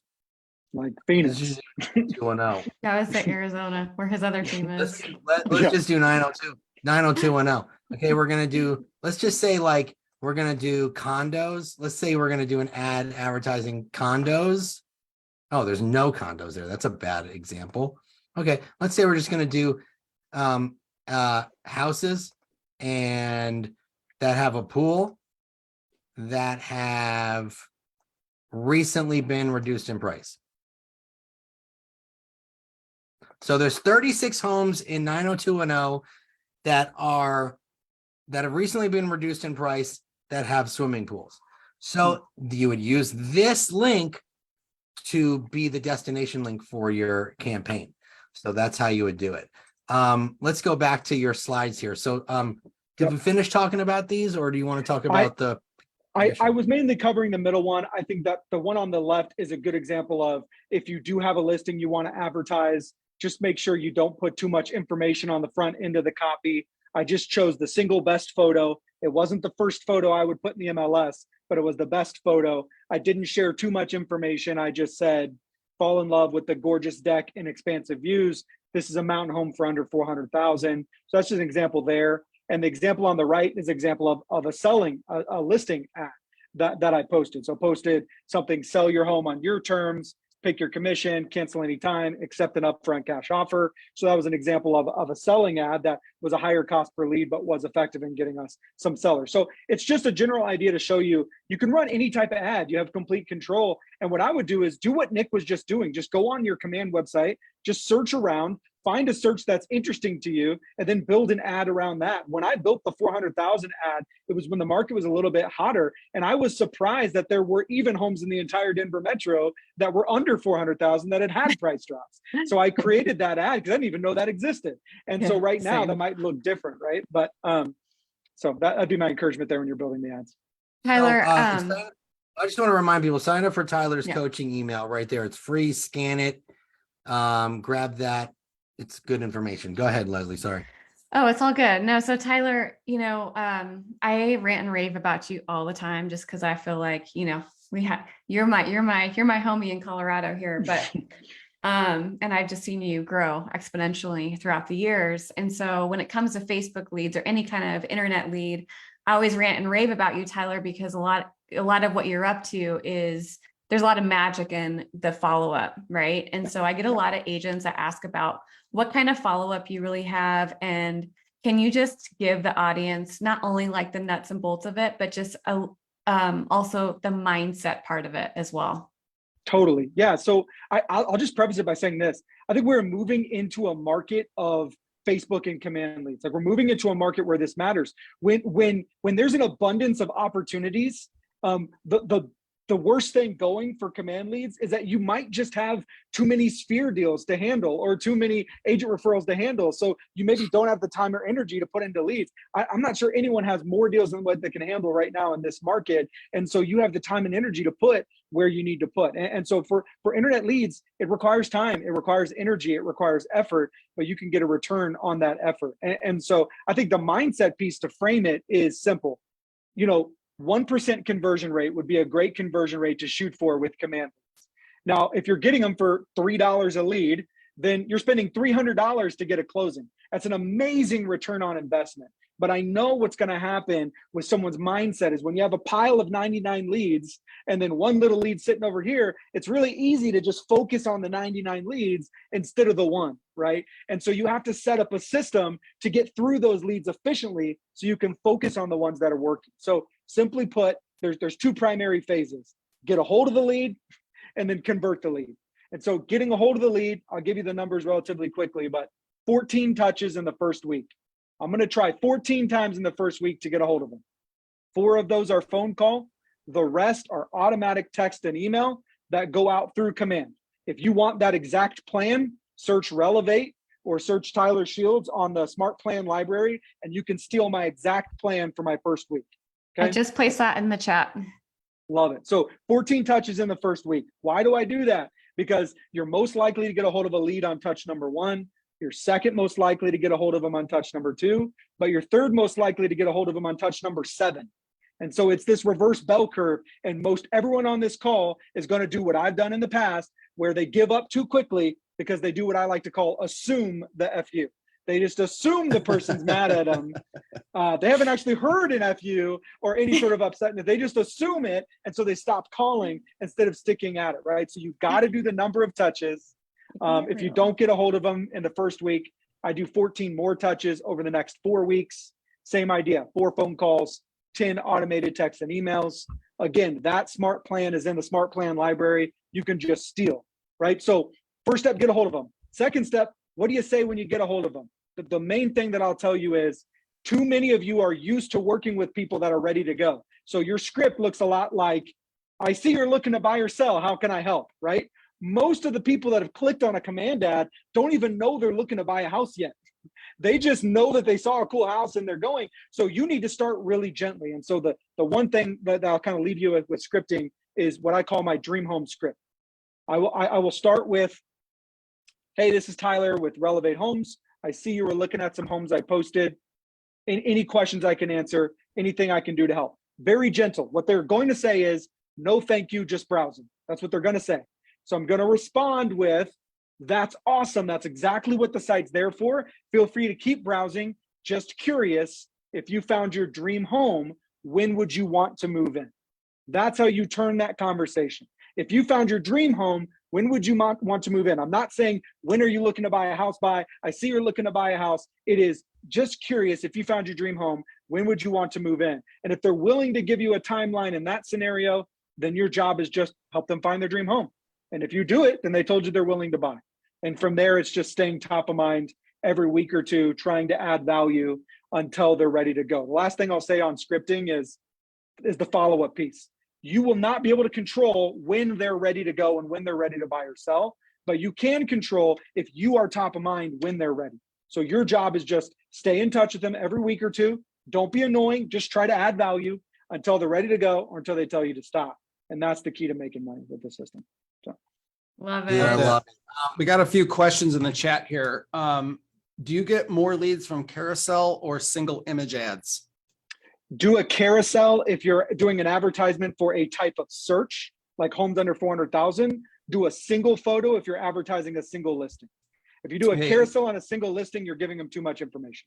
Yes, okay. I agree with that. Interesting. Hey, what do you think about putting the price of the property in the ad? Absolutely not. Absolutely not? Nope, no price. I don't. I would just say under 400,000 or something like that. I want to leave them wanting as much of the information as possible. Okay. I want to show everyone real quick. I just did this, but somebody in the chat said Nick just found that smart plan in approximately 9 seconds. So let me show you how I did it. Okay. I went to command. I go to smart plans. Okay. I go to library. I type in Relevate under smart plan name. Here it is. And I add smart plan and I download it. That's about 8.5, 9 seconds. So look specifically for author named Tyler, because a lot of people have done what I've told them. Okay. Well, you can look for Relevate or Tyler Shields, but I'm just saying search Relevate, but then you can verify author name's Tyler. A lot of other people have built versions of it, so you're welcome to see what they've done. But they've done what I've requested: is download it, customize it, make it your own. So there's a lot of options out there, but the original author named Tyler. Hey, Tyler, we got someone sent me a private message here. They want to try doing ads and they feel like they get too many other agents seeing the ads. What are your thoughts around that? What would you tell this person? Yep. Okay. Here's just the mindset piece people understand. When you run a command ad, 50% of the leads you get are going to be crap. They're going to be bad information. They're going to be like fu@yourmother.com, whatever it is, right? And that's fine. I know that guy. Yeah, that person's in my database. Yeah. Right next to Mickey Mouse. That's how it goes. 50% are going to be bad. They're never going to respond. That's part of the 99 pile, right? 25% will answer, but they'll say, no, thank you, leave me alone, right? That's fine. That's part of the 99 pile. 25% are going to answer, and you're going to have an okay conversation with them. And roughly 10% of those will be willing to meet with you. And then your process goes from there. So yes, a lot of other agents will see it. A lot of terrible leads will see it. But if you spend too much time focusing on the 99 that's not working, then you're not going to have the time and energy. You're not going to follow the system. Focus on the one. So a lot of people that shouldn't see it will see it. Don't worry about that. People are typing fake names now in the chat. All of their favorite leads. Oh, it's hilarious. Hilarious. It's like an episode Thank you of The so much, Simpsons. Tyler. Tyler, anything else that we should know? Like, you covered a lot in a short period of time. You always have some awesome nuggets to drop. It really all is in the follow-up, right? Like, do you think that people overanalyze what kind of ad to run, and they don't focus on what to do in terms of the follow-up, right?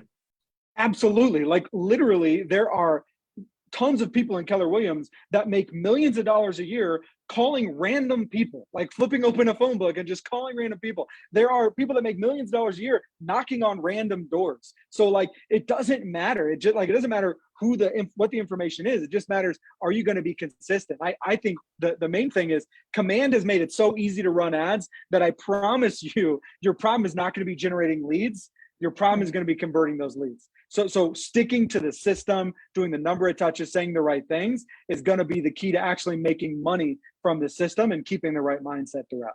The generating the leads is the easy thing. About the numbers.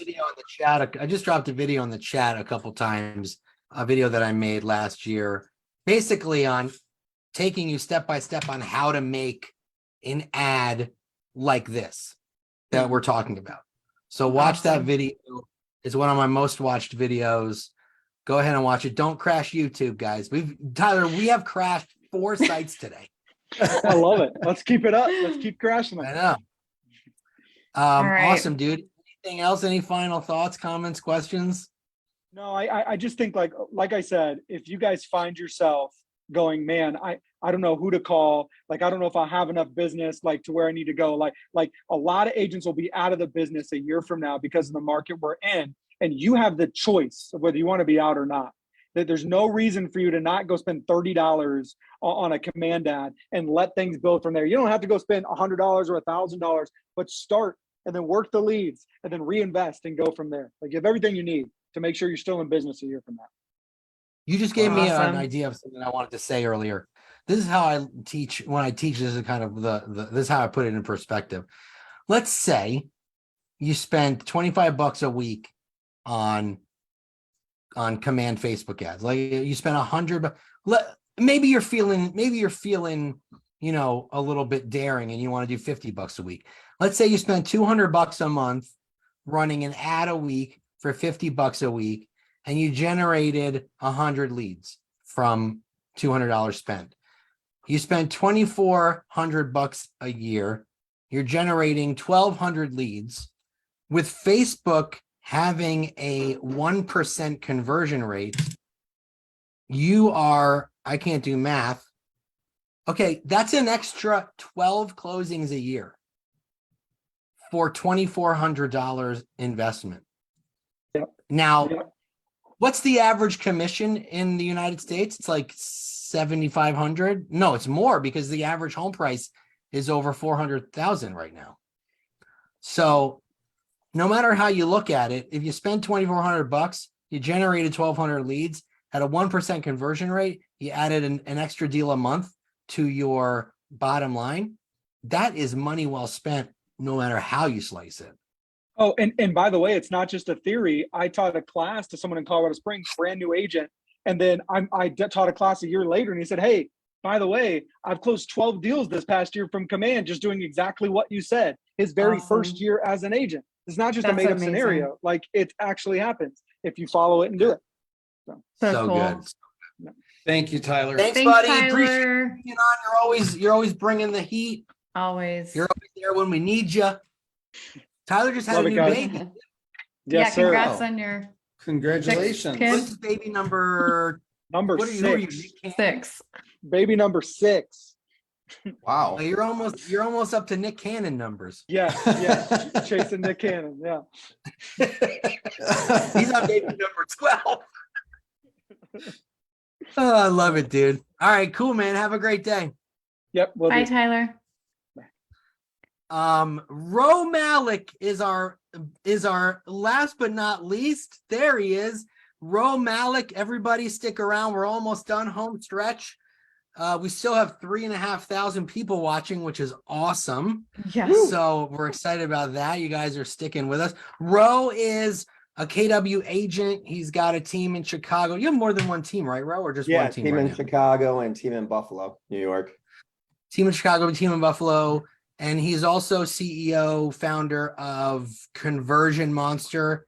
And we're going to talk a little bit now about, what are we going to talk about? We're going to talk about Conversion Monster and how it works? Yeah, I think we're talking a little about that. And I'm going to talk a little bit about like lead follow-up, more importantly. And don't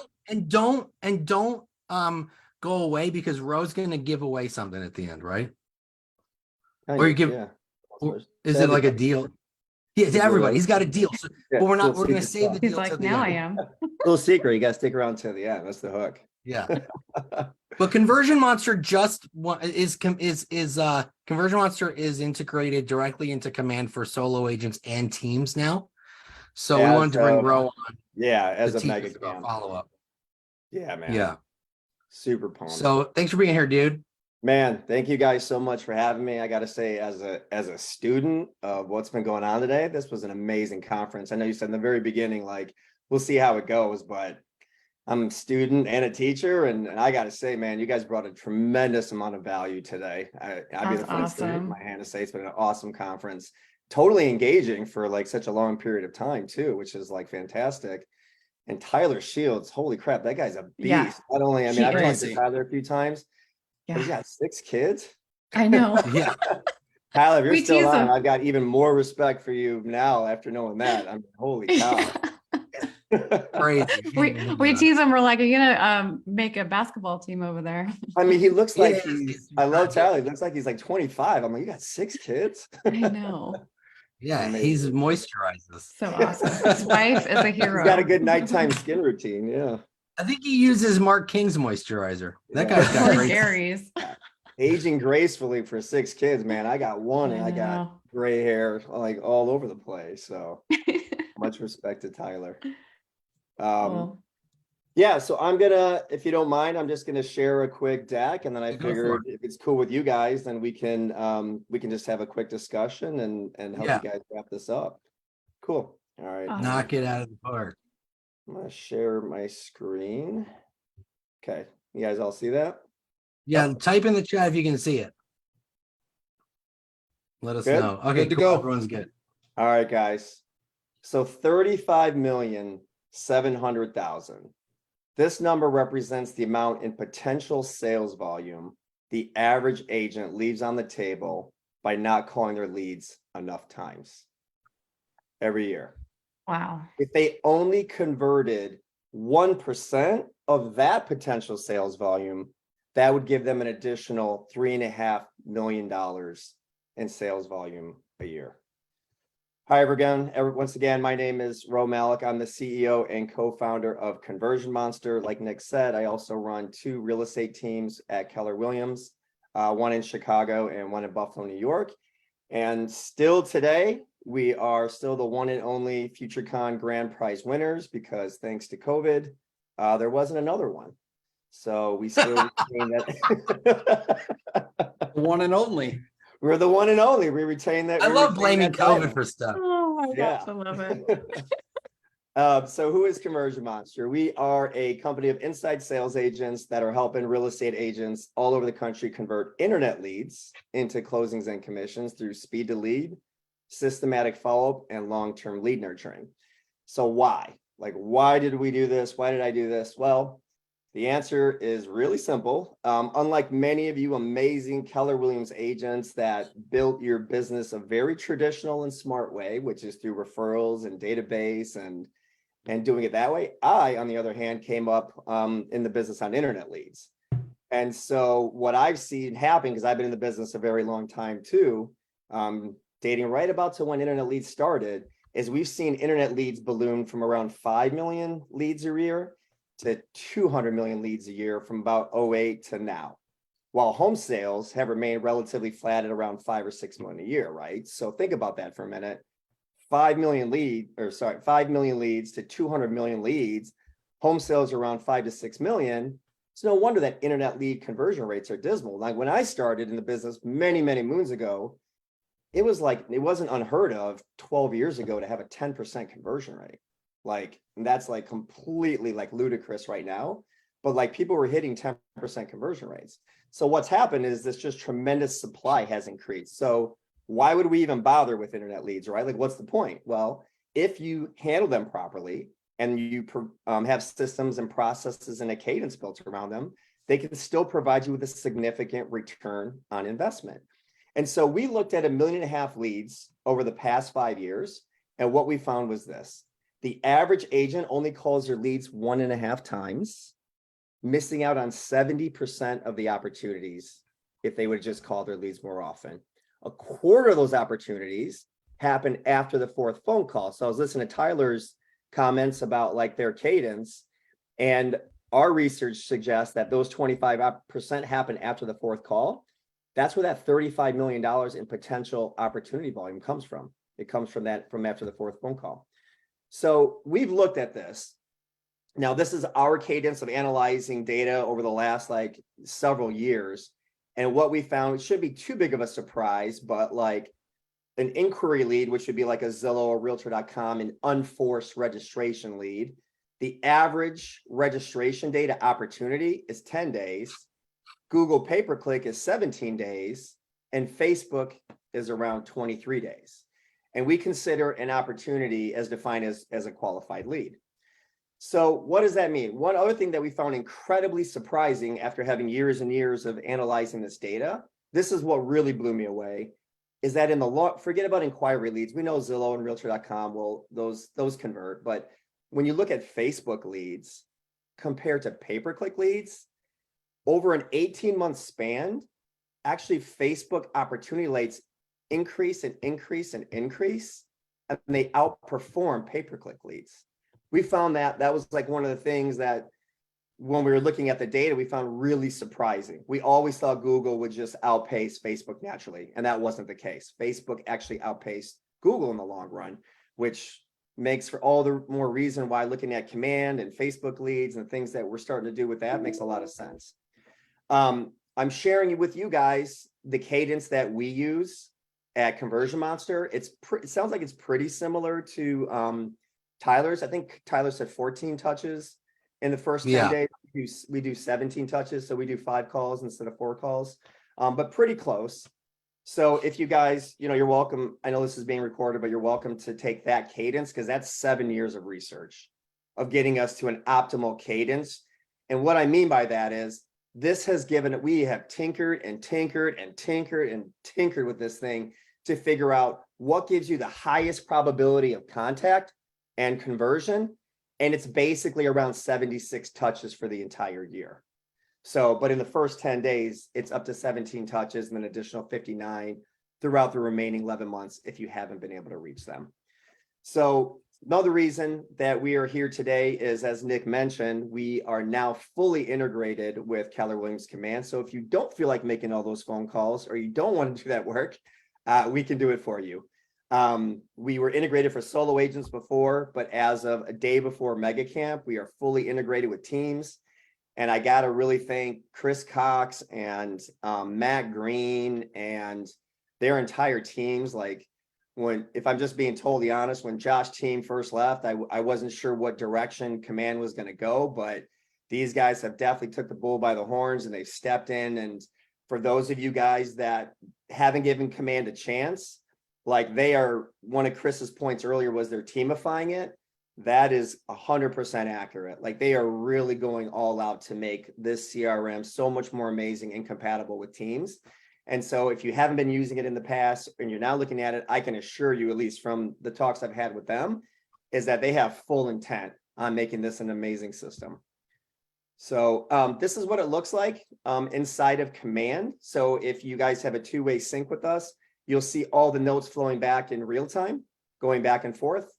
And then if you get a hot lead, we'll of course send you it via email, but it'll also post immediately inside of Command. One of the last things I want to share with you guys is that really to support Keller Williams, and for those of you that have teams and are interested in the Team Ridge model or the dependent model, we built this client portal to help you manage large teams, market centers, expansion teams, in order to have a dashboard where you guys can set up your agents by price point, by lead type, if you want pre-approved or not, by zip codes only going to certain agents. If you only want these agents getting $1 million and up, or these agents getting 250 and below, you can plug all of that into one place, and you have one place to look at it in the portal. And then lastly, as Nick kind of mentioned in the beginning, instead of just giving one prize, we're actually waiving $1,000. Normally it's onboarding is $1,000. We're waiving that for everybody that's on Command Con today. We have a discounted lead pricing in Command. You can scan on this QR code right here or go to that link. You can also just sign up directly through KW Marketplace because we're fully integrated now. So you want to either go to solo agents or go to teams, depending on what you are. And if you're in leadership and you're interested in talking further about Team Ridge or dependent model, same place. You can go to Conversion Monster /welcome.kw. You can sign up for a leadership consultation as well. So that's the deck I want to share. This is awesome. That's amazing.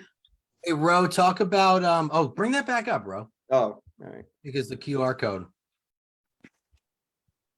Talk about what pricing looks like for leads and such and things like that.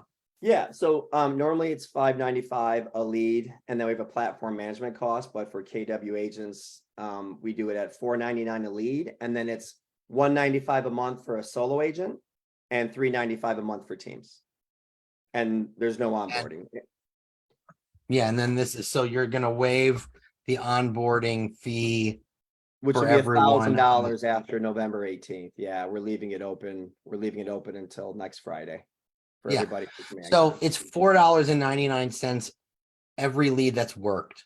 Yep. So like every lead that they work. So did you talk about how long you follow up with these leads for? I don't know if I missed that or not, because I was responding to people in the chat. Yeah. Did you talk about that? I touched on it. I said, Yeah.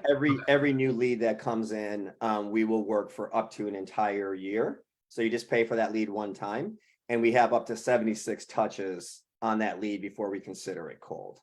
Yeah. So if they haven't told us to go pound sand by then, we will keep following up. Like Tyler said, the FU, you just keep calling and texting until they tell us, because a lot of times they're just busy. I mean, that's what we found to be. Yeah, true. and the cool thing about Command is with Conversion Monster, if you can pick and choose which campaigns they follow up with, because the Conversion Monster within Command is activated by assigning a tag to a campaign. So the tag for Conversion Monster. So if you decide that, you don't want them to work leads for a specific campaign, you don't have to add those tags.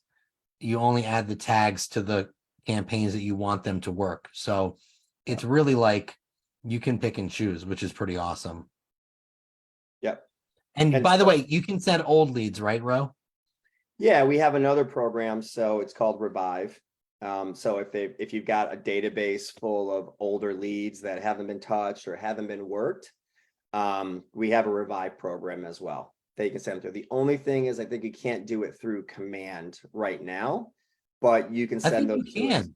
I thought you could too with that tag. If you go and you add a tag to a lead, or if you add a tag to a contact, if you add the CM start tag to the contact, it works.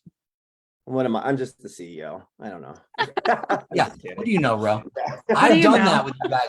I'll go to old Facebook leads and I'll add the CM start tag and manually, and it will. You can't do it in bulk, but you can do it individually. Yes, that right. So like if there's leads that have gone cold on you, you can restart the process with us. We'll revive those leads. I was kind of talking about a program where you can send us you say you have 5,000 leads that are just sitting there that you haven't touched. We will take those leads and we'll upload them into our system. Yeah, and we'll run them through a different cadence. But it'll be not as many phone calls, but it'll be a lot of touch points, very similar, 72 touches with those revived leads. So if they're 30 days old or 3 years old or 7 years old, we'll take all those leads and we can work them as well. Awesome. Love that. Yeah. Anything else you want to add? Any comments, questions? Oh, people are wondering what areas of the world do you cover? As of today, North America. So that includes Canada? It does include Canada. Yeah. Okay. That includes Canada. The other thing that just kind of one piece of advice I'd like to offer for everybody here that are working with internet leads or that have teams. We get this question a lot with like team leaders that are running teams, but they don't have a great follow-up process with their leads in place. And I think maybe most people know this from a common sense standpoint, but just in case, like when you get a qualified lead, just because you've had a conversation with them, one of the most important things that I teach my team to do is you had a great conversation. And this is Keller Williams' philosophy, right? It's like try to get them face to face or try to get to an appointment. So you should set after you've had a good conversation with them, you should set the expectation of what the next call is going to be with them. And you try to make that either a face-to-face or at least in person. So for example, like once we hand off a qualified lead, a lot of time agents will think, oh, well, that was a handoff. I had a great conversation. That lead's mine. No, there's still work to be done on internet leads until you deepen that relationship a little bit further. And so what we always say is make sure you have a plan in place after you've talked to them, you've had a great conversation, whether you use us, whether you use an ISA, whether you do it yourself. The very next thing you should do is set a follow-up so that you get onto them in a Zoom. So you get face-to-face with them so you can take that relationship a little bit deeper. So I always encourage the agents to say, okay, I'm going to send you at the very end, I'm going to start sending you some listings. After you get those listings, take some time to review it. Today's Wednesday. How about I give you a call on Friday? I'll send you a Zoom link, or we can meet at a Starbucks and we can go through these together. So I know that you sent me these qualifiers, you set these qualifiers, but I'd like to just talk with you face to face about them for 15 minutes. And there's something in America about fairness where once they've seen you and they can put a name to a face, now you're their guy or now you're their girl. And it takes that relationship another step deeper. And so I've been coaching my agents and saying like, you got to get into that next step. Otherwise, a lot of times they just slip through the cracks. So if you want to increase your opportunity rates, you want to increase your conversion rates, your next step in that process is making sure you get them obviously face-to-face, whether it's over Zoom or in person. Love it. Love it. Love Awesome. it. Thanks, dude. Yeah. Yeah. Thanks, Ro. So make sure you guys get on this, scan the code, and reach out to Conversion Monster. I've been using Conversion Monster for years. Last year, over the last, was it 2020? 2021, they qualified 15 million in business for me, which is awesome. So definitely check them out. It's a lot of leverage and it's not super expensive. Like it doesn't break the bank. I mean, you have the monthly fee, but then the lead spend is really just how many leads you generate. You have to generate like 100, right, Ro? I don't know. Yeah. Is there different levels? Yeah, we used to take on 50, but it's just from our perspective, like at scale with command leads, you really need to be generating around 100 leads a month at least to really see the value. And they do take a while to work and nurture and get the returns. So about 100 leads. And the ISA, oh, by the way, we forgot to mention this. The ISAs are all stateside. Oh, That's yeah. what I was gonna ask. None of Yeah, them are it's all overseas. US based. Everybody's in New York, a lot of them in Texas and Florida. And they're all coached. They're all professionally coached and trained, and even by a former MAPS coach who was a MAPS Yeah. coach for 20 years. So they're very aware of the system, and we integrate really well with KW, as I've been a KW agent since they opened back up in downtown Chicago in 2017. Sweet. Thanks, dude. You can unshare if you Yeah. want, so we can. Yeah, thank you guys so much. Appreciate you guys having me on. Great conference. Yeah. Thanks yeah. for Thank being you. here. No, Dave is asking prize. No, there's no prize. I misspoke. It was the discount. So he's waiving the sign up fee $1,000 for everybody instead of Yeah. waiving the Yeah. $1,000 sign up fee for everyone who was on this call. So don't snooze on that. Or Yeah, just Dave's have- right. yeah, that is like a price. that's a That's prize. basically 1,000. And a great also, by price. the way, at the very beginning when Rachel White was on and you guys downloaded the Unlocked Box app, we did not hit 2,500 downloads. We hit about 2,000 downloads, but she's nice enough to still give away $1,000 to one person. She's going to reach out, I believe, to that person. It's easier because I feel like the person who won should have downloaded it, right? Don't you think? Yeah. Yeah. So Yeah. instead of me just picking someone at random. So if you're a winner, she'll reach out to you. So anyway, she's gonna post it on her social. Oh, go follow Unlocked Box and Rachel White on Instagram. She's gonna post it there. Ro, thanks, buddy. Appreciate Thank you, Ro. Thanks, wow. guys. That What was a it. day. Woo!